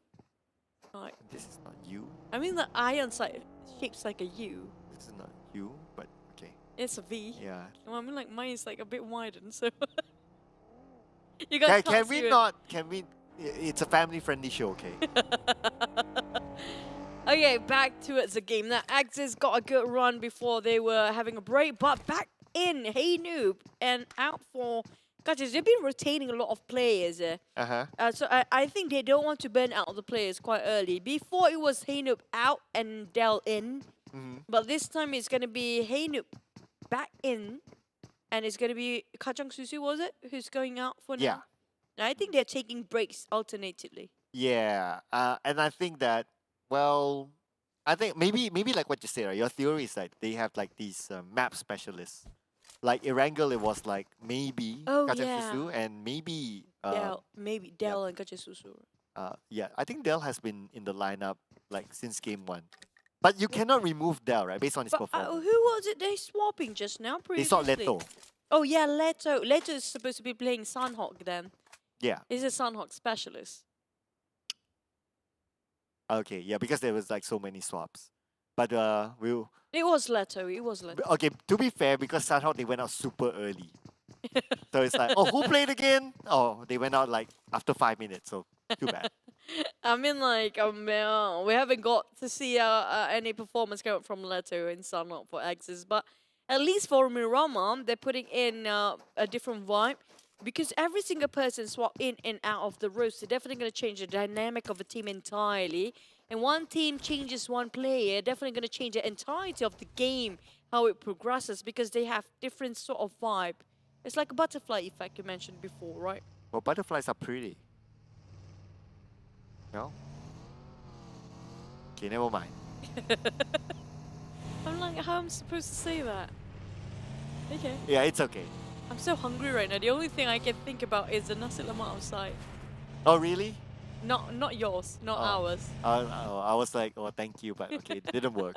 I tried. I tried to get a free. You owe me a dinner. I predicted the power grid just now. No, that wasn't part of the deal. You know, you waited the circle to pops, then you only say no. You if only we had that 5 seconds earlier, I got myself a free dinner today. Well, too bad. You didn't have that 5 seconds earlier. Yeah. Too bad. You can try again tomorrow. We got all week. Don't worry. Yeah, I'm surprised that Miramar getting very quiet these days. It's not. I mean, like in the first. Well, I never recall a Miramar with a disco in it. So. No. Or karaoke in it. Usually, it's more proactive for this guys to get a couple of eliminations quite early on, but Sunhawk is surprisingly more proactive than Miramar these days. Sunhawk. Yeah, but I guess I have a feeling that it's going to be only today's Sunhawk. I have a feeling that tomorrow's Sunhawk will be chill. Yeah. Yeah. Hopefully, it's not the same for Miramar here. If both maps gonna be super chill, then yeah. Yep. Yeah. Then we have too many chill maps. We might as well have Vikendi inside. But oh, MUGEN and Team Secret. Okay, interesting. I wonder if MUGEN is going to take this fight. Considering that they're currently in the bottom, motivation-wise, they could be at their lowest right now. So I wonder if they want to go for it. But it looks like they are, and Team Secret is ready for this. No, MUGEN, not a great... Oh, why would you prone? Virgil now trying to make a bit of a damage control. Amir already gone and dusted. Team Secret definitely having such a good run for this. It's MUGEN, they definitely want to go and fight for this. They're not scared of him at all, but instead of MUGEN, that was a bit of a late response for them. What? Ouch. And MUGEN very likely will lose Virgil. It's going to be nasty as well as his teammate. Now, Camper! Oh no. This is... Like you always say, it's hard to watch. Yeah, this is brutal for MUGEN, honestly speaking. This is just no way out for them. They want to go out, but to go where? Look at two teams are just chasing over Aris. They have to let him off by the hook here because both teams are aware. Team Hawk and Team Secret and next contender to fight against each other. Well, they got them. Do they actually get any upgrade from the loot, from the death box? I'm not too sure. A little bit of fight is still happening. So we have Team Hawk, we have Bosskurr on somewhere else. also putting pressure onto Team Secret all of a sudden. Damn Cutie is the one moving in. So they are trying to be the third party here, trying to get as many points as possible out of Team Secret. While MUGEN down to the last man standing. Again, it's very hard to see MUGEN in this way. That's true. It's just bad timing or just really unfortunate for them. To bomb into two teams and being sandwiched in between now. But Kid, knocked. He can see through that silhouette within that smoke. But around St. Martin, really heavily saturated for the pool, but the rest of the compound and within that vicinity, almost every single team. Oh, I don't say I didn't tell you so. It's going to be power grid all the way. Feels like it's going to be power grid all the way, though. I'm not. No, I don't know. No nasi lemak. No. Oh. In case if you're thinking about nasi lemak, no. Not from me. Really Ask your hungry. manager. I know. Me too. Buy two, please. But I hope Camper doesn't go out. He's driving a smoked up vehicle, so it's very, very dangerous for him. But look at this, Ricky is actually around, so Ricky could actually be part of this fight. Oh, okay. Okay. One more. Okay. Oh, he saw it. He saw it. He saw it. It's a headshot. Oh, he was right. A perfect window for Heiko. The moment that puck is like the detonation with the buggy was remarkable, but that's the cause of his death, by the way. Yeah, I give it a 10 out of 10 for the buggy, but a 0 for survival, unfortunately. It's like, hey, surprise! And too bad, he goes out. But now, Ate, wait, it's 1v1, and the last team member of MUGEN right now. Ate goes 1v1, Ate loses the fight! MUGEN secures an elimination point out of Dingoz! Wow! That's a really big jump for them. It's a one-man pass, and all the way for Iris. Still managed to do a bit of a point, at least 1 point for side of MUGEN, but that's really slow progress coming up from them. MUGEN, I mean, like, can't even put words on it. Well, at least they lift themselves up out of the number 16 spot, the spot where nobody wants to be. It's too early to say so. Boss could still have 4 men remaining. I want to be positive, come on. I'm trying to be positive for MUGEN. Like, yeah, you're no longer number 16. Yeah, that's great. Yeah. How long with that positivity remains? It depends how fast the nasi lemak arrives. I'm just saying. Okay, back to its water treatment. You mentioned about water treatment. My chances we might ended up there. But MAB, what a flip from Iftar. That's going to be the MVP flip coming up from the side of MAB. Bosskurr on the other hand, everybody being very quiet. Around St. Martin, if I'm not mistaken, on the other end of the mountain. But for rivals has been very quiet. So many teams are being very careful, aren't they? Yeah, I guess because this kind of circle is, as compared to the previous circle, there's a lot of hill areas. So everyone tries to get that prime position, but this kind of circle, yes, there's some hill, but it's not as bad as the previous circle. So I guess there's a lot more room to play with, a lot more flat ground to play with. So we don't see that much challenge coming in early on. Because it's a generous circle, so everybody can just hop onto one side of the circle each. Here comes Axis. I'm not sure where are the rest of them. Axis still 4 men here, but we're only looking at one person of Rift. No teams being ousted yet. No teams being eliminated yet. We have 16 teams to go. The first one to be out quite early will really lose a lot of stuff here because this is the last match of the day. And Rift, there are 2 of them. And look at us, that circle pop. We'll be going down south. Is it going to be Picardo? I don't have a feeling it's going to be Picardo. Oh. Poker's still in it. No, don't look at me. I'm not going to give you the nasi lemak. Don't look at me. Okay, fine. It's not nasi lemak. Anything else, like Wagyu beef maybe? Hello, Mr. Manager. You heard that? Wagyu beef, okay. Yeah, he'll hear it 15 minutes later. But here we go. I'm just trying to change the topic here. I can see that. But Heiko with Mini 14, stepping on Dingoz, who has no clue how to shoot against it. And I don't think, yeah, that smokes were actually evaded for a bit, but the moment Heiko knows you're here, he won't actually leave you getting off the hook easily. He will track you down no matter what, especially when he got himself the high ground. And Dingoz, they really need to have vehicles. They're extremely in the need of vehicles right now, which I'm not sure if they do have one. They should have one. I mean, if they don't have it, it's going to be a big problem, especially when it comes to Miramar, right? SMG, on the other hand, okay, Aris, still all alone. Is SMG going to stop here? No. Are they? Yes, they are. Oh, no. No, MUGEN. The positivity of MUGEN will be washed out early on. But they didn't check that house. They haven't checked him. Oh, look at that. He actually he's ready. Okay, all right. All right. He's gonna explode soon. Now, wait for it. Oh, okay. no, Too bad. It's too early. MUGEN. I think SMG exploded that fuel tank first. No, I mean, like, he should be waited them to actually walk up to this. No, it's not him. It's SMG exploded that fuel tank. Oh no, it was actually him. I think he tossed out the Molotov just now. Oh, okay. He tossed the Molotov just now. Well, okay, he did, but I think it was... Okay, never mind that. That's too early. Yeah. Never mind. There you go. Yeah. 16? Yeah. One elimination. Still 15 for now.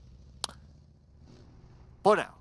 For now. Yeah, let's see what happens to Bosskurr, okay? They I'm still sorry, have a full squad. MUGEN, but this is just the hard truth, okay? It is. Take it with a bit of salt, but this is just the performance today. Hopefully they're coming up really strong tomorrow. We are looking forward for them to actually really turning out really good for the season, but well, it's just day one. Benefit of the doubt. But HYVE, on the other hand, doing fairly well. Yep. Trying to get elimination points out of Axis, and now Edo10 is trying to get away, but Ledo is not going to make it easy for Edo10 as the entire Axis is starting to close in. They're gonna just corner every way possible, but they might be out-cornered when the HYVE actually arrive with the rest of the cavalry. And now they're trying to out-corner them on a bigger scale here. Vigor and also Blanks coming up from the high grounds. And Vigor trying coming up from the flank. Edo10 giving off the pressure straight up front while Blanks coming out. Look at his positioning. Nobody from Axis noted that there's one more person from flank side. And Edo10 just going to keep off the pressure, giving more grenades and ever. And it's going to be Vigor coming in straight. Well, 4 probing spots. How about Edo10 on the ground? And guess who is going to be down? The Wonder Kid again getting one knockdown. But his teammate Hado is down as well. Edo10 goes down as Ledo takes an off-angle shot onto Edo10. Now HYVE is down to 3 members. Vigor needs backup, but they need to do it fast as 15 more seconds before the zone closes in. Again, another molly hitting on the Vigor, but Vigor is still alive, 40% of health. That was his own molly, by the way. Okay. I mean, I know he panics. I know Vigor's hot, but not that way. What happened to Bosskurr, our boy, who dropped off just now? Apparently they're fighting against Team Huck on the other side. Now Del. Oh! Whoa. So close. That's really closest of them all. Man, that is a close one there for Del. But now we move over to Team Huck versus a Bosskurr, sharing the same compound. But we move to GEEK Fam against SEM9. 2 teams with their own chicken dinners today. Now it's going to be GEEK Fam now down. One down, Micah goes down, Damru goes down as well. It's going to be a quick fast one here coming from SEM9 as Adib closes in. Oh, SEM9 on fire! As Adib finish off one of GEEK Fam members. They're down to only Yuhoi again. The last remaining members. GEEK Fam, he actually tossed a couple of smokes. Molly's being tossed out, but it didn't work out quite right. Not as he calculated. As Depp tried to revive Harm first, but Yuhoi make the pressure on. Just gonna go for the second story, but the thing is, can he hold to this combat by himself? His friends are flitting out outside in a moment, while SEM9 seems like having a better chance for this fight. Is it possible for you? Okay, Team Bosskurr eliminated, so that means MUGEN, they're not at the bottom spot. But now, team focus onto SEM9. But hey, look at this! Oh! The Dingoz, they're coming in! And it's 1v1! Can he win this fight? UI is still around, UI is still alive, but then again, the Dingoz, they go out! How did they happen? They just happened to be coming at the wrong time. But Yuhoi lost stick of health there. He tried to survive, but SEM9 surrounded him completely. No way out. All that's left is just talking to his cat for a bit. hoping it would be given a bit of a wisdom words for him, but really, there's nothing much can do unless can he really choke this? Can he actually clutch this? Well, we are talking about HYVE here, so anything's possible at this moment. So let's see what will happen. They still have the circle, so HYVE has time to recuperate himself, recharge himself, and try to think what he's going to do next. Going up against 4 from Senna, it's not going to be easy. As HYVE 4v1, definitely a tall order for HYVE, and HYVE out. GEEK fan, 13th place, no points in this round. But the fact that they're giving so much respect for HYVE, this is just how formidable of a player is. They need all 4 men to fight against HYVE. They're not taking this lightly, but back towards the other teams. DBD, Zix. I don't know what is punching, but Hassan de Paton. And there you go. It's not on top of Power Group, but still nearby though. MAB taking the entirety of the circle right in the center of it, as Farang might have to face against Genexus on the northern part. But the southern side of this circle is really heavily populated right now. I really like MAB's position right now. They are in a prime position. The high ground is key to their success. They just need to hold on to this area, as other teams will want to take that away from them. But now the Genexus, they do not circle. The long range coming from Long couldn't take out his opponent on the other side, as the Genexus needs to decide how they're going to move. The circle doesn't favor them. Nothing may favor but the circle right now, as long as they are outside. Genexus have been very quiet. 7-9 will be the next target, as they taking down on the side of Team Up, who's trying to migrate themselves in the center of the circle, being stopped straight away, denied their entrance. DBD is doing the same thing here. Everybody on the southern part here might not make it to the last few seconds or last few circles. Solly being bowed out quite early as well, as Six trying to finish it off, but might be stolen away by the side of Loong. Oh, Loong still on the outside the circle, but at least he has 2 teammates inside it. As a marker, SMG trying to sync Copa's Team Seekers. Izane will be shot from another angle, needs to move, as DBD will pick up Jimmy. Six moving forward, going towards a HYVE, exactly right in front of HYVE here with 4th row on the ground. Vigor tried to open up the smokes, and no, never mind, it was a hand grenade just now, giving off the pressure not to cross this line. But DBD, that's not going to scare them away, they're just going to move forward here while Vigor tried to buy time for team. But he's only the last remaining member for the team. Oh, he got 2! He might just clutch this one out. And this gonna just move away. DBD then move back towards disengage. Didn't expect this wall coming up from Vigor of HYVE International. Oh, Vigor, he definitely has a lot of Vigor in him. With M249 in hand, he starts to close in onto DBD. Echo on the 2nd floor. Yen on the 1st floor. Echo goes down.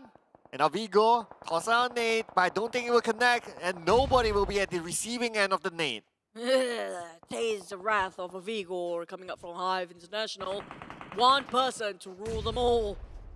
Oh my god, he's just really fearless coming up from this way. SMG on that then kind of ramp up in a very small corner, while Team Secret starts to move. SMG finish off by the side of Team Secret alongside with MAB. That's going to be your 12th team eliminated on 12th place, down to 11 teams left. Oh, we have Genexus right now, still a full squad. Technically with Bill still be able to be picked up, but Kid gets 1, so it's going to be Team Secret versus Genexus, as Team HYVE, they are coming in on the other end.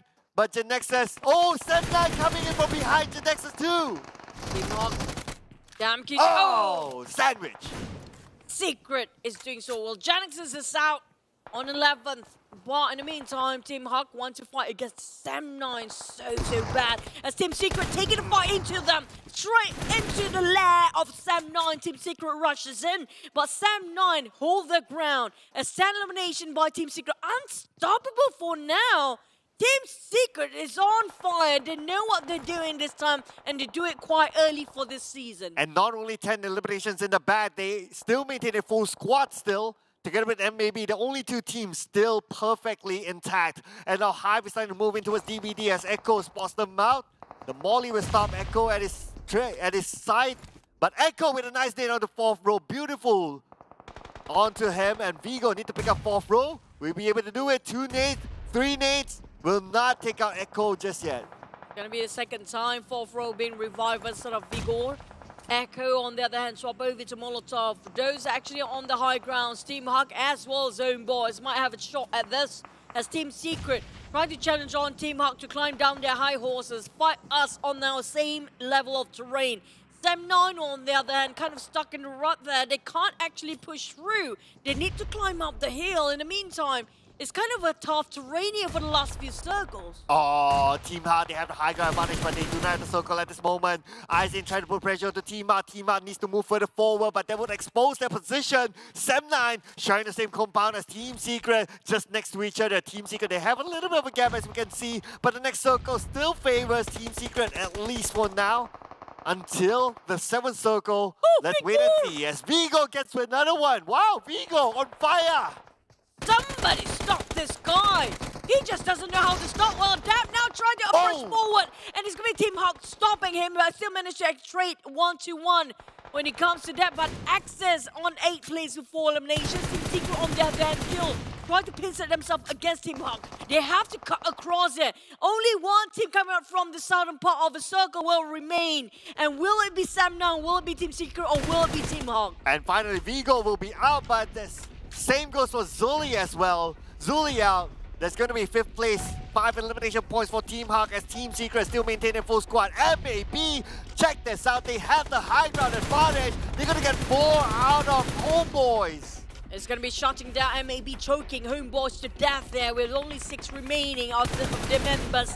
And there goes one. And Sem9 and Hips trying to butt into the Team Secret's of war affair. Well, MAB still on the highest ground there is of all the other teams. Overlooked what happened. But the thing is, they're not inside of the center of the circle. Team Secret on the other hand are the closest one to it. Same goes for HomeBois, who's losing more men than he can actually count. Oh, Sem9, they currently do not have the circle, a little bit far for them. They need to fight their way through.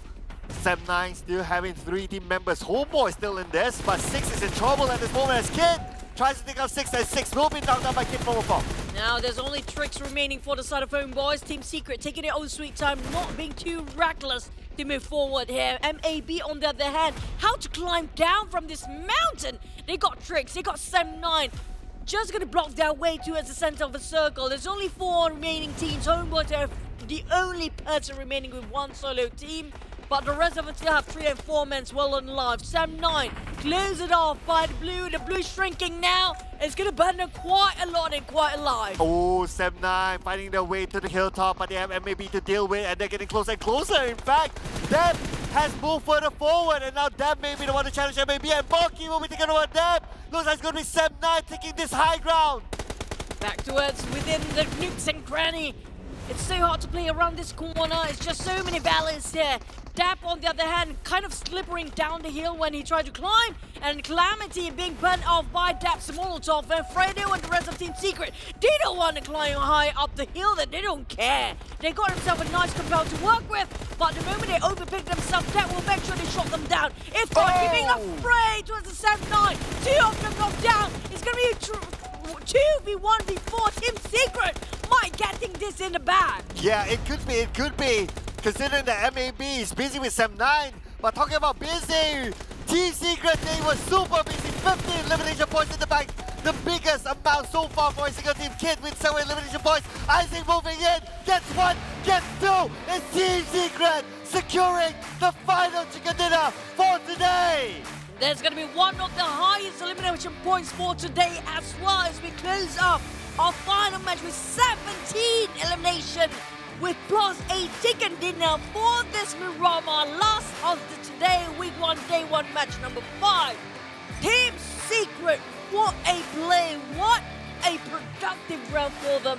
I have to say this will actually push them up possibly first place. A bit early to tell. But let's wait and see. Not too sure about this yet, but they were in the top 5 before this round started. Both Sem9 and Team Secret were actually in the top 5. Okay. Okay.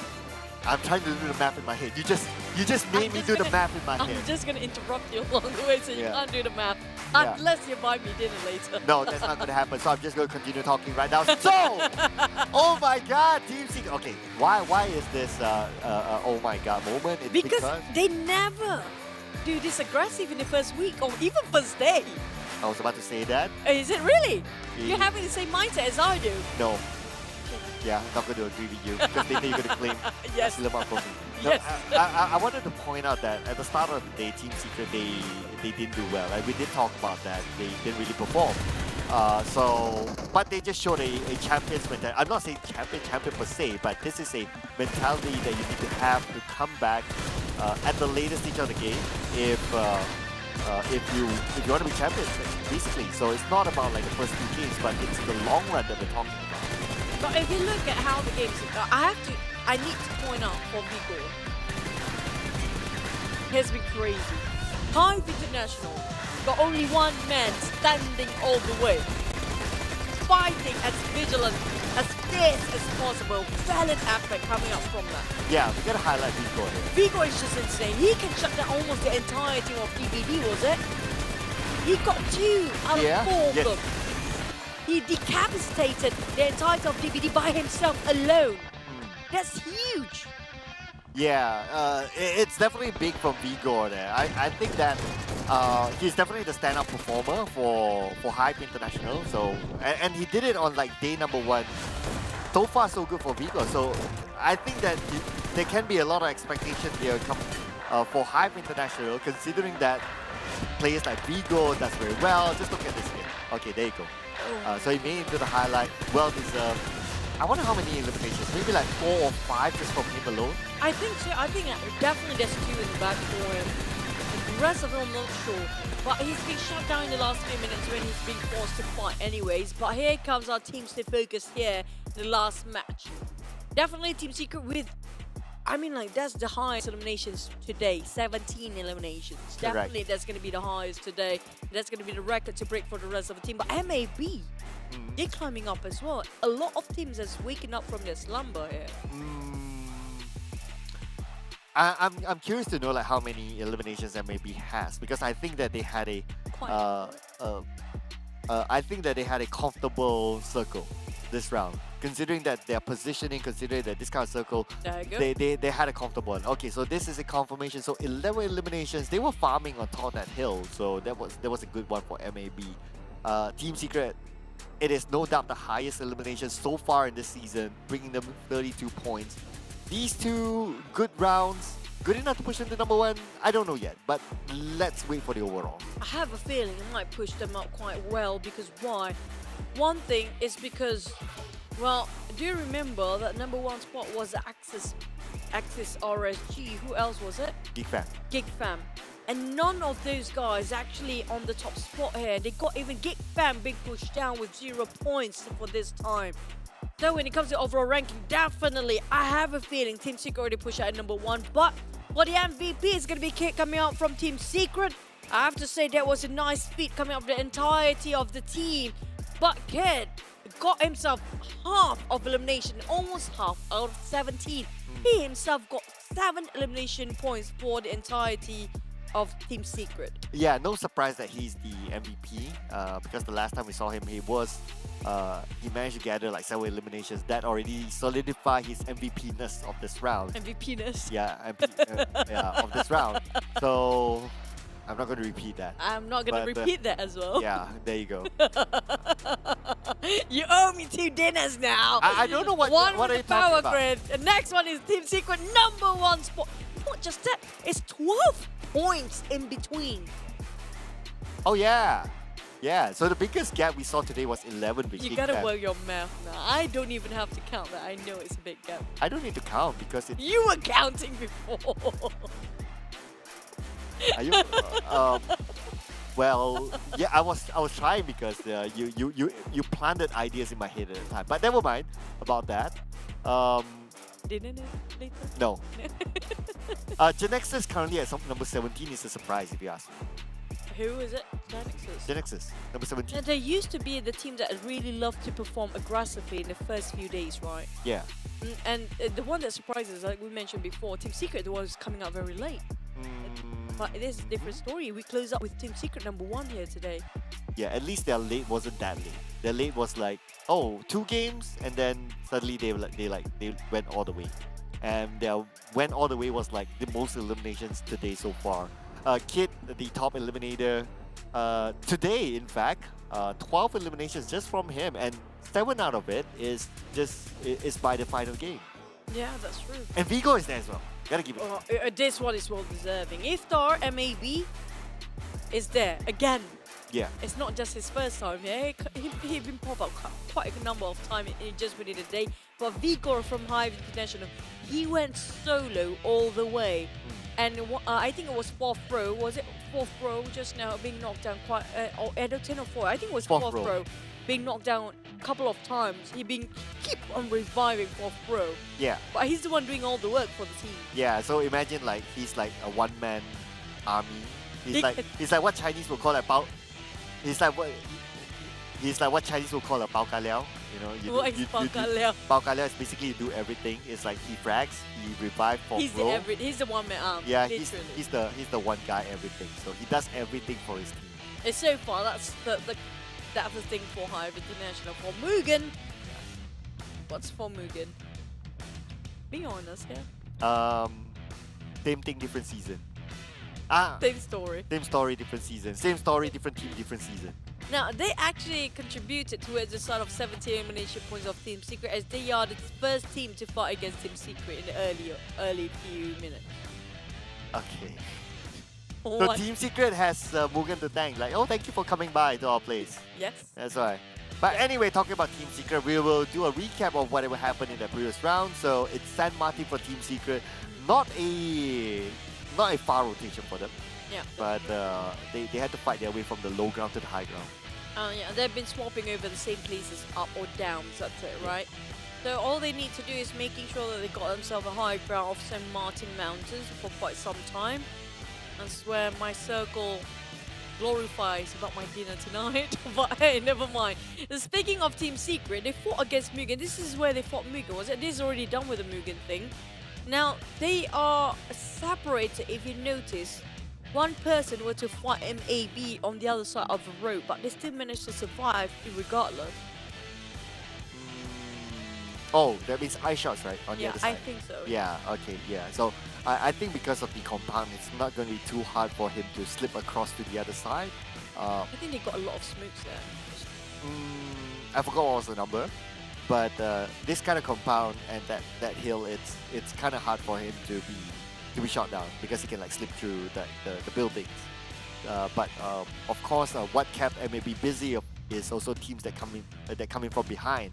Like what we see here, DBD is just behind them, Team Hawks on the other side, 7-9's on the other side as well. So MAB kind of got distracted. So they kind of gave Team Secret a little bit of opening to come back on the other side of the road.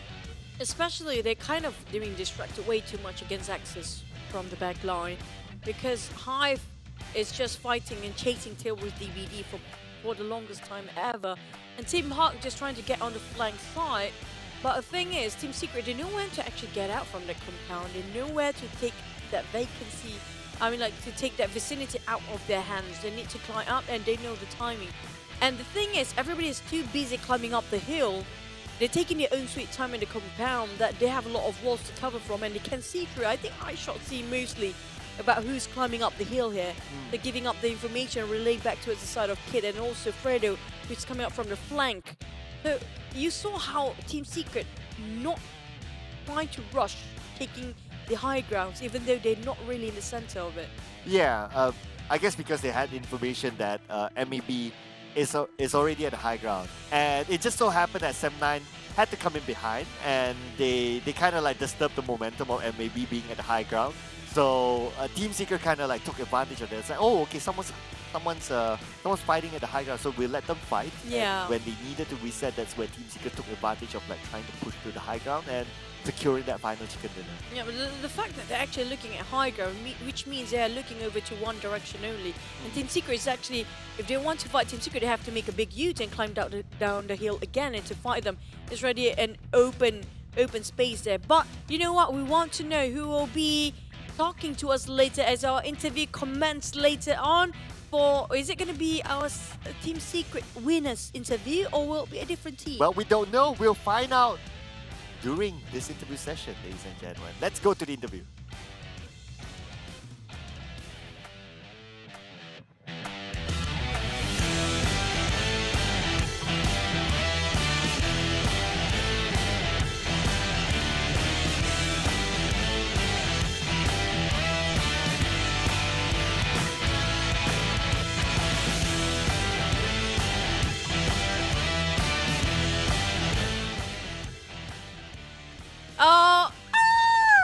Wow.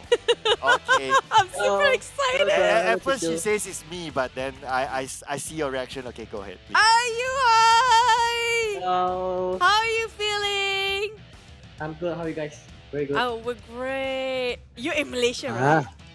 Yes, I'm currently at Tiffany house. Duh. I just asking, just to say. I mean, like, how does it feel playing with GEEK fam these days? How does it feel?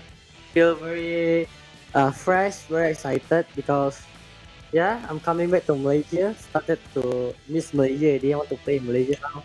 Really? Yeah, Do here you we go. really miss Malaysia? Of course.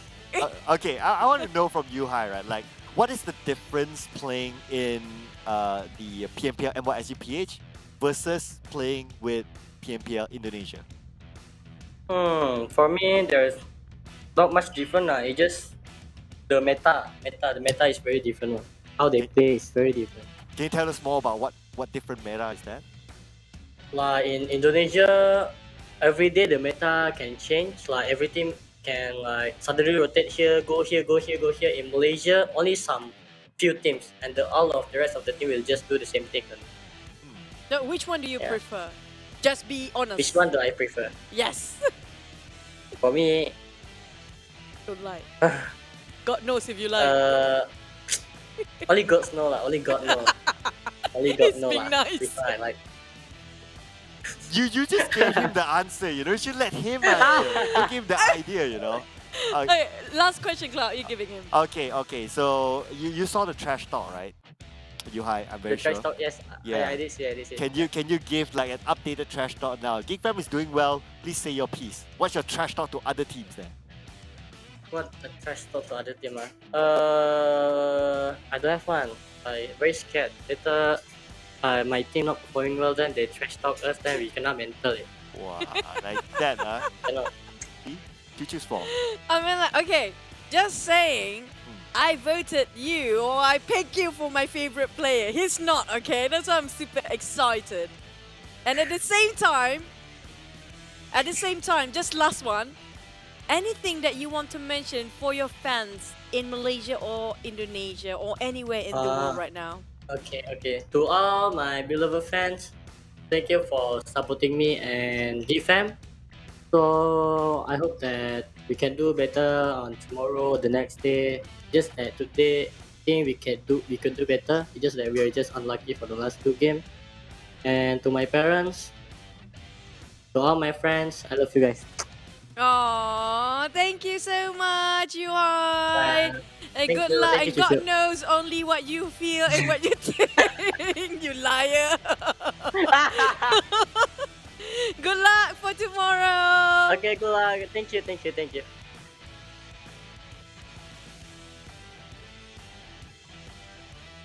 He grows really mature now. Doesn't feel like Yuhai boy anymore. No wonder you are very excited. I'm excited because, the last time I saw him he was a small boy. And then, he got Small really boy is someone else. Just saying. We haven't got You to interview. remind me of small boy. What, And that's just what do you funny. mean I remind you of small boy? No, We are no. very different, okay? I mean, like, Just saying. I'm fine. Oh, you're very happy. I'm very happy. We got our first interview finally. But you guys who want to be happy as we do, you guys can just drop into Paradigm Mall, any Paradigm Mall of Selangor or Johor, but based on the dates, okay? 23rd and 24th of July, it's going to be Paradigm Mall Selangor. 29th and 30th July, it's going to be in Johor. 6th and 7th August will be Ipoh Parade Perak. 13th to 14th August will be Suria Sabah. Imagine if we have Merdeka Day there. We can also celebrate Merdeka, right? Oh yeah, but yeah, that's like It's like before Merdeka. it's quite a while from there. But who knows? We can have a PUBG Mobile event for Merdeka. Just putting ideas to PUBG Mobile, right? I would love that. Yeah. Since we have local movie for collaboration for KL Gangster, we might have Mak Kilau collaboration. Oh, Mat Silau bukan nama Mat Silau. benar. Yeah, is it? sorry. But anyway, talking about movies, I think we need to go for our movie date here. No, dinner. Wagyu. You owe me 2 times. You can claim it from Yuhai. But anyway, ladies and gentlemen, we still have tomorrow, so please do stick around with us tomorrow. Follow all the social medias of PUBG Mobile, same time, same place. We will be back here for day number 2. Who will be topping the charts after the end of tomorrow? We'll be seeing you again, ladies and gentlemen. That will be all from me, Sir Cloud, as well as Choo Choo. Thank you so much to our official smartphone partner, Realme, official digital telco partner, Yoodo, as well as our official live stream partner, TikTok. We'll be seeing you again tomorrow. Dadah!